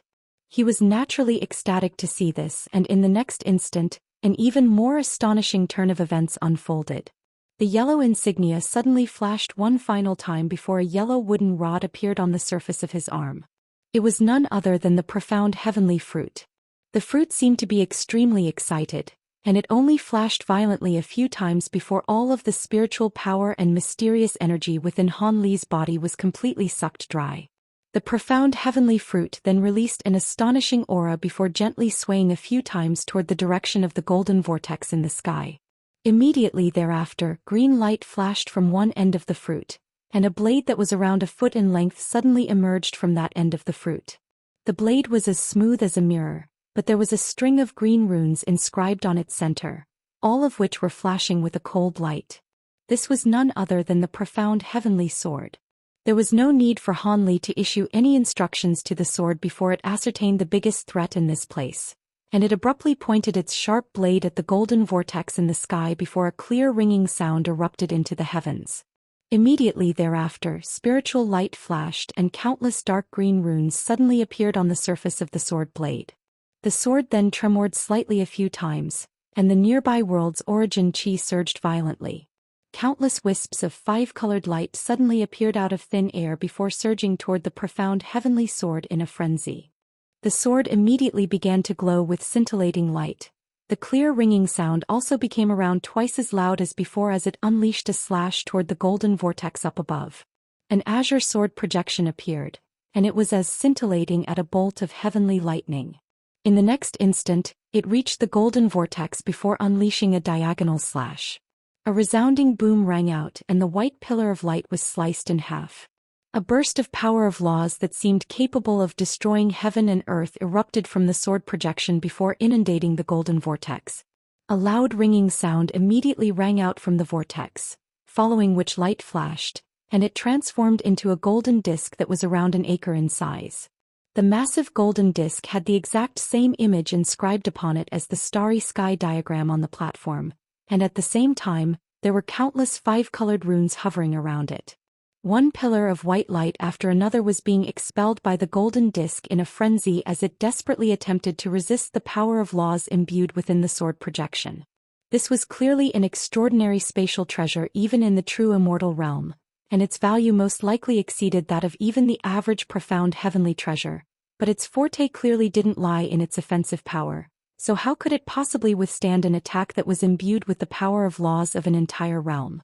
Within mere moments, all of the white pillars of light were completely destroyed by the power of laws, and the surrounding space warped as the azure sword projection struck the golden disc. A crisp crack sounded and dazzling golden light erupted from the golden disc. In the face of the enormous power of laws, it twisted and warped before shattering into pieces. The golden disc proved to be extremely fragile and instantly disintegrated into countless specks of light, leaving only some faint spatial fluctuations in the air. Right as this treasure was being destroyed, a thin and tall humanoid figure that was seated in a secret chamber deep within a certain sea of the spirit realm abruptly raised its head, and a pair of green fireballs appeared in its eye sockets, illuminating its facial features with great clarity. This was a white skeletal face, and the two green fireballs that were flashing within the eye sockets presented quite a harrowing sight to behold. Not far in front of the skeleton were 12 ancient copper lamps, each of which was around a foot tall. There were green flames of different sizes flickering within the lamps, the largest of which were comparable to the size of eggs, while the smallest ones were as thin as a pinky finger. A hint of bewilderment appeared in the skeleton's eyes, and it cocked its head to the side in a contemplative manner. All of a sudden, a thought seemed to have occurred to it, and it abruptly opened its mouth to expel a ball of silver light. A palm-sized silver disc appeared from within the silver light, and aside from the fact that it was of a different color, it was completely identical to the golden disc that had been destroyed in the vast glacial realm. However, the silver disc was riddled with countless tin and long cracks, and in the instant that it emerged, it let loose an anguished wail before vanishing into nothingness. The green fireballs within the mysterious skeleton's eye sockets immediately swelled to several times their original size upon seeing this, and a thunderous roar of fury erupted from its mouth. It then abruptly rose to its feet and suddenly made a grabbing motion toward a certain patch of space in a fit of thunderous rage. Powerful spatial fluctuations immediately erupted forth as a giant inky black claw appeared out of thin air, then grabbed toward the nearby wall. A resounding boom rang out as the thick wall of the secret chamber was pulverized by the giant claw, but the skeleton's fury still didn't seem to have abated. It opened its mouth toward another wall, and there was black light flashing within its mouth, suggesting that it was seemingly about to blast out something. However, right at this moment, its eyes flashed and it suddenly turned toward the 12 antiquated lamps on the ground. The green flames within its eye sockets flashed, and it seemed to have calmed down as it slowly closed its large mouth in the end. The skeleton gritted its teeth and grumbled an unintelligible string of words before sitting down with its legs crossed once again. Thus, the interior of the secret chamber fell completely silent again, and the green flames within the 12 lamps continued to flicker, illuminating the secret chamber in an unsteady light. Green light flashed from the profound heavenly sword, and its blade quickly vanished as it reverted back to its original wooden rod form. The sword then emitted a clear ringing sound before drifting toward Han Li's arm as a ball of yellow light. The same faint yellow insignia then reappeared on Han Li's forearm, indicating that the profound heavenly sword had been sealed again. Han Li stared at the insignia on his arm with an elated look in his eyes. He heaved a long sigh of relief before attempting to stand up from within the crater. In the instant that the golden disc had been destroyed, all of his pain had been alleviated, leaving him feeling as if he had just survived an ordeal that would have surely resulted in his death. However, it was still too early for him to be relieved. As soon as he rose to his feet, his legs suddenly gave out from under him and he collapsed onto the ground again. Immediately thereafter, his entire body became numb, and this development was naturally quite alarming to Han Li, prompting him to release his spiritual sense to inspect his own internal condition. The result of his inspection brought a wry smile to his face. Even though he was currently at the pinnacle of the late spatial tempering stage, his body was completely devoid of magic power. It was quite clear that although that slash from the profound heavenly sword had been devastatingly powerful, it had also sapped away all of the spiritual power within his body. On top of that, it had also completely devoured all of that mysterious energy that had flowed into his body. Otherwise, without that additional energy, there would have been no way for him to unleash that slash with the profound heavenly sword. Thankfully, only his magic power was currently completely depleted. Everything else had been left largely untouched, so he was already extremely fortunate. However, his meridians had been damaged by the excessive influx of energy from earlier, and now that his energy and magic power had been completely depleted, the aftereffects naturally began to rear their ugly heads. However, Han Li wasn't concerned about this. With his powerful self-regenerative abilities, he would be able to easily recover from this. However, the severe exhaustion of magic power was something that would take some time to recover from. In any case, he was still extremely pleased overall. He had confidence that he was different from other cultivators, and that it was only a matter of time before he reached the late spatial tempering stage with the assistance of his rising dragon pills and other pills. But the rapid progress he had made today had saved him around 500 years or perhaps even 1,000 years of arduous cultivation. This was naturally a massively fortunate event for him. With that in mind, a faint smile appeared on Han Li's face, and he cast his gaze toward the center of the tall platform. There, the golden body was hovering in midair, and it was also seated with its legs crossed and its 6 eyes closed. Through the spiritual connection between his primary and second nascent souls, he was immediately able to determine that his second nascent soul was completely fine. It was merely consolidating its current cultivation base with all its might after making so many breakthroughs in quick succession. Otherwise, if it weren't careful, its cultivation base could immediately fall back down a stage or two. Furthermore, it had only been able to survive that rapid string of breakthroughs as Han Li was a spatial tempering cultivator himself. Otherwise, if the second nascent soul had truly only been a nascent soul stage being, then just the inner demon backlash resulting from the massive cultivation-based disparity would instantly drive it mad and result in its death. Even so, the second nascent soul definitely wouldn't be fit to fight anyone in a short time. Without over 10 years of meditation, inner demons would potentially appear at any time to destabilize its cultivation base. However, what was most remarkable to Han Li was the current state of the Provenance golden body. After being broken down and refined on multiple occasions by that mysterious energy, countless purplish golden runes had appeared over its body, and the aura that it was releasing was over twice as powerful as it had been in the past. The Provenance golden body had been extremely powerful to begin with, and now that its powers had more than doubled, it had naturally become an extremely fearsome force to be reckoned with. This was an unexpected pleasant surprise to Han Li, and even though he was doing his best to remain calm, he couldn't prevent a faint smile from appearing on his face. Around 2 hours later, Han Li sat up before folding his legs. The damage that had been inflicted to his meridians had already largely healed, and he flipped a hand over to summon several medicine vials of different colors, then tipped out a few pills that were emanating fragrant medicinal aromas before taking them all at once. The medicine vials then disappeared and were replaced by a pair of extremely vibrant green crystals. Han Li immediately closed his eyes and began to absorb the pure spiritual qi within these top-grade spirit stones as quickly as he could with the assistance of those pills. Not long ago, Han Li had wished he could expel all of the spiritual power within his body, which was threatening to make him explode. However, now that he truly had no spiritual power left, he was forced to accumulate it little by little once again. Han Li was left feeling rather speechless by this string of developments. Time passed by quickly and over half a day flew by in a flash. Han Li abruptly opened his eyes and a burst of light flashed through them, indicating that he seemed to have recovered some of his magic power.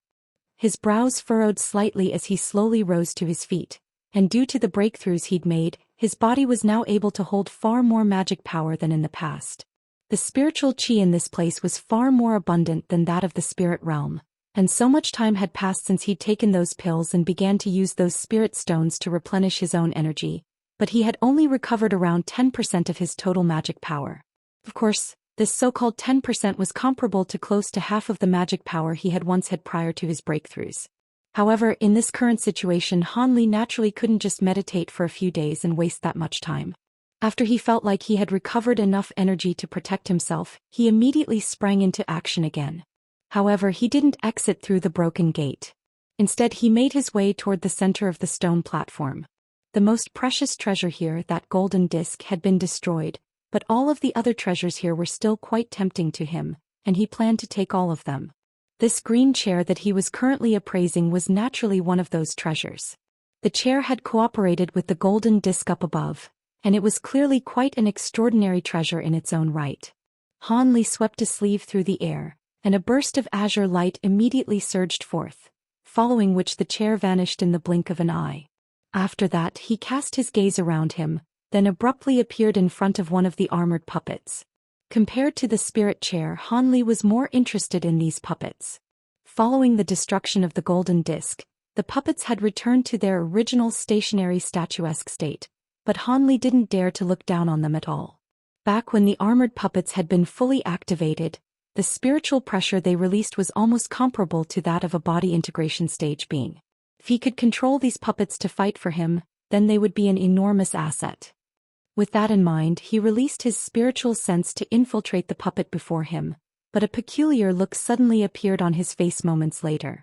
The construction of this puppet was extremely rough, and the only thing that Han Li was unable to identify was the strange crimson stone embedded into the core of the puppet, which wasn't an ordinary spirit stone. He didn't know what this strange stone was, but its surface was as smooth as a mirror, and it was flashing incessantly with countless thin golden threads within it. The spiritual light emanating from it was extremely faint, and it looked as if it could be snuffed out at any moment.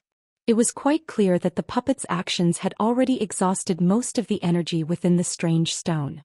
At present, it appeared that the stone only possessed enough energy to support one or two more attacks from the puppet. Han Li's brows were tightly furrowed as he inspected the puppet for a long while, but in the end he still swept a sleeve through the air to try and stow the puppet away amid a flash of green light. However, the turn of events that unfolded next gave Han Li a massive fright. Right as the azure light settled over the puppet before him, light suddenly began to flash erratically from its body, and it released an extremely dangerous aura. Just this aura alone was enough to force back the azure light, and Han Li immediately rushed back in an alarmed manner, leaving a trail of afterimages in his wake. After just a few flashes, he appeared in the air outside the platform, and right at this moment, the 9 puppets swung their halberds through the air in unison, sending powerful streaks of silver light hurtling toward their closest puppet. A string of dull thumps rang out, and the 9 puppets were all sliced in half at the same time before exploding as they collapsed to the ground, leaving only shattered puppet shards littered all over the platform. Han Li was naturally feeling rather wistful that he hadn't been able to take the puppets with him, but he then quickly flew over to the platform and collected all of the puppet fragments amid a flash of azure light. The construction of these puppets was a little rough, but Han Li had never seen this type of material before, so he was planning to take it for further research. After doing all that, he looked down to find that the platform was now completely empty, but the massive starry sky diagram was still perfectly preserved. Han Li had experienced firsthand just how powerful this illusionary formation was, and even with his significantly enhanced cultivation base, he didn't dare to look at it for too long. After taking a deep breath, he flipped a hand over to produce a white scroll. He flicked a wrist and tossed the scroll downward, upon which it descended as a streak of white light. However, when it was still over 100 feet above the platform, it paused in mid-air, and Han Li made a hand seal while chanting something before pointing downward in a solemn manner. The scroll unfurled to reveal a blank image that was several feet in length. The scroll then began to expand at a drastic rate as Han Li chanted his incantation, and mere moments later, it had expanded to around the same size as the stone platform, making it look as if it were a massive white canopy that was hovering in mid-air. A faint smile appeared on Han Li's face, and his chanting ceased as he flicked his 10 fingers downward in succession. One incantation seal shot forth after another before vanishing into the white scroll down below, and lights of all different colors erupted from the scroll before slowly descending and encompassing the entire stone platform.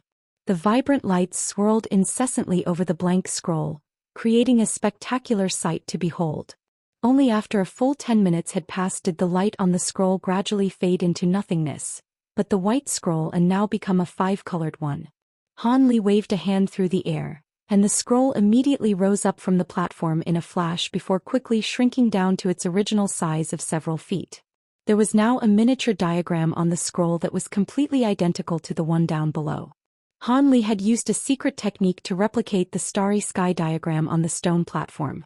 The scroll then transformed into a 5-colored streak of light that vanished into Han Li's sleeve in a flash. With this starry sky diagram replica, he was confident that he would be able to glean some secrets from it. At the very least, studying it would greatly assist him in bettering his understanding of illusionary techniques. As such, there was nothing of value left in this place. However, Han Li still carefully searched through this place, and only after ascertaining that there were no hidden items did he fly out of the shattered gate as a streak of azure light. He had already been in this space for close to a day, so he naturally didn't want to linger here any longer. A resounding boom rang out as a certain section of the giant screen in the main palace suddenly exploded. A ball of black light that was around 10 feet in size abruptly surfaced on the screen before quickly swirling to form a small vortex. A streak of azure light emerged from the vortex before fading to reveal Han Li at the center of the palace. He turned to look back at the screen before his third law destruction eye slowly fell shut on his glabella. It's a pity that this Shumi treasure has already been completely refined by someone else and can't be used by others. Otherwise, this would be a very useful treasure, Han Li murmured to himself in a slightly wistful manner before looking around at the palace, and sure enough, Lu Shuer and Shikuan were already nowhere to be seen. Despite this, Han Li's expression remained calm, and after a brief moment of contemplation he strode out of the palace. He had remained in that Shumi paradise for such a long time, so the other two had presumably already searched through every other place here. As such, all he wanted to do now was to find them and leave this place as quickly as possible, then meditate somewhere for a few days to recover his own soul power. However, just as Han Li emerged from the palace and was about to let loose a long cry to contact Lu Shuer and Shikuan, a loud rumbling akin to a thunderclap suddenly erupted from the ground, immediately following which everything began to quake violently.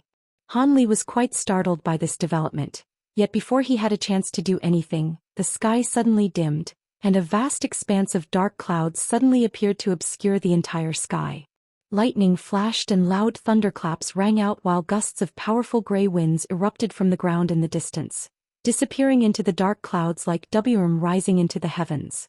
From a distance, it looked as if countless gargantuan pillars were rising into the air, creating a very spectacular sight to behold. Han Li's expression immediately darkened upon seeing this. Even without releasing his spiritual sense, he could tell that the world's origin chi in this place had been plunged into complete disarray, and all types of spiritual chi had filled the entire sky. What was even more alarming to him was that many bursts of restriction fluctuations had emerged in the nearby space, and they were fluctuating in power in an extremely unstable manner. Azure light immediately flashed from Han Li's body as he slowly rose up into the air. Only after elevating to around 50 to 60 feet above the ground did he stop in his ascent. The flight restriction here hadn't completely disappeared, but its power was less than half as potent as it originally was. As such, Han Li had no difficulty flying at low altitudes. Right at this moment, the ground began to quake more violently, and a layer of purple light began to appear over the main palace behind him before fluctuating in brightness in an extremely erratic manner. A ball of yellow light abruptly erupted out of the roof of a certain building among the cluster of pavilions behind the main palace, and it hurtled directly toward the main palace. At the same time, a streak of white light also flew toward the main palace from one of the side palaces. These were none other than Lu Shuer and Shikuan, and both of them wore alarmed expressions, clearly having been caught by surprise by this sudden development. Han Li's eyelids twitched slightly, and he didn't hesitate any longer as he flew toward the plaza in front of the main palace as a streak of azure light. After just a few flashes he reached the mountain path outside the palace gate, then rushed down the steps toward the foot of the mountain.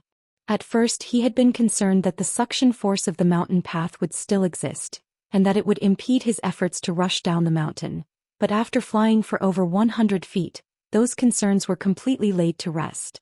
Perhaps it was due to the sudden changes taking place in this space, or perhaps this restriction only applied to those scaling the mountain. In any case, he didn't encounter any impediment and reached the foot of the mountain after just a few flashes. Shirkuan and Lu Shuier also arrived beside him almost immediately thereafter. As soon as Shirkuan appeared, he immediately bellowed in rage and frustration. What happened? Why does this space suddenly look like it's collapsing? I was just about to secure a powerful treasure. If you think you're the only one? I had just broken the restriction on a secret chamber and was about to enter it, Lu Shuier snapped. Neither of them appeared to be explicitly pinning the blame on anyone, but both of them turned to look at Han Li in unison. Do you think I have something to do with this? I only just emerged from that space as well. How could I have possibly done anything to result in this situation? Han Li's expression darkened, and he certainly wasn't going to take the blame for this. But let's discuss this after we get out of here. If we don't leave this place, we'll all be dead once the space collapses. Shirkuan was about to say something further, but Lu Shuier interjected to cut him off, and he immediately fell silent. Han Li naturally wasn't going to say anything either, and the three of them rose up into the air as streaks of light. Now that the three of them were flying together, the speed of their flight increased by about twofold, and they reached the stone platform nearby, upon which stood the teleportation formation. The three of them rushed into the teleportation formation at the same time, upon which Han Li raised a hand to cast an incantation seal toward the edge of the formation. The formation released a faint buzzing sound and a flash of bright white light, following which Han Li's trio was instantly completely encompassed within the white light. After the buzzing sound receded and the light faded, the teleportation formation also vanished. A streak of azure light emerged tens of thousands of feet in the air, following which Han Li abruptly emerged. Lu Shuier and Shirkuan also appeared within 200 feet of him, and none of them said anything as they stared intently down at the massive light hole down below. Lights of different colors were flashing incessantly within the light hole amid a string of rumbling booms, and spiritual light was flashing violently on the edge of the hole, making it look as if it were a volcano that was about to erupt. Let's go. We can't remain here any longer. That thing's about to blow up, and it'll be extremely perilous for us if we get caught up in the spatial vortex, Han Li said in an expressionless manner. He then flew toward a certain direction without waiting for a response from Lu Shuier and Shirkuan. Shirkuan and Lu Shuier exchanged a grim glance before immediately flying away behind Han Li. At their speed, the three of them instantly covered a distance of several thousands of kilometers in a short time. Right at this moment, an earth-shattering boom erupted from extremely far in the distance behind them. A vast amount of spiritual qi was rapidly being compressed, then exploding violently to release enormous spiritual pressure that almost instantly tore apart the formations that Han Li's trio had set up around the entrance of the restriction. A massive pillar of wind erupted from the ground, then spread outward in all directions, sending gale-force winds sweeping through the surrounding area with a radius of several kilometers. At the same time, powerful spatial fluctuations erupted forth, and even though Han Li's trio was already far away from the scene, they could still clearly sense the devastating aura in that direction. Their expressions changed slightly in unison, and they realized that if they had fled the scene any slower than they did, they could have been in a lot of trouble. This is bad. Those Jiaoqi beings are heading toward us, and they're coming really quickly. They're about to get here soon, Lu Shuier suddenly exclaimed. Han Li seemed to have also sensed something at the same time, and a grave look appeared on his face. They've indeed discovered us, and they're using secret techniques to track us.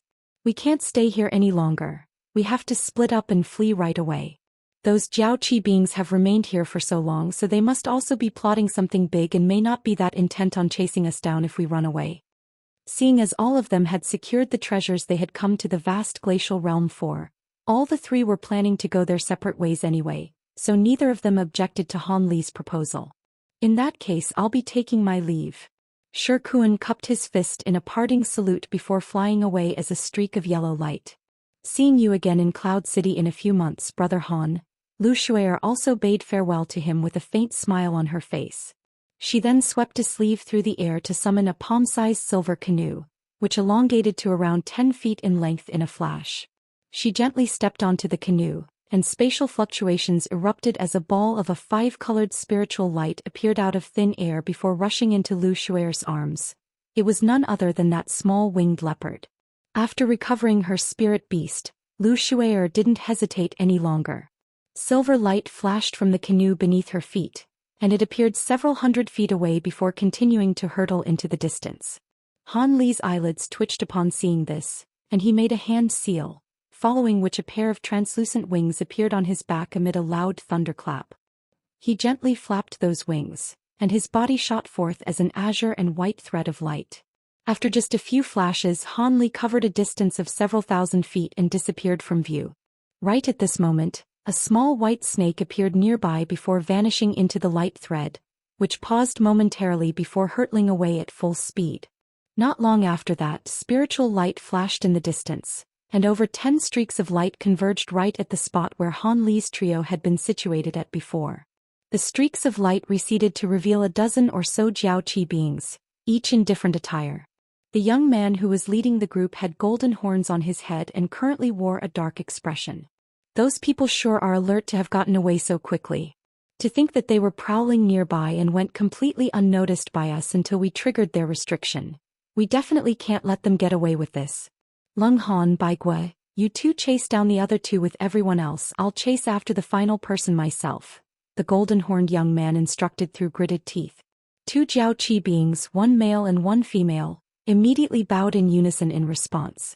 Leave it to us, Envoy Shu Li will be sure to hunt down our targets. The man appeared to be in his 40s and was very tall and broad. There were dense scales all over his body, and he had a curved blue horn on his head.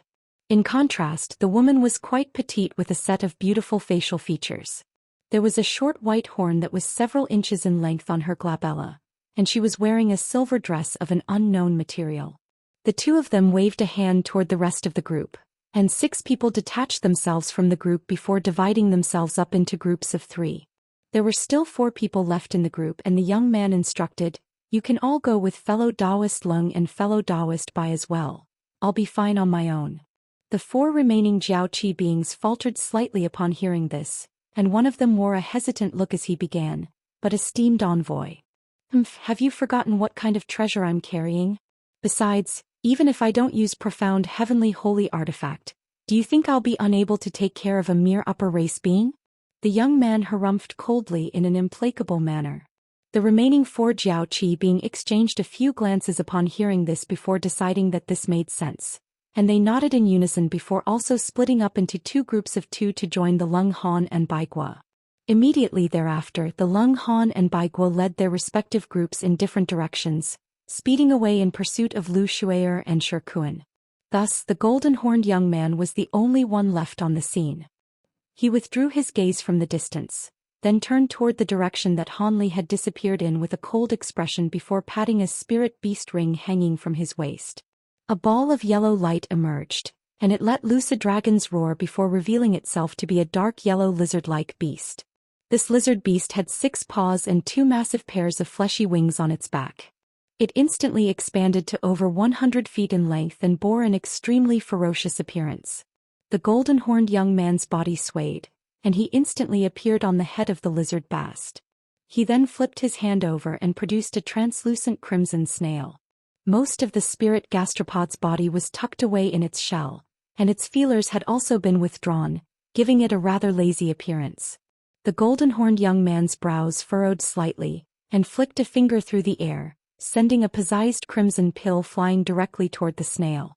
The snail instantly became more alert, and its head shot out of its shell like lightning before it swallowed the pill in a flash.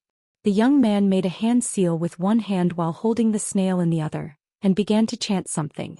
The snail's feelers immediately extended toward the direction that Han Li had fled toward and began to glow with dazzling red light. A cold light flashed through the young man's eyes upon seeing this, and he stomped a foot down onto the lizard beast beneath him. Golden light flashed, and the 6-pawed lizard flapped its 4 wings vigorously, sweeping up a yellow sandstorm that instantly completely inundated its body. Moments later, the sandstorm receded, and the lizard beast and Jiaoqi being were nowhere to be seen. The azure and white thread that Han Li had transformed into was flying through the air at an incredible speed, covering a distance in excess of 50,000 kilometers in the blink of an eye. However, he was constantly inspecting his internal condition with his spiritual sense during his flight, and his brows quickly began to furrow slightly. Not long after he had set off, he had sensed that something mysterious seemed to have locked onto him. He had been attempting to pinpoint and remove whatever was tracking him this entire time, but it seemed to be more than just an ordinary secret technique. As such, despite how quickly he was flying, he was unable to shake off his pursuer. Furthermore, even though he was flying at an extremely fast speed, maintaining this speed expended a vast amount of magic power, and in his current depleted state, there was no way that he would be able to keep up this speed for very long. As such, it seemed that he would have no choice but to take care of this pursuer if he didn't want to continue to be pestered. During his flight, he had already employed some methods to ascertain that he was being chased by a Jiaoqi being, and that there was only a single pursuer. As such, after failing once again to find what he was being tracked by, killing intent began to well up in his heart. With his current late spatial tempering stage cultivation base and vast array of powerful abilities, he would definitely be able to take care of a pursuer of the same cultivation base even in his depleted state. Even with that in mind, Han Li didn't immediately stop. Instead, he continued to flee at his current speed, and only after flying for several tens of thousands more kilometers did he stop. Even if there were more pursuers on the way, this was too far of a distance for them to arrive on the scene in a short time. As soon as he stopped, he immediately swept a sleeve through the air to summon several tens of small azure swords, all of which vanished into the surrounding air in a flash. He then clasped his hands behind his back and hovered in midair as he cast his gaze into the distance. Not long after that, a gust of yellow winds surged toward him from afar. The winds were extremely fierce, and even before it reached Han Li, there were already loud rumbling thunderclaps that could be heard erupting from within it. The yellow winds then vanished to reveal a giant lizard with 6 paws and 4 wings. Above the lizard's head stood a golden-horned young man who was appraising Han Li with a cold look in his narrowed eyes. "Which race are you from? You don't seem to be from the heavenly cloud races. So be it, no matter who you are, you dared to spy on us, so only death awaits you," the young man said in a frosty voice. Immediately thereafter, the 6-pawed lizard beneath his feet suddenly let loose a low roar, and a gust of powerful winds was swept up around it. The lizard beast then spread its 4 wings and disappeared on the spot, but the young man remained completely unmoved while making a grabbing motion in an unhurried manner.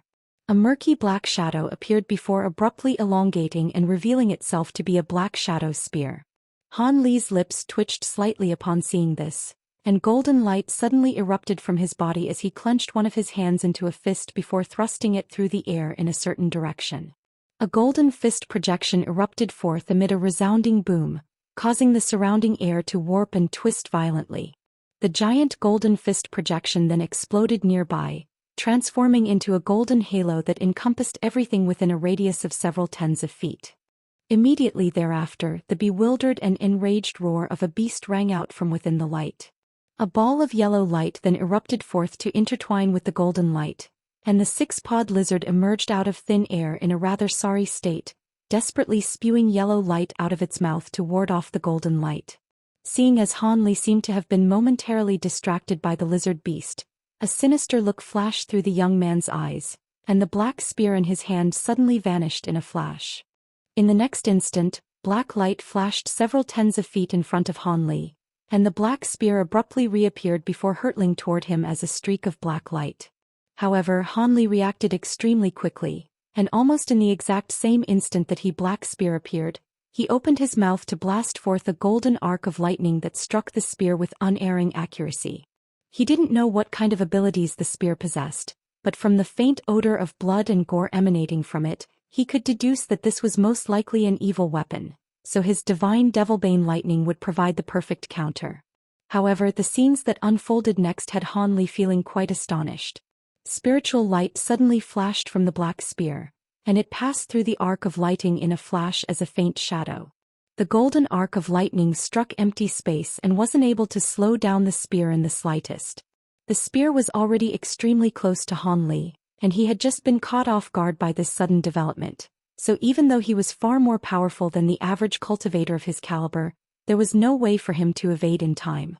Thus, the black spear struck his body amid a dull thump before exploding into a ball of black light. Han Li was forced back a single step by the enormous impact, but his body remained completely unscathed.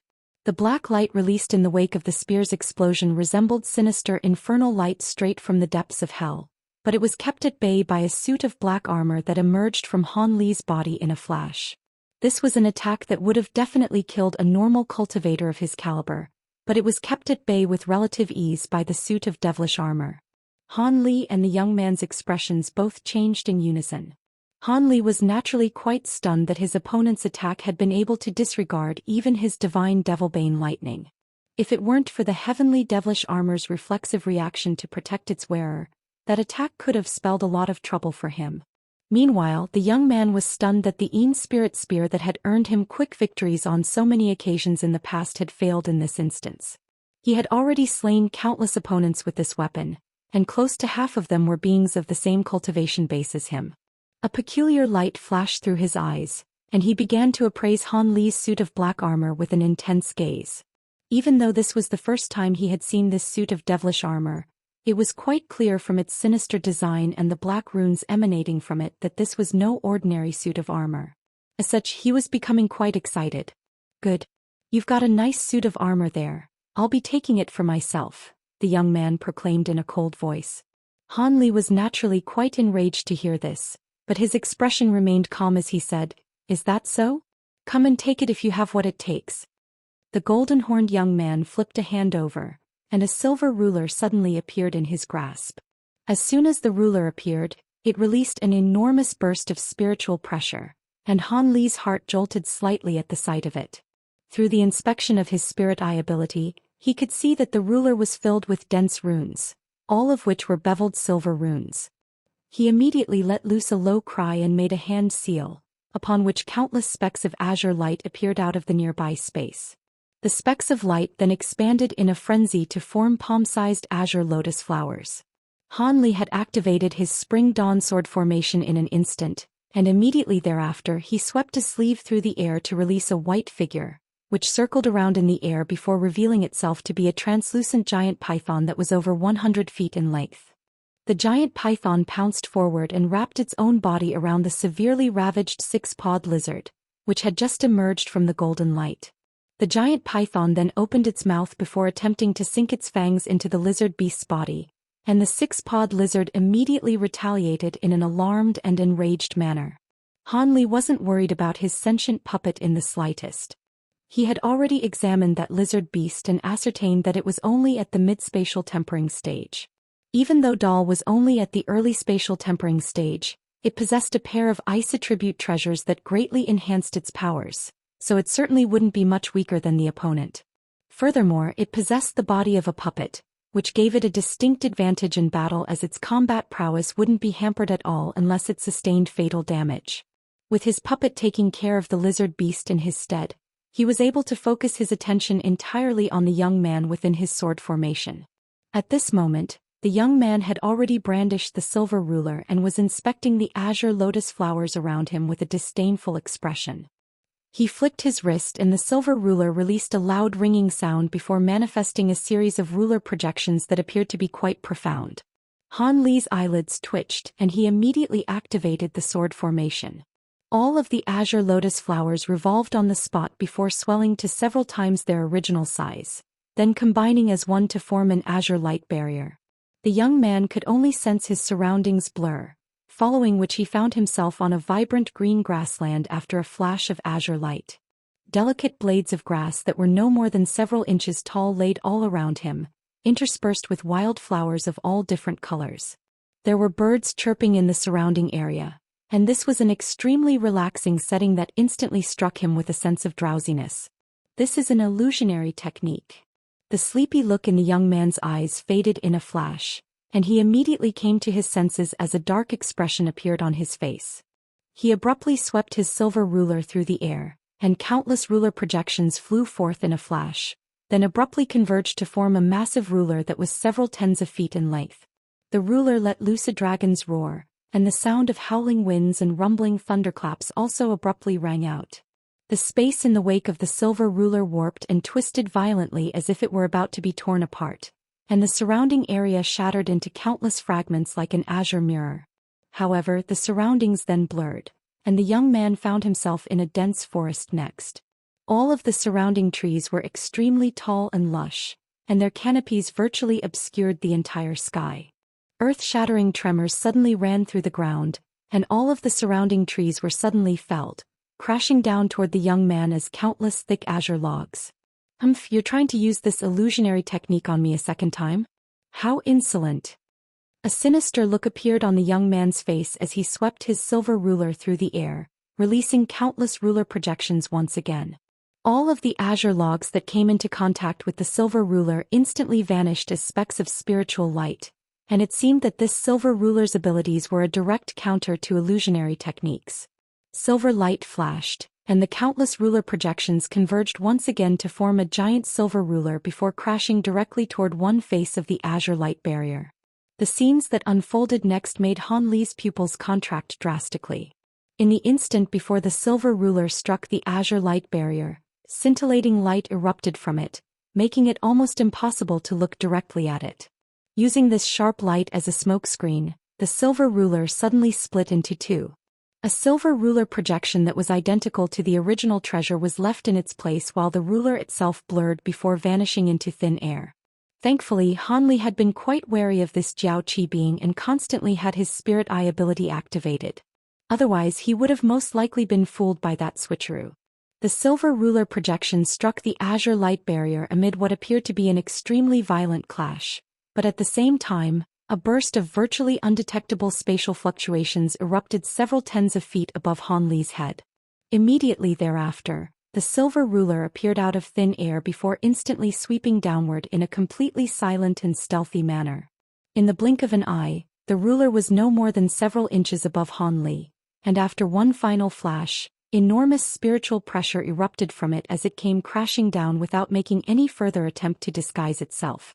Brilliant silver light erupted from the ruler, and right at that moment, golden light suddenly radiated from the top of Han Li's head, following which a golden palm that was riddled with purple runes emerged out of thin air. The golden hand then reached out like lightning and caught the silver ruler in a flash. The ruler shuddered and began to emit a shrill shrieking sound. Silver and purplish golden light intertwined to result in an earth-shattering explosion, and shockwaves that were visible to the naked eye erupted from the epicenter of the explosion before surging toward all directions. The silver ruler was enveloped within a dense layer of silver light, extending and retracting in an unpredictable manner in an attempt to free itself. However, the fingers of the golden hand were like inescapable hooks, and even though they were being kept at bay by the spiritual light being released by the silver ruler, they were slowly closing in inch by inch. The young man in the sword formation was somehow able to see Han Li through the illusionary technique of the sword formation, and a stunned and furious expression appeared on his face. He immediately let loose a low cry before making a hand seal, then pointed a finger directly toward the silver ruler. A loud thunderclap rang out, and arcs of lightning erupted from the silver ruler to strike the golden hand. However, the hand was like an impregnable fortress, and it only shuddered slightly in the face of the ferocious lightning strikes. A disdainful smile appeared on Han Li's face upon seeing this, and he abruptly swept a sleeve through the air. Bright golden light erupted forth, and a purplish golden figure that was around 20 feet tall appeared. The figure had 3 heads, all of which were completely expressionless as well as 6 arms.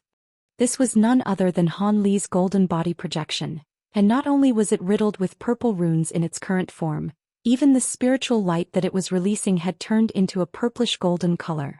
The golden hand that had latched onto the silver ruler was none other than one of the projection's 6 hands. 2 of its 3 heads lowered in unison before opening their mouths to blast forth 2 bursts of golden light, which swept away the silver arcs of lightning being released by the ruler. The hand quickly took advantage of this opportunity to clamp its fingers around the ruler, and the silver light barrier surrounding the treasure was instantly shattered, thereby allowing the hand to truly close itself around the silver ruler. One of the golden body's other hands then also shot forth like lightning, and it rubbed its 2 hands together with the silver ruler between its palms. The ruler immediately let loose an anguished wail, and the silver light it was releasing instantly dimmed significantly. One of the golden body's heads then opened its mouth to expel a burst of golden light, which drew the silver ruler into its stomach. Everything had taken place in the blink of an eye, and by the time the golden-horned young man had processed what had just happened, he had already lost his spiritual connection with his precious treasure. He was naturally greatly alarmed and infuriated by this development.